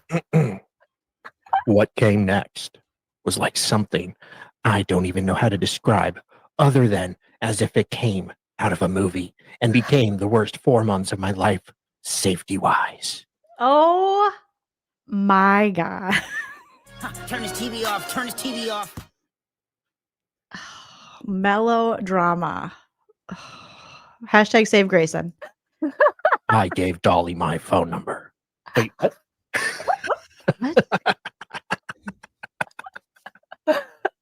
Not you, Dolly. 12. Who writes that in a legal document? It was like something out of a movie. They wish it was that interesting to be something out of a movie. Jesus. That's crazy. Goddamn ridiculous. I mean, I didn't tell her to stop talking. Oh God, Lauren. Oh God. Even Lauren would have told her to shut up. What?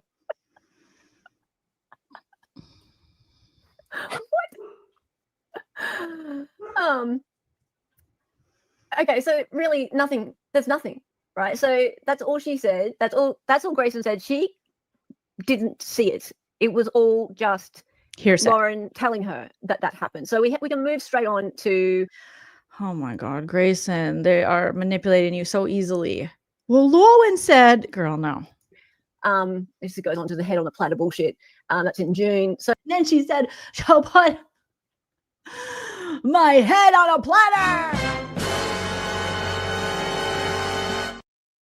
Oh God. So yeah, Grayson didn't see it. It's just hearsay. So we can move straight on to Lauren's declaration. Blah blah blah blah blah. Blah blah blah blah blah blah blah blah blah. She has not stopped or back down. I fear for my safety and well-being. Blah blah blah. Grayson. And I wonder why they ever thought Christina was gonna hurt them. Like where? Looking back now at everything we know, where did Christina even hint to that there would be any harm to them and their well-being, like physically? Was it just the mental toll that the tiki-takis took on Lauren, where they never named her or put her picture out there or tagged her?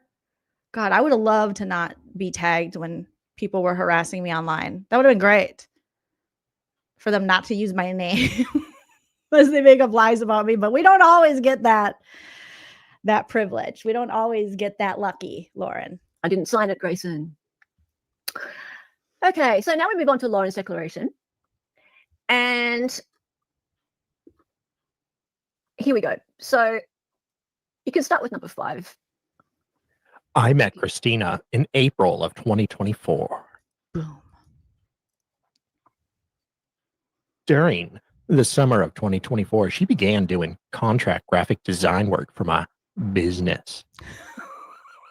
Not my business. Okay, she completely missed out the fact that her and Christina were good friends and they used to hang out together and she used to invite her over to her house and etc. etc. She just completely made out that Christina was just some contractor for her. So yeah. She was a worker. She was a trial tourist and a contractor. Nothing more, nothing less, Lauren says. Way to diminish Christina. Good for you. But anyway, let's keep going. Not someone who would have all these texts from you where you were opening up how you allegedly really feel about people and victims of these cases you cover. Yeah, well, graphic designers aren't really that important. Just kidding. Hell is a graphic designer, so that's why I said that. Oh, that's funny. However, maker. for the past few months, Christina has been intentionally targeting me and stalking me. We unite. Well, you're important. All the graphic designers are like, fuck you. Making me fear for my safety and well-being, as well as the safety of my family and my producer. No one wants to be by Dr. John. No offense, all offense, lady, but only you do. And it looks like you barely do too. Gray-Bay's safety. Oh, poor Gray Bay. Gray Bay. She can look after herself, princess. This, Christina, has also been using a group of people to help her achieve her malevolent goals. Not malevolent. No. This started on April 9th, 2025, when Christina confronted me in a courthouse in Maricopa County, Arizona, while I was reporting on the Lori Daybell trial. My trial. She has to always include that she's like working on some big trial. Yes. You noticed? Well, I mean, I too was working on the Lori Daybell trial. Yeah, you were. I was taking notes, like, you know, It's a big deal. the court staff was cute, and, you know, important things that we all needed to know later. Stuff like that. Yeah. Okay, so that's her. That's it, right? So she's saying that Christina confronted her. So April 9, 2025, when Christina confronted me in a courthouse in Maricopa County, Arizona, while I was reporting on the Lori Daybell trial, you know, because, you know, I'm a big reporter and I have a true crime podcast and my husband is a criminal psychologist. And Okay, just from what I saw, Grayson was the one doing the work. Just saying. Oh, You weren't really doing a whole lot. You weren't really taking a whole lot of notes. oh, Lauren, he's calling you out. He saw you. He said you weren't doing shit. You made Gray Bay do everything. I know. Excited Udrin says, I'm glad. I love that Gray Bay stuck. You guys, that's a good nickname you came up with, Gray Bay. I was just calling her Pound Puppy Grayson. Because her eyes she looks like a sad little pound puppy from the 80s. So she's Gray Bay Pound Puppy Grayson. Yeah, weren't you? You were just kind of puttering around. Not puttering around. He said, you're as useless as someone's little grandpa. I was just like, what? Putt, putt, putt. My grandma used to say it to my grandpa. You're puttering around to try to look busy. So doesn't have to do anything. You were watching, kind of. But Grayson was the one taking the notes and running the live stream because she was also doing just a live feed. Because Lauren is the talent, duh. Of the trial days on her channel. So she was running that on her laptop on the floor. Meanwhile, we're packed in there like sardines. They're taking up 2 seats. And then, you know, Lauren's just taking it all in, just watching. You know. In Grayson's defense, I will say one thing, and I have heard she's a very hard worker. She is. I will not mock her for she. Okay. Hard worker. Okay. Before all this drama happened, I felt bad for Grayson. What I saw, they were very nice at the time. I mean, they probably looked down on me. Interesting. Tell us more, Dolly. I'm sure, but yeah, I'm just guessing. But, you know, what I've learned since, I think they really kind of. You're probably in the text messages. She probably talked shit about you, allegedly. Release the text messages. Christina, release the LaurenMatthias text messages so we can see what she said about Binder Dolly. Didn't think I was all that special. No. You're a trial tourist. But anyway, I just got a weird feeling about Grace, and I felt bad. Eric, are you serious? You read her book? I feel like I don't know you at all. We obviously I don't know you personally, but we've been in chats together for a long time. You hang out on Sean's channel. Not the book. Said I read her book and still can't figure out what abuse she survived. I don't know. Anyway, Christina came up to me. Oh, you can read this one, number 10. I just was listening to Every Day with Jay, and she was reading a part where it didn't make sense. I think it was the beginning. So that's not a good sign. Where all of a sudden, Lauren was married to some guy, her first husband. But he was like, she was staying with his grandma or something while he was off getting them a place and maybe going to school, like an Ivy League, maybe Harvard, I don't know, in Boston. And then picked her up to take her to their new apartment, but then decided right after picking her up, after she cried once, like, nah, bitch, you got to go. I'm getting you on a flight. I'm sending you back to Utah. And she was like, what? But we're supposed to start our life together. I've been living with your grandmother. We're married. We're newlyweds. I can't go back. My parents don't have a home. And I was like, what is this? How did it turn into this? How do you start the book that way? So apparently, you know, the first husband was like, no, I can't do this. The minute he picked her up, allegedly. I'm like, what? Huh? And then got her on a flight, but it didn't seem like maybe it got better as it went on, where she explained it, but she didn't really give a lot of insight as to why he was just like, you got to get on a flight and you got to go and act like you never met me. So I don't know if it got better than Christina came up to me, cried, and let me know she had heard what I had said about her, and that Lauren, you need to stop talking shit. You're hurting people's feelings. 2 former contract workers were releasing text messages I had with them during their employment with me. Why do all these people have all these text messages of you talking shit and hurting people's feelings, Lauren? Oh no! Note the text messages, right? Note Yeah, that's allegedly she was saying, oh, the first husband says she cried too much, so you got to go. It's like, didn't he know that about her when they were dating? She was gonna start a PR firm or something. I don't know. I was just like, what is this book? the text messages. Oh, text. Text message. You said sex messages. Text messages. Sext messages. Well, the S and the T Right. each other. Yeah. No, the text messages, because that's interesting that she had to bring up the text messages. Super weird. She's so triggered, but at the idea of releasing of the text messages, that it became part of this whole confrontation, right? The text about Christina stated that she was annoying. Rude. Oh no! I apologize for hurting her feelings, and even followed up with text messages taking accountability. Exhibit. I'd be interested to know if Christina was really crying. Christina, were you really crying when you found out Lauren said you were annoying? Or is that just more untrue things Lauren's adding to this? O2 apology. All right. So we not have really- exhibit 2. Okay, is that really taking accountability? You badmouth someone. This was Lauren badmouthing Christina, right? Mm-hmm. Yeah. And then you get caught. Like, it's not really taking accountability to just apologize when you're called out. Oh, look, whatever. She wants to call it taking accountability. That's fine. But like calling the cops is not really making up for it.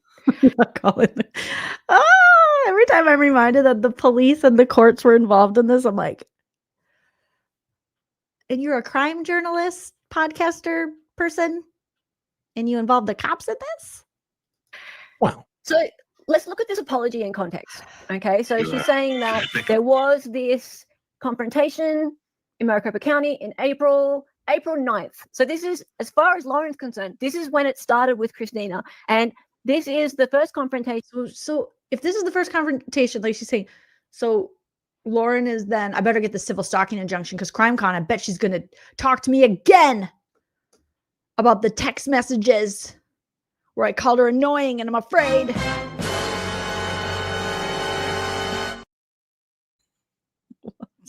And Christina was planning a second confrontation at CrimeCon in September. So April, all of April, May, June, July, August, end of August, September. So about 5. Christina has patience in her stalking and harassment. That's some good patience. Most stalkers and harassers are not that patient. They want it now. They want that immediate. They want to feel that immediate,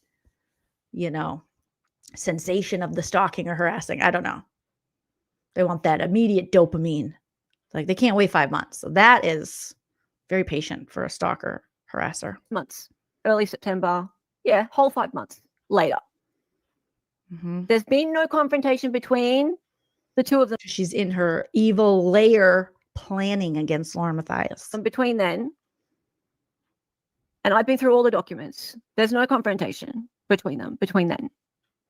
Now, let's look at this apology, because when we first read this apology, all these exhibits, it was all kind of fresh and what the hell's going on. That's why it's very interesting to look back at it, because it was so much with the 9 hour and then John Matthias trying to like hypnotize us with Brad Pitt shit. And we were like, what the hell is he doing in his tongue? He was like trying to put a spell on all of us with his lizard tongue. It was weird. And it was like, let's get back to Brad Pitt. And we're like, what? How do we even get on Brad Pitt? When do we get off Brad Pitt? You never thought you'd be asking yourself that, like in the 90s. But yeah, we're just Let's like, get back to Brad Pitt. What does Brad Pitt have to do with all this? Now we are experts in the whole 9 Hour Live. Mm-hmm. Unfortunately. We are. Saga. We are. It makes so much more sense. So let's go. So on the right is Lauren, and I'll be Christina. You be Lauren. In the blue? Yeah. Oh no, you have to read Lauren's novel long text messages. I love you and I'm sorry, my dearest. Thank you for talking to me. Why does she have an old lady grandma Southern accent? I have a lot to process about myself and my actions. Like a Southern belle. Oh dear. Thank you for letting me be vulnerable and being vulnerable about yourself. I won't go ahead and make fun of you for this. Everything I love about you is real and sincere. She wasn't your contractor. You loved her. Lauren, this is weird. You're like, she was just a contract. She just did some graphic design. I don't know about you, but I have hired people to make logos and stuff for me. I've also had people offer me logos and stuff, and never was I like, I might be like, I love the design, but never like, I love you. What I love about you is real and sincere. What? I feel like Lauren was trying to spit game to Christina, and we're just catching it on the rewatch. But the parts I mock about you, everything I judged you for before I gave you a chance, I was wrong. Unfortunately, you can't erase words and they hurt. I'll forever regret the things I said and thought, but the truth is I'd defend you to the moon and back forever, and I do. Seems like a pretty close relationship, Lauren. Apart from when I'm talking shit about you behind your back and calling the police on you, and she's like a love bomber. I've done nothing wrong and I'll stand by that forever. Boy, that forever didn't last too long. Forever. But I realize it will take a long time to earn your trust if I ever earn it again. And if I don't, I understand. I don't think you understand. Bruh. It's so interesting hearing it now, knowing everything we know. Oh, come on, Christina. Meanie, Lauren wants your forgiveness. She loves you. You are a big meanie. Let's just. I wonder if Hella's in the chat. Have you ever had a graphic design job where they profess their love for you in novel length text? Just interested if it's like normal in that biz. That's the going regular workings. Think up. Come on, guys. Let's do this. Jeez. Don't tell me too much has happened between you two that you can't make up. So much water under the bridge. I'm going to get these two crazy kids back together if it kills me. And Grayson. Oh. You missed a great opportunity there. Yep, this does prove that she was not, in fact, just a contractor. She was Lauren's love interest. I think Lauren had a crush on Christina. Christina, you need to tell us more about this. What else was she doing? Because it seems like she's trying to spit game at you. I was so wands. But know that no matter where our paths lead in life, even court, they'll forever defend you and call you a dear friend / defendant with the biggest heart I know. / defendant. Oh my God. No, I do. She really did say, I'll forever defend you and call you a friend, no matter where our paths lead in life. No matter where. I'll forever defend you and call you a friend. This is such a pattern, because the same thing with Lindsay. Good luck. You got a better job. We're so happy for you. Hopefully we can collab in the future, and then cease and desist. And then you better shut up. Don't talk about me. It went from you're so talented. We love you. Congratulations. Let's work together in the future to shut your mouth. And now with Christina, it's like, oh, no matter what, no matter where our paths lead in life, I'll forever defend you and call you a dear friend with the biggest heart I know. I'd do anything for you if you ever needed me. So someone who you think is a dear friend with the biggest heart you know, you think is capable of stalking and hurting your family? Huh? Anything for you if you ever needed me. I'd do anything to serve you. Any service, anything. Before you leave PrimeCon. It's getting weird. I'd do anything for that subpoena. If you ever needed me. Oh no. Was Exhibit 2 apology. Right. And boss lady, you become a member. Welcome. Oh, thank you. Welcome, boss lady. Welcome. No, you're good now. You did for a sec. But I did. That was bad. Okay. Yes, welcome. Later that night, I received a threatening voicemail from someone. Liz! We love Liz. Yay. Liz with the drunken voicemail. We need a sound effect for Liz. How about Dip my dunk in between your donut. dip my dunk in between your donut? And everyone was very surprised at what a hottie drunk voicemail Liz is. Look at you guys in the middle. There's drunk voicemail Liz. People thought she was like an old lady. That's just after some cocktails. Yeah, just like, hey, it's me, Liz. And Liz is just like Hottie McHotterson. Liz is the drunken voicemail lady when Lauren didn't remember her name. And she's like, you don't remember my name, Lauren? You bish. You bish. It was a good voicemail. I wish the story would be so much more interesting if we had more drunken Liz voicemails to Lauren. Named Liz. Exhibit 3 voicemail. Liz, get this. Liz is not Christina. Fancy that. But to Lauren, everyone's Christina. We're all Christina. Allegedly. Dip my dunk in between your donut. well, this is getting scary. It is getting scary. But I wanted to listen to this again just for fun. All right. Oh, yes, we're going to listen to Liz's voicemail. Shout out to Liz.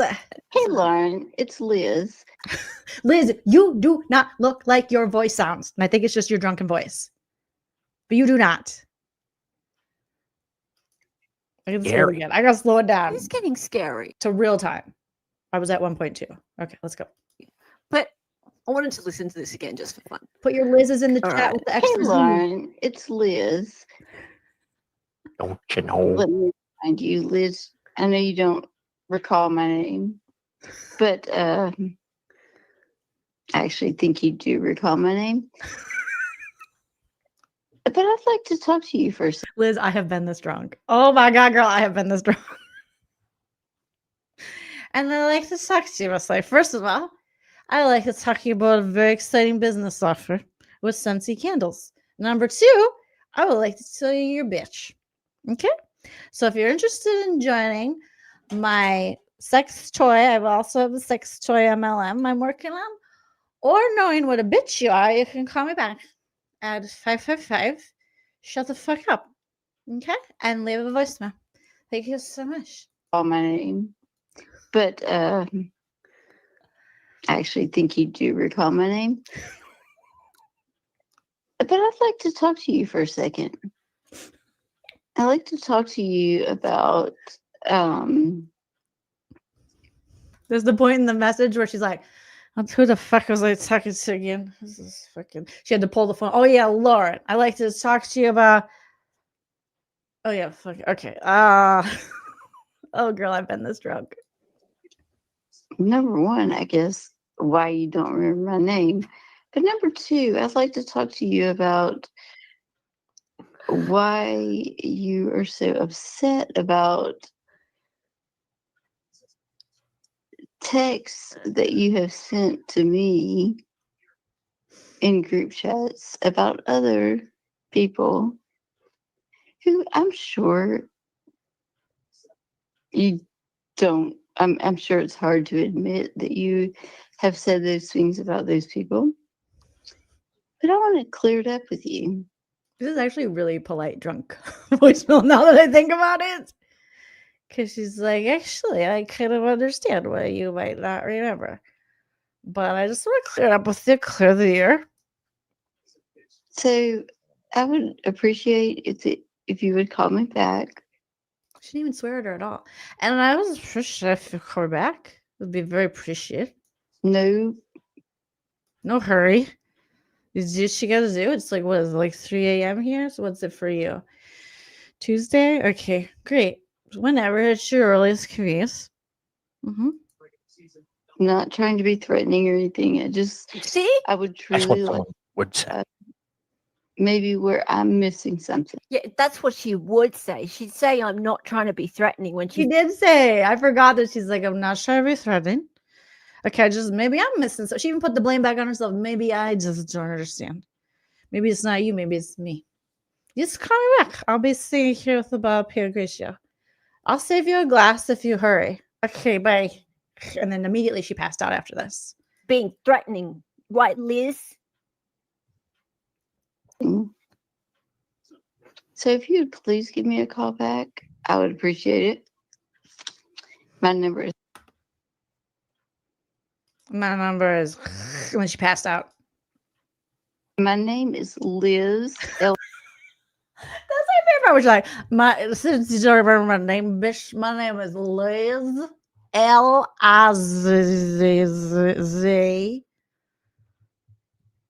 as in zoology, or Zubas, which people wore in the 90s, which I wasn't allowed for. But other people were. My dad wore football Zubas with his favorite team. Okay. So there you go. Z. My number is My name is Liz. My name is Liz. Liz. Zed. In case you don't remember, Liz. In case you don't Liz. remember. It's like one syllable.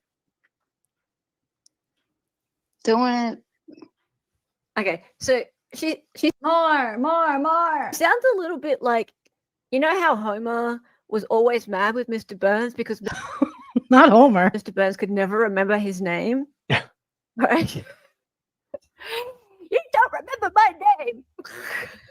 Oh my god. Liz. Hey, DW with the $4.20. My name is Liz.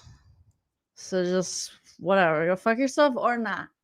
Have a good night. That was very polite. No. Said I didn't know who she was. So that was Exhibit 3 voicemail.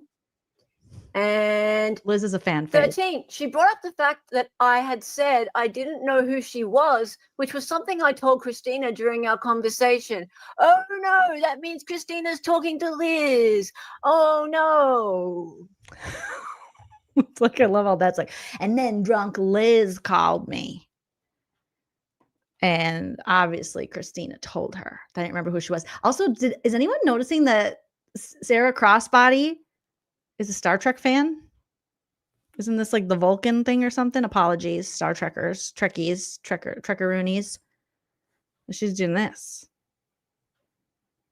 I didn't notice that. She's a Trekkie.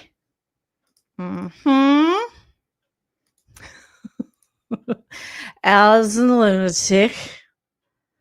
Thank you, Tortious. I sent Christina a text message stating to please not share our conversation that was private, as I was feeling threatened.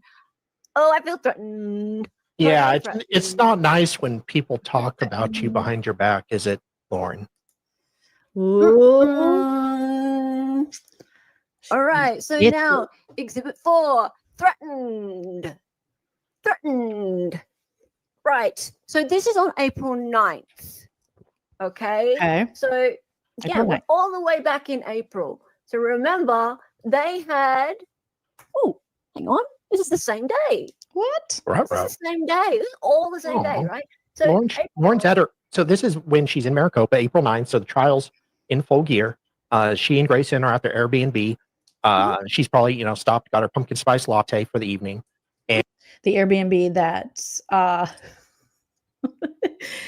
that Lindsay was like, I don't want Grayson here. I've worked with her before. No thanks. She's gonna clog the toilet. Okay, I'm not gonna start any rumors here, but allegedly, like Lindsay was like, I've worked with her before. Okay, Gray Bay. And Gray Bay, she has some IBS. Okay. And she will clog every toilet. And she does not unclog it, allegedly. So tell her to get a hotel room. I don't want to deal with her. And already in the box fine. And preparing to stream. And they got to deal with this now. Christ. All on April 9th. Interesting. Okay. So you're Lauren, you're in blue. Hey, Christina, I would appreciate you not talk about our private conversation, which you described as vulnerable with other people. I have done this for you, yet I am already getting calls about things I said to you in confidence, and I feel threatened. Totally threatened. Do not screenshot or share private conversations that are meant to be private. Do not. Does this sound like what you would send a stalker? A harasser? Someone that you think is going to harm your family and friends? Would you send them such a casual text? First telling them you love them, second telling them, please don't send our messages around. Thank you. Share things I've said to you in private or my privates because they are considered private. Privates. And I reiterate, this is becoming private From and a threatening matter. And I will have to take legal action if it continues, and it will no longer be. She's going to file a civil stalking injunction for her privates. The private. Wow. So on April 9th, the very first time there's ever a confrontation as far as Lauren's concerned, and the first time that she hears about so-called text messages being released, she threatens legal action. The very first time she's like, I will silence you. Day. I love you. I will defend you. But now I will silence you. April 9, she starts talking about legal action. You absolute psycho, Lauren. This isn't private. Ella called you an absolute psycho. You know how it takes a lot to piss off an Australian. They have the best. They have such a good sense of humor. Oh my God. Whenever I'm doing shows and Australians are in the audience, I talk about this all the time. It's going to be a good time. Australians, I don't know. They're pretty great. And they're not easily offended. They have good senses of humor. They're not like Americans. All right. So that takes a lot to get her to say, suck it. Very day, April 9, she starts talking about legal action. You absolute psycho, Lauren. This isn't private. You absolute This isn't psycho, private. Lauren. Oh my God. Okay, sorry. I'll be Christina now. Lauren, I can confidently say what you're claiming is false. I haven't talked to anyone about our conversation. As for your other request, I think you already know I'm not the one you need to worry about when it comes to sharing private conversations. I'll be honest, receiving a message like this, especially with accusations and threats, really puts salt in the wounds. I didn't expect that from you. I mean, I did, Christina, but we all make mistakes. Look, Says you, Team Lauren. yes, I'm still on Team Lauren. You are. So that was Exhibit 4, threatened. Teddy bear. Right. Needs So some love. a couple days later, I was sent a Reddit comment that was made by Christina, alleging that I was plagiarizing and had poached an employee from another person in the industry. Oh, not plagiarizing. Like Annie Elise? Sorry. What? Nothing. I just find it ironic. Knowing what we know now. You find it ironic. This could be considered propensity evidence. And isn't it ironic? Don't you think? A pattern of conduct. Great point, Hella. Isn't it ironic? What's the problem? Nothing. No, I just find it ironic because she was then accused of all this. Oh, it's very Plagiarism. ironic. Oh, okay. No, so she's been accused of this often. Yeah. Don't you think? Don't you think? Don't you think? A little too ironic.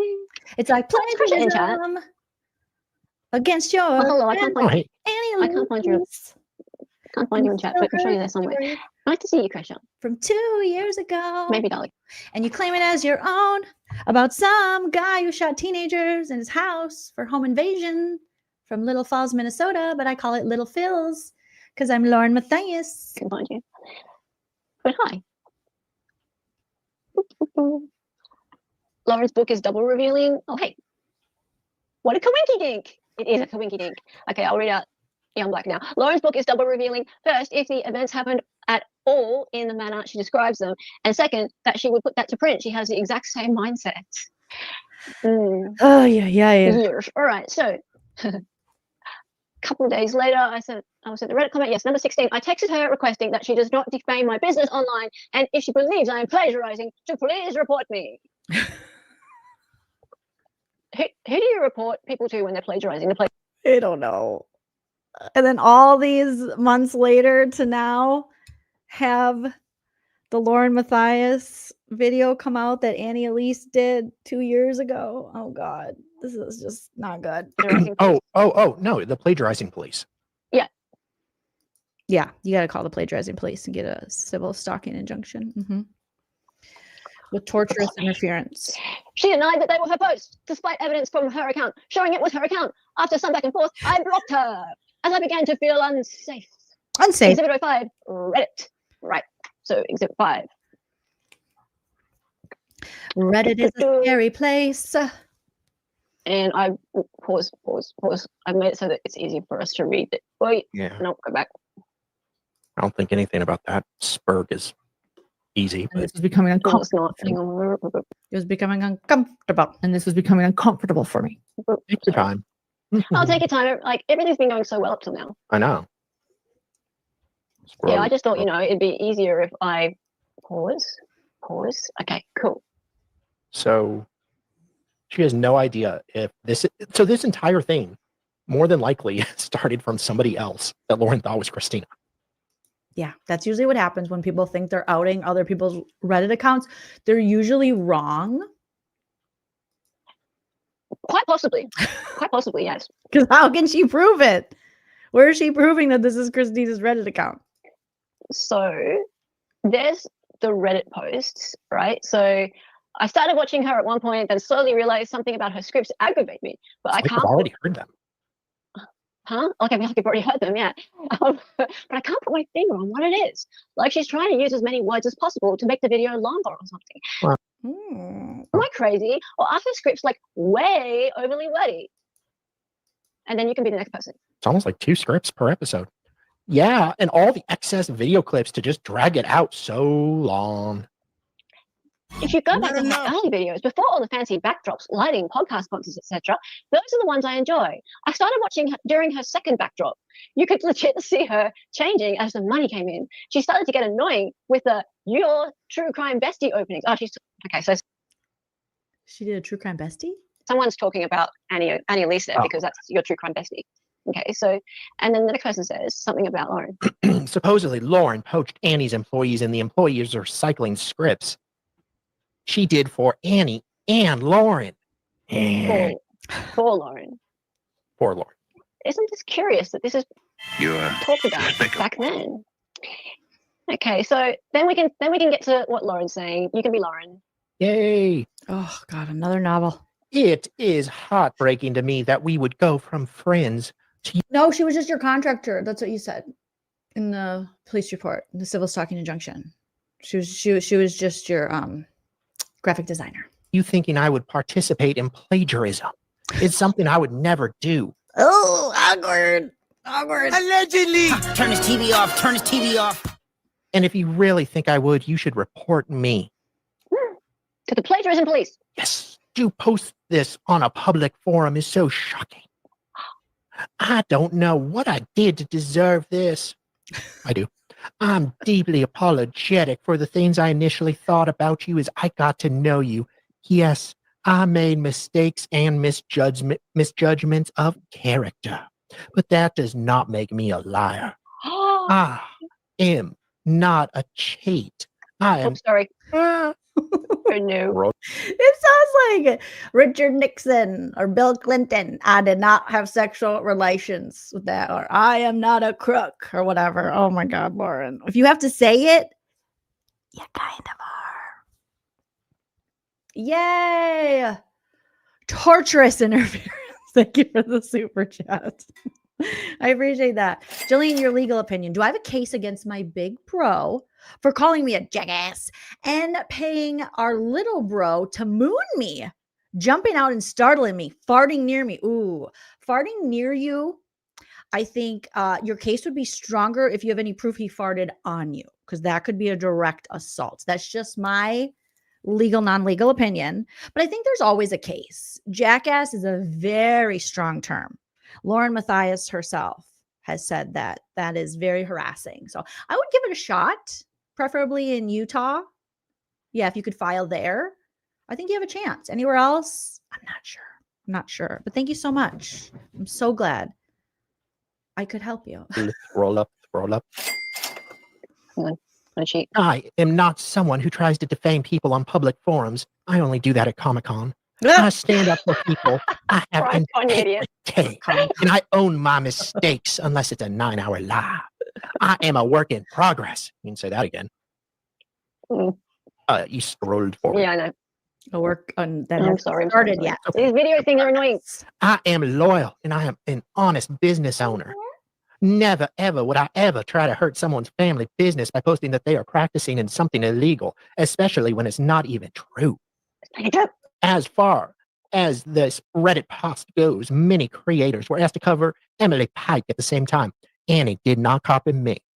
This whole post is unnecessary, but the comment from you crushes me. It crushes me. Oh, one second. I think I know what this means. So she was already I'm getting talking sad. about Annie Elise with plagiarism stuff. Asked to cover Emily Pike at the same time. Annie did not copy me. This whole post is unnecessary, but the comment from you crushes me. So she's already involved in some, already clocking some Reddit comments about her and Annie Elise and comparisons. And then you go on years later to basically recreate the same story that Annie put out 2 years before. This is just weird. Don't you think? Yeah.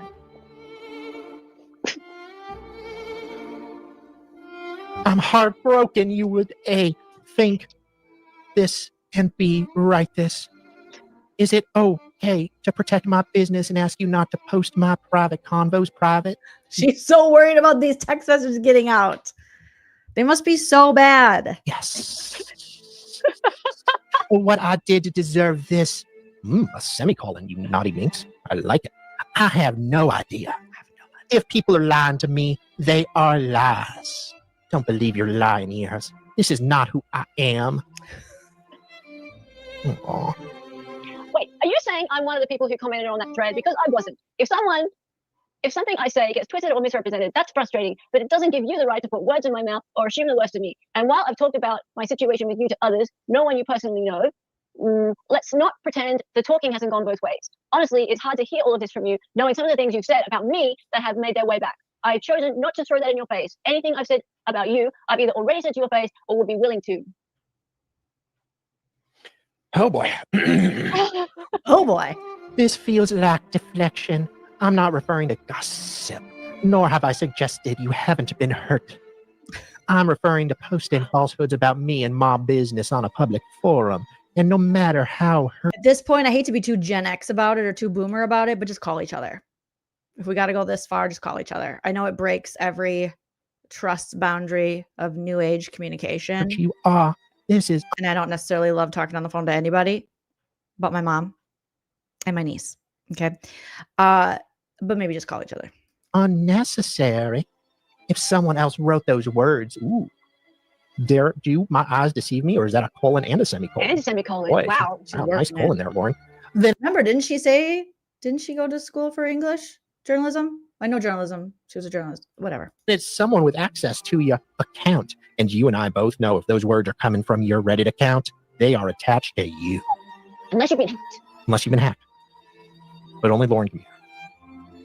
I didn't post on that Reddit thread, full stop. No one has access to my account. I don't appreciate the insinuation or the accusation. It's not the first time you've assumed the worst of me, and I'm done defending myself against things I didn't do. I'm also not deflecting. I'm pointing out the bigger picture. You're demanding accountability while denying your own role in what led us here. You've said things about me that were unkind and very untrue. And while I've let that go for the most part, I'm not going to let you rewrite the story now. You're entitled to your feelings, so am I. Whoops, so am I. But I won't keep engaging in a conversation where I'm being accused, talked down to, or treated like I'm the only one responsible for how things fell apart. Hang on. Let's just see how far this goes here. Ah, right. That's why I went to a new one of these. Hi, baby. Oh. Oops. Come here, teddy bear. Oh, hell. It's all right. Hang on. Forgive me. Talk amongst yourselves, chat. That's like me when I click off the video. I just need to make it so that I can get to this new thing. video on Yeah. it. Or rewind all the way back. Oh, there we go. The bottom part. There we go. I've never rewritten history. There you go. I've never rewritten history. I've acknowledged what I've done. I've apologized and acknowledged your hurt. I've never taken that back or pretended otherwise, even in my initial text today. I'm not afraid to own my mistakes, as I'm an honest, imperfect person. Well, she's being honest, who works to be self-aware. Well, maybe not. And honest with my actions. I'm not pointing out words written on your public account with a request you don't publicly defame me, and sharing it hurts me. In no way rewrites history or disregards what I've apologized for and owned. I hope one day you'll also be able to do the same when you hurt people and make mistakes. We agree to be done engaging, so I'll just engage you in a lawsuit. We agree to be done engaging, and once again, I am sorry for getting yo. Okay. That was long and painful. Remember, we were like, yo, what? Yo, mama? Fro, yo? Yo, MTV Raps? What, yo? I can feel the hurt in her words. I can. All right. So that was Exhibit 5 Reddit. Why is she then still she sent talking? I like that King of the Hill song. But Then she sent me why an is aggressive she still email, talking? and I sent a response asking she not contact me, and I was once again feeling threatened. Exhibit 6 email. Do we need to look at Exhibit 6 email? Probably not. All right, you guys. Okay. I gotta wrap it up for the day because the doggos are like, let's go, mom. We gotta go to the PARK or for a WALK. So thank you so much. We've been live almost 5 hours. You guys are all amazing, beautiful pumpkin spice babies. I will be adding timestamps to this. So if you're watching on the replay, check the chapters on the YouTube video or the timestamps to find what you're interested in. You might be interested in the whole video. You might not. So I'm trying to be better about the timestamps for you all. Shout out to everyone who joined me in the live chat, all my super chatters today. Shout out to Hella and Binder Dolly and the Excited Utterance channel. So I'm going to leave another link in the live chat. It's also in the description. Go sub up if you're not already. Show them love. They're putting in the work. Also, go watch the whole video because they have so much more information to tell you in this video. And they just keep putting out doing the research. It's almost like they're the real journalists and not LaurenMatthias. It's not enough. Okay, I don't know. But yeah, go show them all the love, you guys. And I will be back soon. For sure Monday, possibly sometime this weekend. But for sure Monday, we'll be back at 2 p.m. Pacific for some more No Offense, All Offense. So I hope wherever you are in the world, you guys remember to enjoy yourself because it's later than you think. Bye.